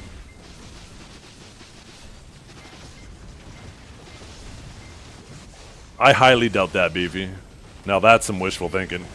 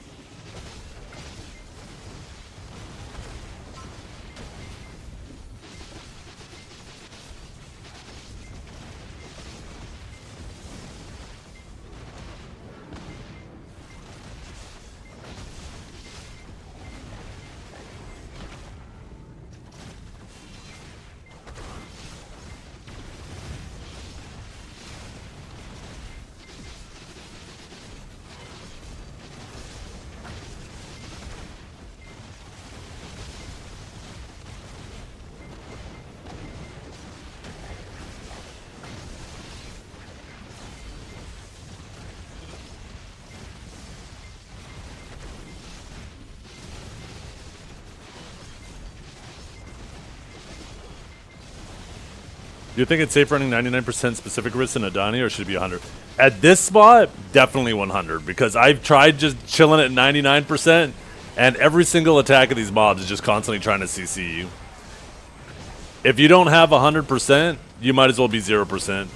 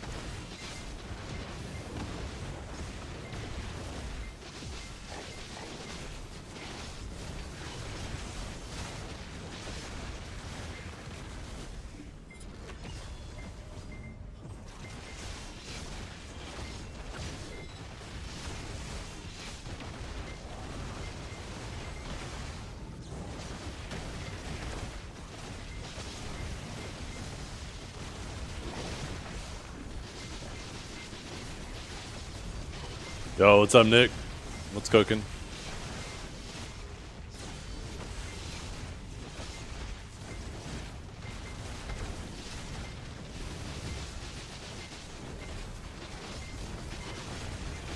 Yeah, I only have like an hour left in my grind, and I don't really feel like popping a 3-hour house buff, and I certainly don't feel like spending a bunch on the... Actually, my alchemy stone isn't on right now. I didn't realize I was grinding without it.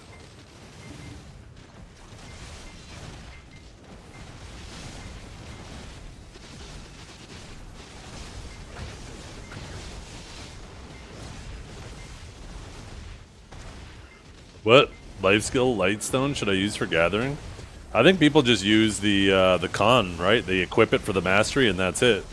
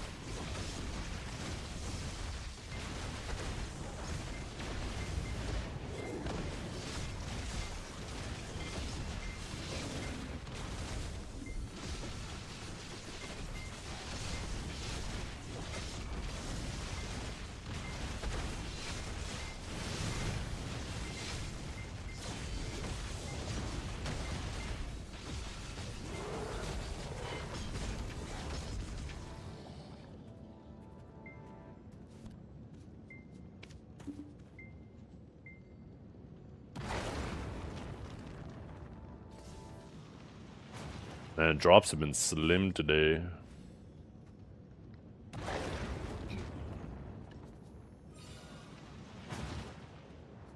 Maybe I'll put on my Vel for the last little bit of the grind to make up for the lack of house buff. Jeez, you know what? I bring Trep back out and the drops go to ass.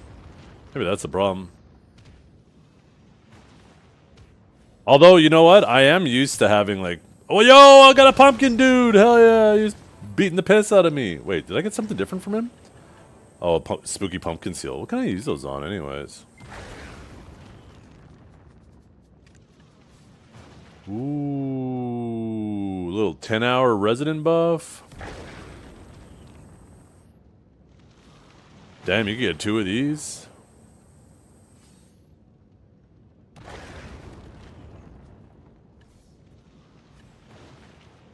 I think that means if I grab these, I can go get my, I got a T10 horse I can go make.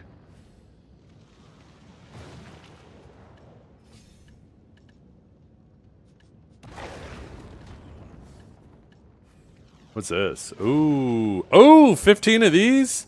We need 75. Maybe we wait and we do those first.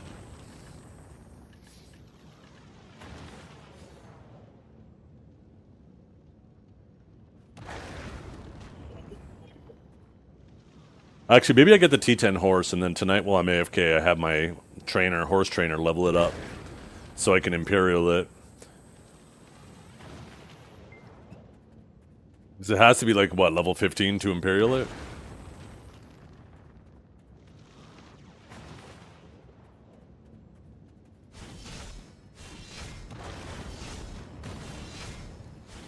I have a horse that I was working on that I maxed out the pities, so the next one's guaranteed. I just needed the horse mats.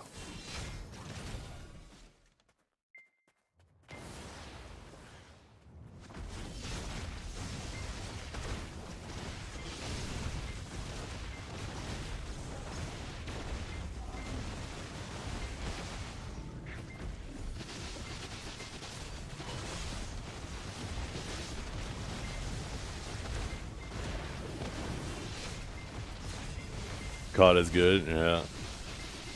By Septimus and I, we switched. I hope I don't have to deal with this for 7 years before we switch back. I think we need to pass it off to Divios. That's what we need.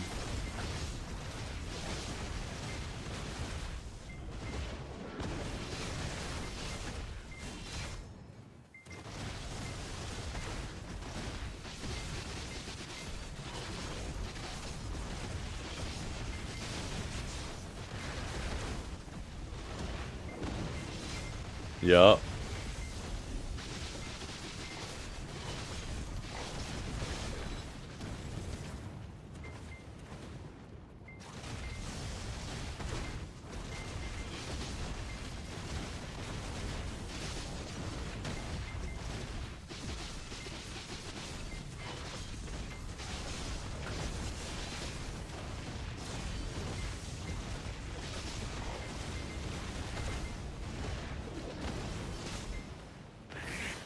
How do I feel about the new AOS crystals?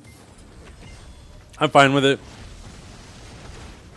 They made it so they can't run 12 hooms anymore, which is obviously a good thing.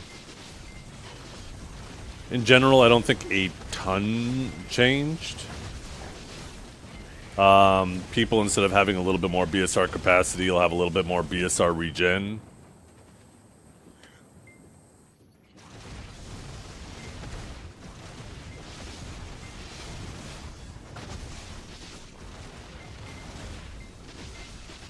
You remember that guy, Big Daddy John? Yeah, he was kind of a loser.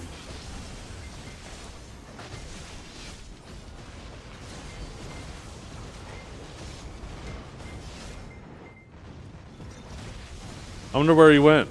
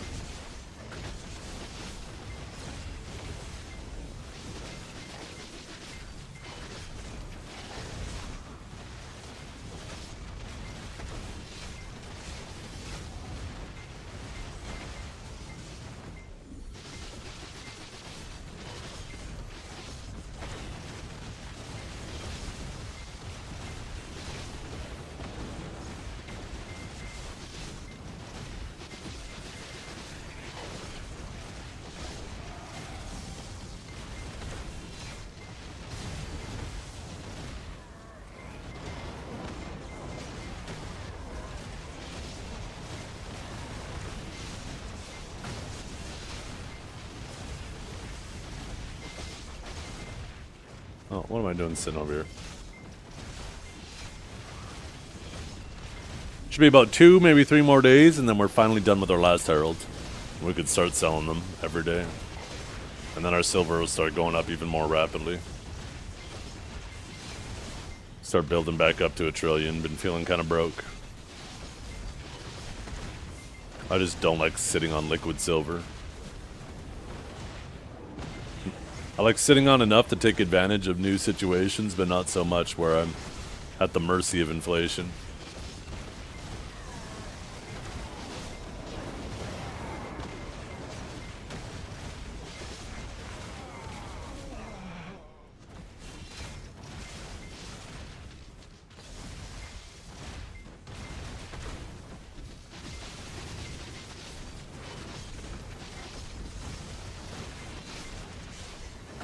Yeah. And everything below that, too. They removed corrupteds, but they added a new crystal that's basically a corrupted with the set bonus, but you don't need to equip to, right? Basically, the set bonus was cut in half and put on both crystals. Taj doesn't even need to go unemployed mode. That's retroactive. It's in the challenges tab. So Kaj is just going to immediately get his 87,000 crons, and there's going to be nothing... He's already going to have the tiers maxed out. Yeah. It's in the challenges tab here, right? Just like hours played. When they first added that, it was retroactive, obviously. And like people like me, I instantly got all the tiers. That's basically what's going to be happening with that. Is anybody who's won over 2,000 games is going to instantly get all the crons.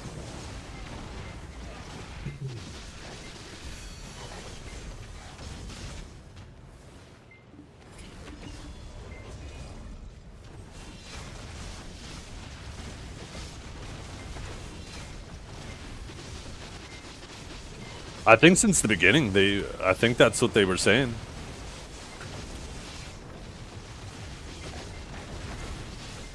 I guess maybe it's already been being tracked long term on our accounts. Just there's never been anywhere to see it.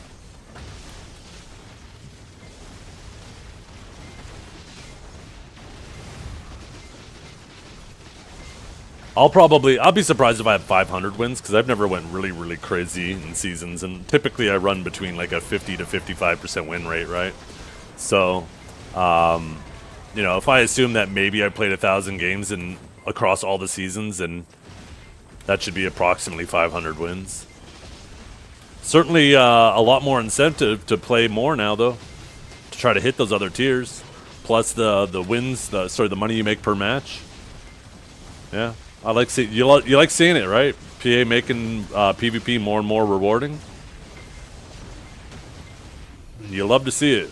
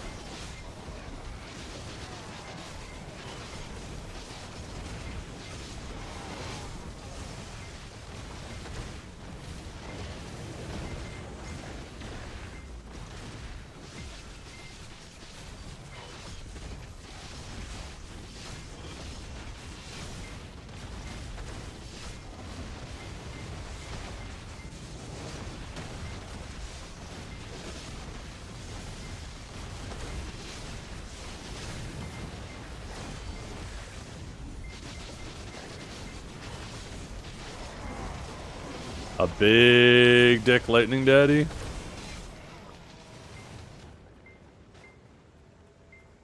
It involves an electrical socket and a butter knife. And you have to be in your underwear. And then at the end of it, you'll be marked as an awakening sage because you'll have a big brown stain on the back of your fucking underwear. That's the mark that you finally made it.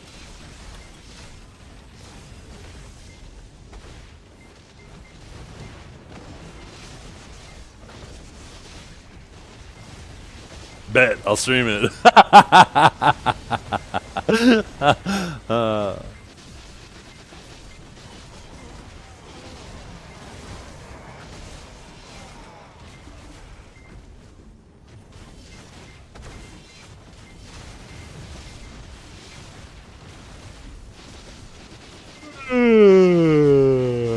I didn't make any plan for dinner tonight. Fuck. I know I got some chicken tendies in the fridge, and I think I had some chicken thighs. I guess it's chicken.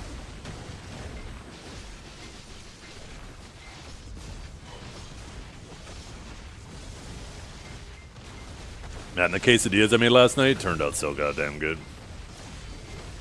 I can't be cringe anymore. You just got to get a little bit more money, and you can be cringe all over again. Time to get gins.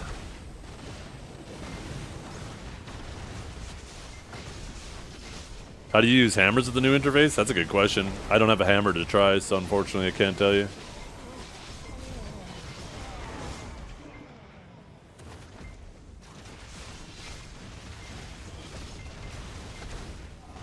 Dude, that's the accuracy accessories. What do you mean? You got accuracy crystals now, which are way cheaper and accomplishes even more. F44? Fuck, I only have up to F12 on my keyboard. You must have a massive keyboard.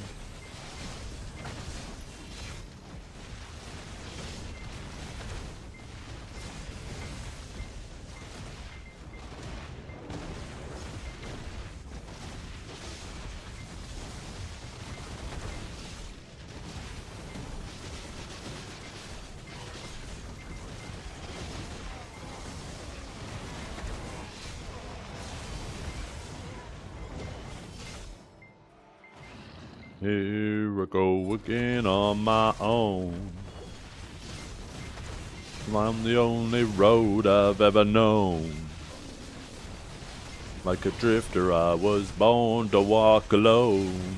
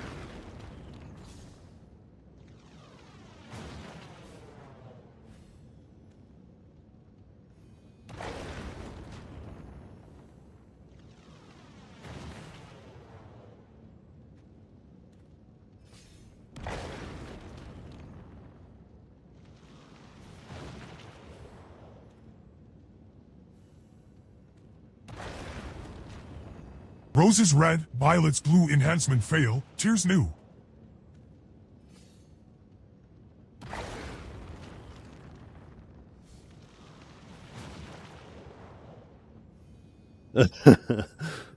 Oh, God. Why does that shit hit so fucking hard?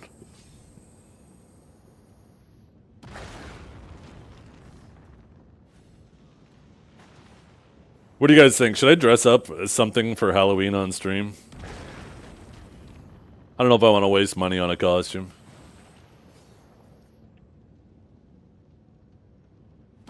Shut up, Beefy. You fucking loser. Why the fuck would you say that? Don't start that shit again.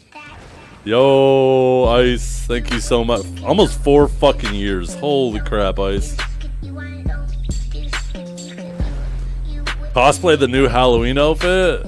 You kidding me? Yas. The female one, right? The mankini? Yeah, the banana hammock.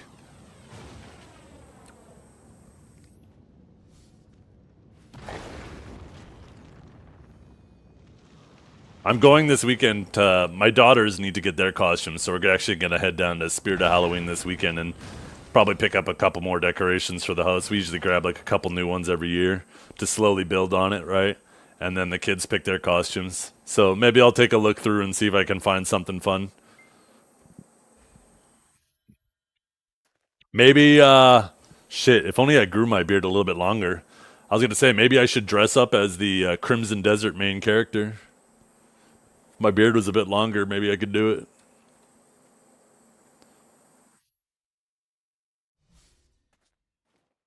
My beard's not quite long enough. I trimmed that shit off. Need it to be like down here, then it like fits better.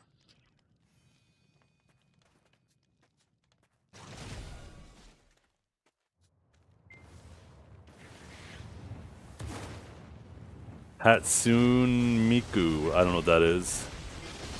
Hatsune Miku? Hatsune Miku. Wait, that's not that physicist guy, is it? No, that's Mukichu or something like that. God, what the fuck is his name?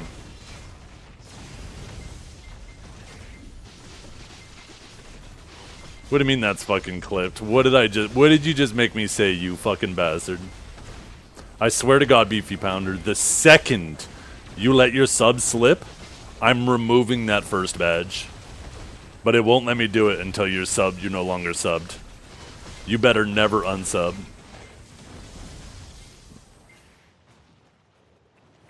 I don't know if you heard the story, Beefy, but I recently found that I can actually... Okay, I guess you haven't heard the story. So, I found out recently you can remove the Founder's Badge from people who have it. Because the Founder's Badge was originally for the first 10 and then later 25 people who subbed to your channel.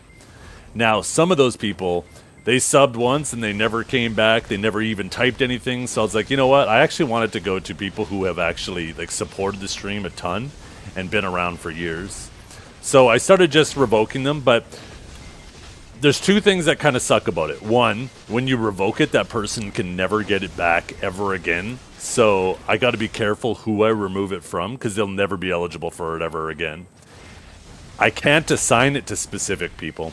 And when I remove it from someone, it automatically picks one person that has randomly subbed to my stream over the years to replace that person.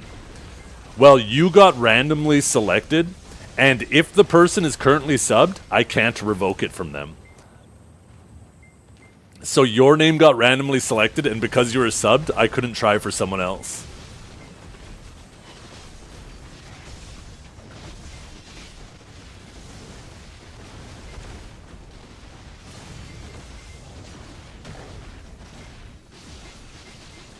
No, I could show you. I could show you the window. If you don't believe me. If you think I'm just trying to fuck with you. The next AFK phase, I'll show you. It won't let me remove it from people who are currently subbed.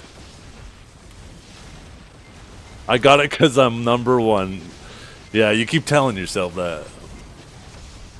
I was hoping people like Daddy John, John Gotti, Orphic, Valkia, I was hoping their names were popping up. I was crossing my finger and praying because you guys are here day in, day out. You've been supporting the stream like crazy over the last few years. So, but there was a lot of good names that did pop up that even though maybe they don't have their subs active now, they've subbed for like 20, 30, 40 months in a row in the past. So I couldn't in good conscience remove them.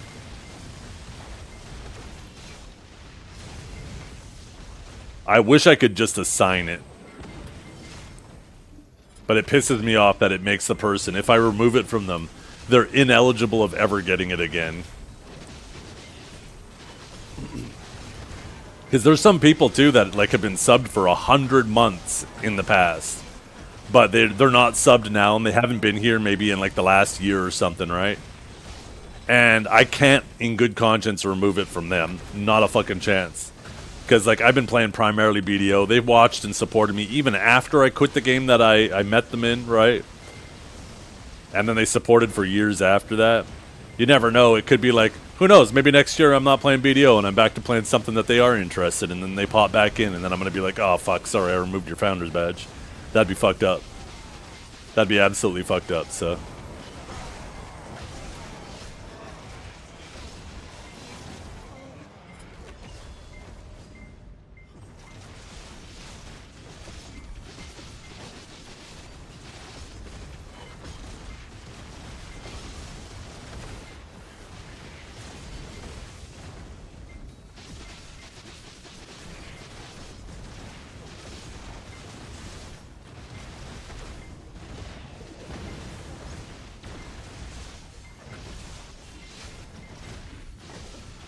Only more expensive than BDO progression is gold prices ATM.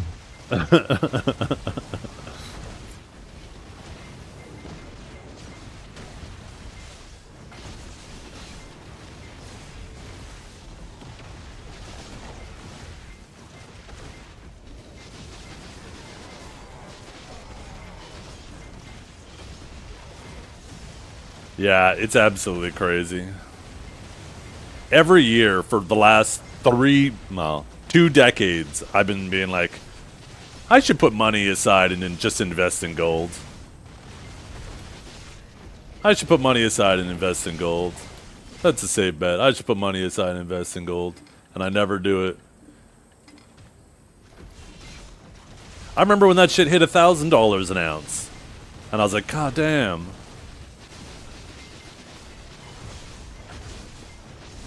You want to hedge against inflation? Legit, invest in gold.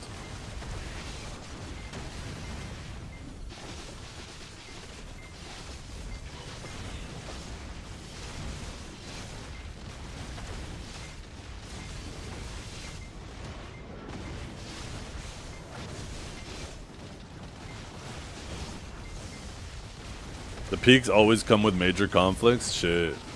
Uh-oh. World War III about to kick off. Me against Big Daddy John.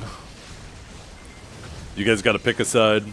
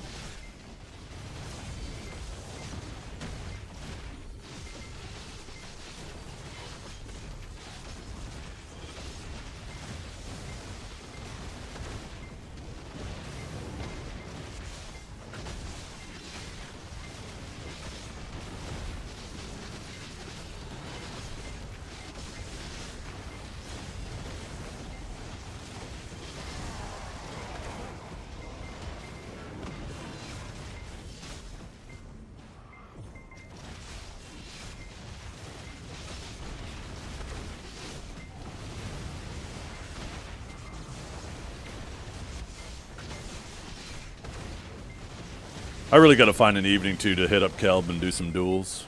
Get a feel of this new gear. It's so fucking hard for me to find time in the evenings. I actually had time yesterday evening, but I ended up getting suckered into some, not suckered in. I mean, I guess I volunteered myself. I shouldn't act like they had to coax me. I fucking dove headfirst into it because it looked fun. But I ended up doing some AOS customs for like an hour and a half last night.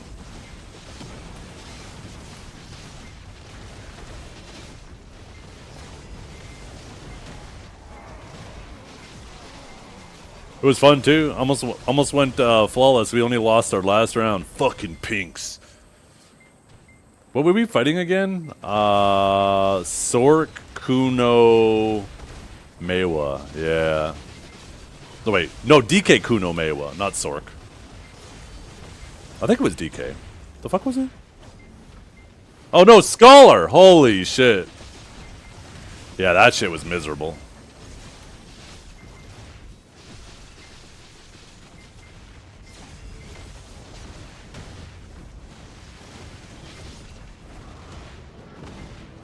Took down Armin. Yeah. Oh yeah, that was the Sork DK combo there with Armin. Took down Armin not once, but twice. This match was fun as fuck.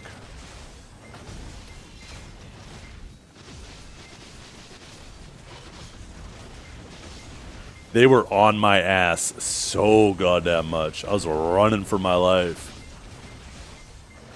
Kid was just constantly trying to loop around. I had to play so far back.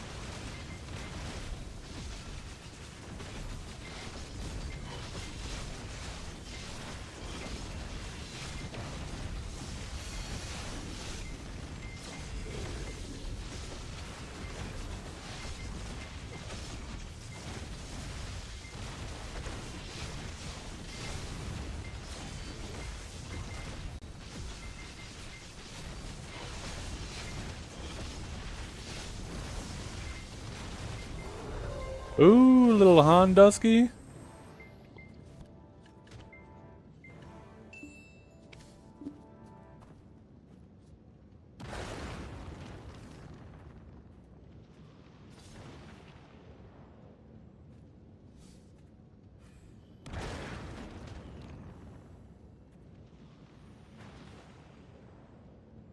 I hate when... Ark! By the way, you're also one of those people. You have the Founder's Badge. If you ever kick your sub back up, you're going to have the Founder's Badge. You were another person that was randomly selected, and I couldn't in good conscience remove it from you. Because you've been so supportive. Like, even though you haven't been subbed the whole time, right? You've been coming in here for years and years and years, so... I couldn't in good conscience remove it from you either.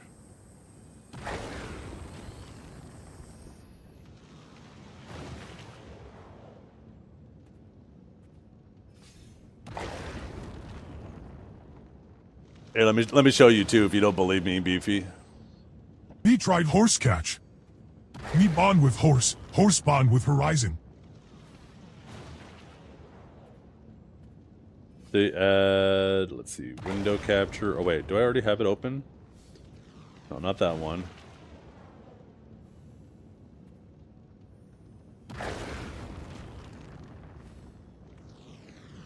There we go.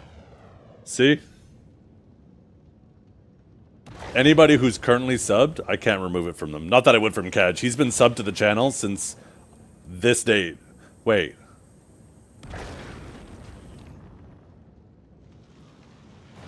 I feel like it's been longer than that, actually. Because he's been subbed to the channel for a ridiculous amount of time. Yeah. See? Anybody who's subbed, I can't remove it from them. If they're not subbed, I can. But, like, a lot of these guys, they either, like, they don't come in here all the time, but they pop in every once in a while. They've, at some point, been subbed for 10, 20, 30 weeks, 40 weeks. I can't, to good conscience, remove it from them. And then you got this fucking rat. This fucking rat right here. Oh, you're lucky. Unsub, I dare you. I double dare you. I'm fucking clicking right now.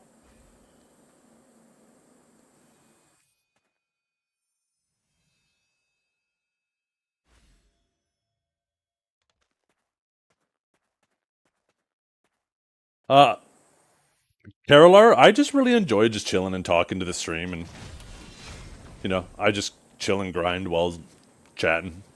It's not really for much of any purpose. Future preparation, you never know what's gonna come next, but really it's just relaxing to just kind of grind and shoot the shit.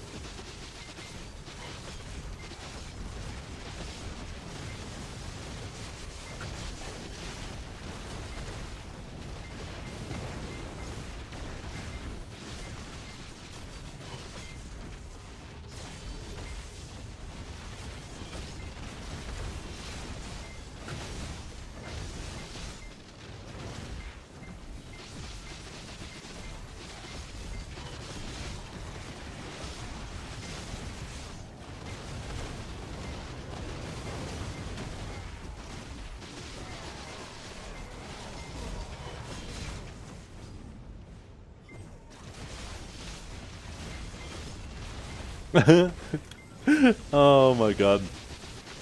By the way, you guys, using exit lag is cheating. It should be banned from tournaments. That's a take I just heard. Not it's low-key cheating, it's high-key cheating, they said.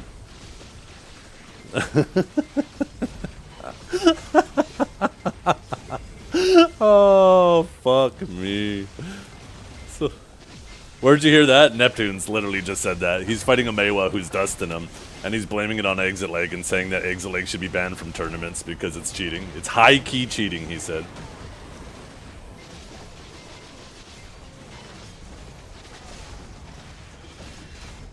The man is so good at trying to alleviate himself of accountability.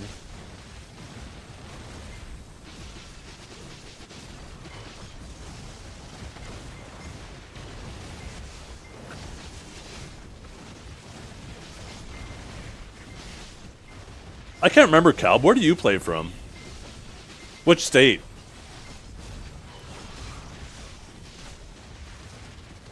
Yo, what's up, Redskendo? How you doing? You're playing from Florida?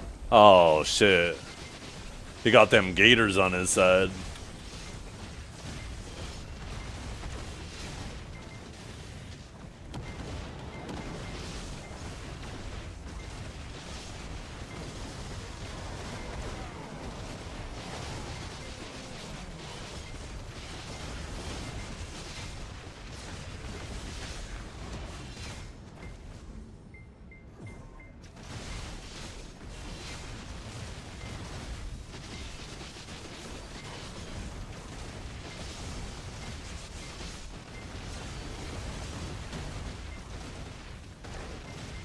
Yeah, I was very fortunate. I was hoping and praying when they centralized the servers that they would choose Chicago, and they did. And geographically, it makes the most sense. A lot of people initially were like, what the hell, Chicago isn't central? It's like, no, you gotta remember, they got a centralized population, right? Population-wise. And they gotta pick an actual proper area that's set up for hosting servers. Chicago is obviously one of the primary choices. They couldn't pick New York, because, you know, then you just flip it completely on the other side. But New York still would make more sense than LA when you take a look at population density. How close am I? I'm pretty damn close. My ping's about 30. Usually between 20 to 30. I'm on the Canadian border, but like almost directly above Chicago. It was going to be Chicago or Dallas, really? Yeah, those were the two obvious choices. And I was hoping it wasn't Dallas, but Dallas would have been an improvement over San Jose for me, right? I almost called it San Jose.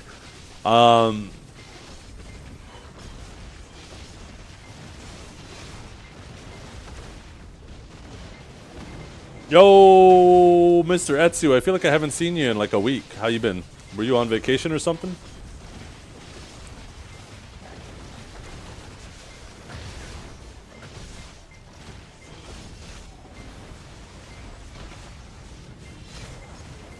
Yeah, you. I feel like it's been like a week. Let me see. Let's check your chat history. Last message was sent on... What day is that? The 3rd. So it's been 2 weeks! It's been 2 weeks, Etsu! What the hell? Look how fast time goes by without you. Nah, I'm kidding. I'm kidding.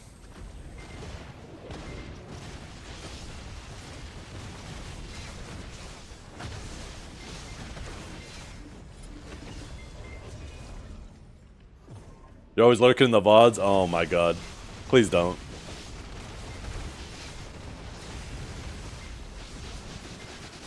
Too busy making the bracket? Yeah. I showed everybody where to find the bracket, Etsu. So we can see it as you guys are making it once you get it cooked up.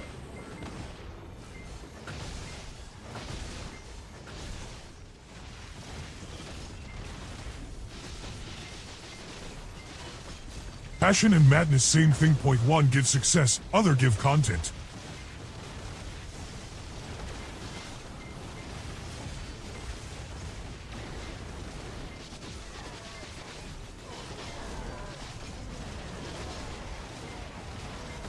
What do you mean?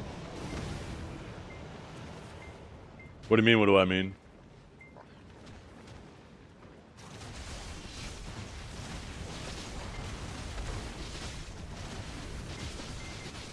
Don't tell them the strat? No.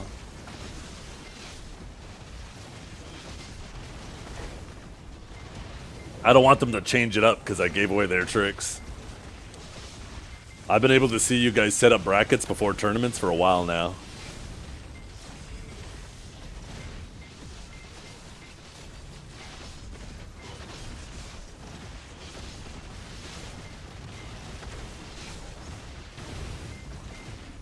Uh-oh. Hey, it can't get much worse than I've had. So, bring it on. Maybe he'll accidentally roll that knob over from 0 back to 99.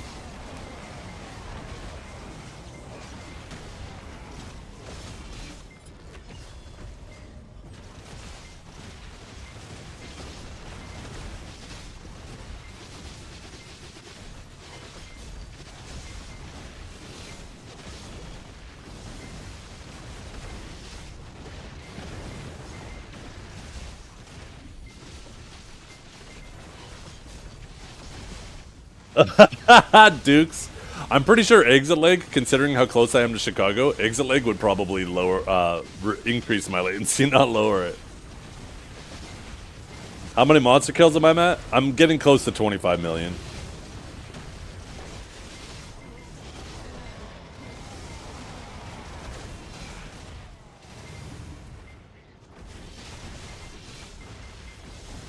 I did check out Global Lab.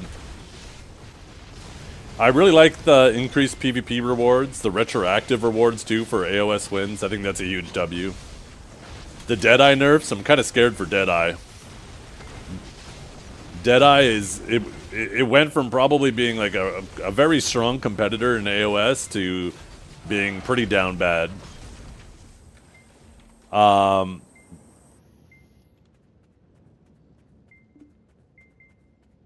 What else? Oh, the nerfs to bonds and wands are good, but I hope that's not PA, and you probably can't comment on it, but I hope PA doesn't think that the DR problem's solved now. Because yes, the DP crystals were way too accessible, the wands and bonds were way too good for how cheap they were, but there still is a problem even at the Jin level, right? When you can't even build to counter that shit, it's a problem. Like, at least you could build to counter the evasion side. You, like, for every one evasion, sorry, every 2 evasion crystals they put on, you put on 1 accuracy crystal. And you can easily kill them, right? Where on the DR side, there is no solution. So I'm hoping they don't think that just nerfing the wands and bonds was the solution. I hope there's more coming. But otherwise, yeah, I like the Global Labs.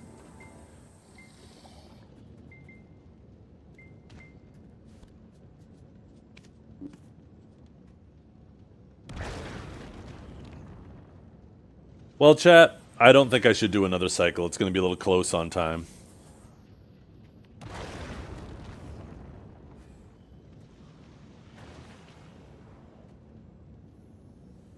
Surely that means the break in between seasons is going to be super short. I mean, the break between seasons has been short when you compare it to the other seasons. We've had, like, how many seasons between the previous, like, Guild League seasons?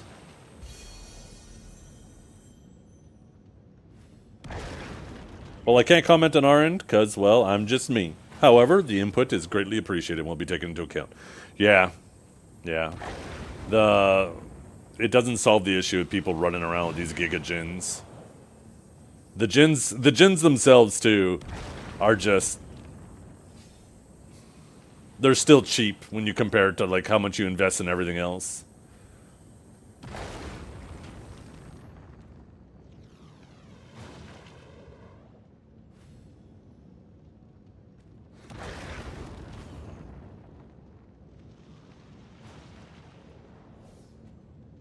Like I said, if somebody runs 6 evasion crystals, I put on 3 accuracies and I can blow them up.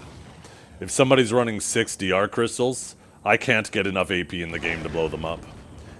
And that doesn't mean I think that evasion should be buffed. I think there needs to be a proper counter to the DR side, or the DR ones need to be nerfed.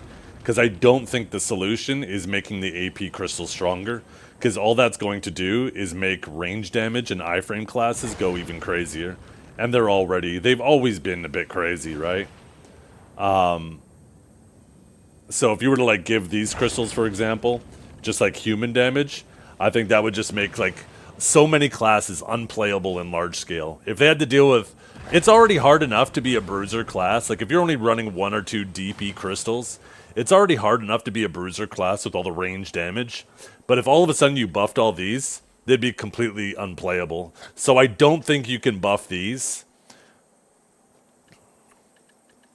to try to deal with the situation the same way that like these accuracy crystals, right? These counter the evasion ones really nice. But I don't think you can do the same thing with these to counter these because it just makes range to go nuts. So I think it's like these that have to be nerfed. Or there needs to be just be a limit on these. Just make it so people can't run 6. Figure out some way to limit it so you can only run like 2 DR. And if you want, you can run 2 evasion. Because anybody who understands when it comes to defensive stat stacking, if you hybridize your defensive stats, you're significantly squishier than if you go all in on one. Because as soon as you can go all in on one and bottom out your counter, you become unkillable, right? That's how evasion was unkillable in the past. That's how DR is unkillable now on the proper DR classes. So I think you just have to limit it. And then like if people want to become extra tanky, they can run both. But that's it, right? They run 2 and 2. I think there just has to be limits on them. Because I don't have any issue with people running 2 of those crystals. Some classes need to be able to have some tankiness if they want to be able to participate in large scale. Step Horse? What are you doing over there? He's glitching. You don't like the lava?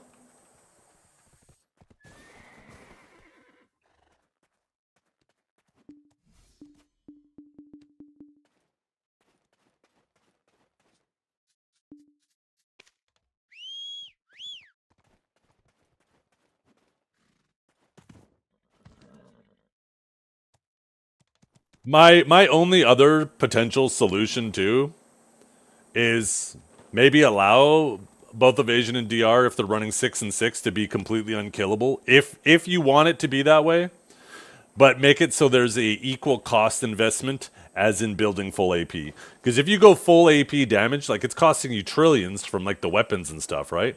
Maybe figure out a system where these crystals have 10 tiers to them and go, instead of Wan, Bon, Jin, Han, maybe just make them go from Pry all the way to Deck, and then the cost exponentially increases, and then take everything from what a current Han is and down, and spread it out below those levels. Because I personally, and I'm only speaking for myself, I don't care if somebody's unkillable if they've equally invested trillions into their gear. But when they've only invested 150 billion into Jin crystals, and I put in multiple trillions into my gear, once again, there's a problem there.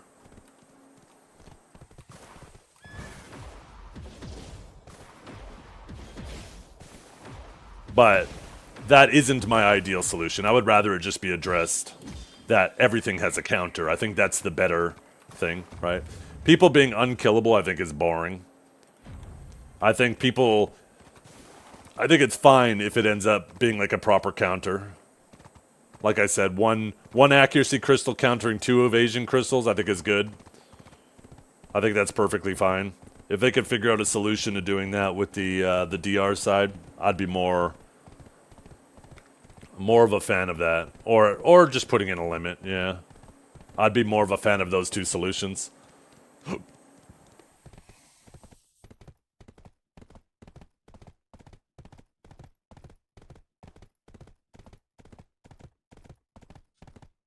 Okay, you guys, I'm headed out now.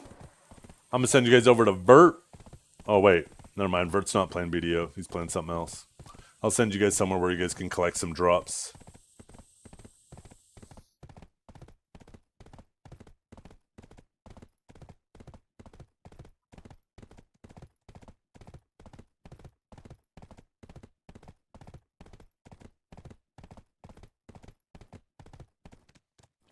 Rated archive lately. I think I hit him yesterday, right? Or maybe that was...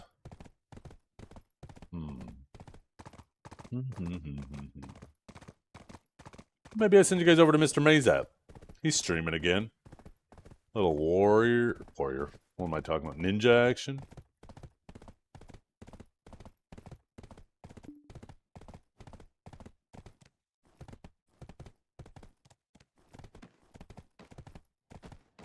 Or send you guys over to Champion Jason. Haven't rated him in a while.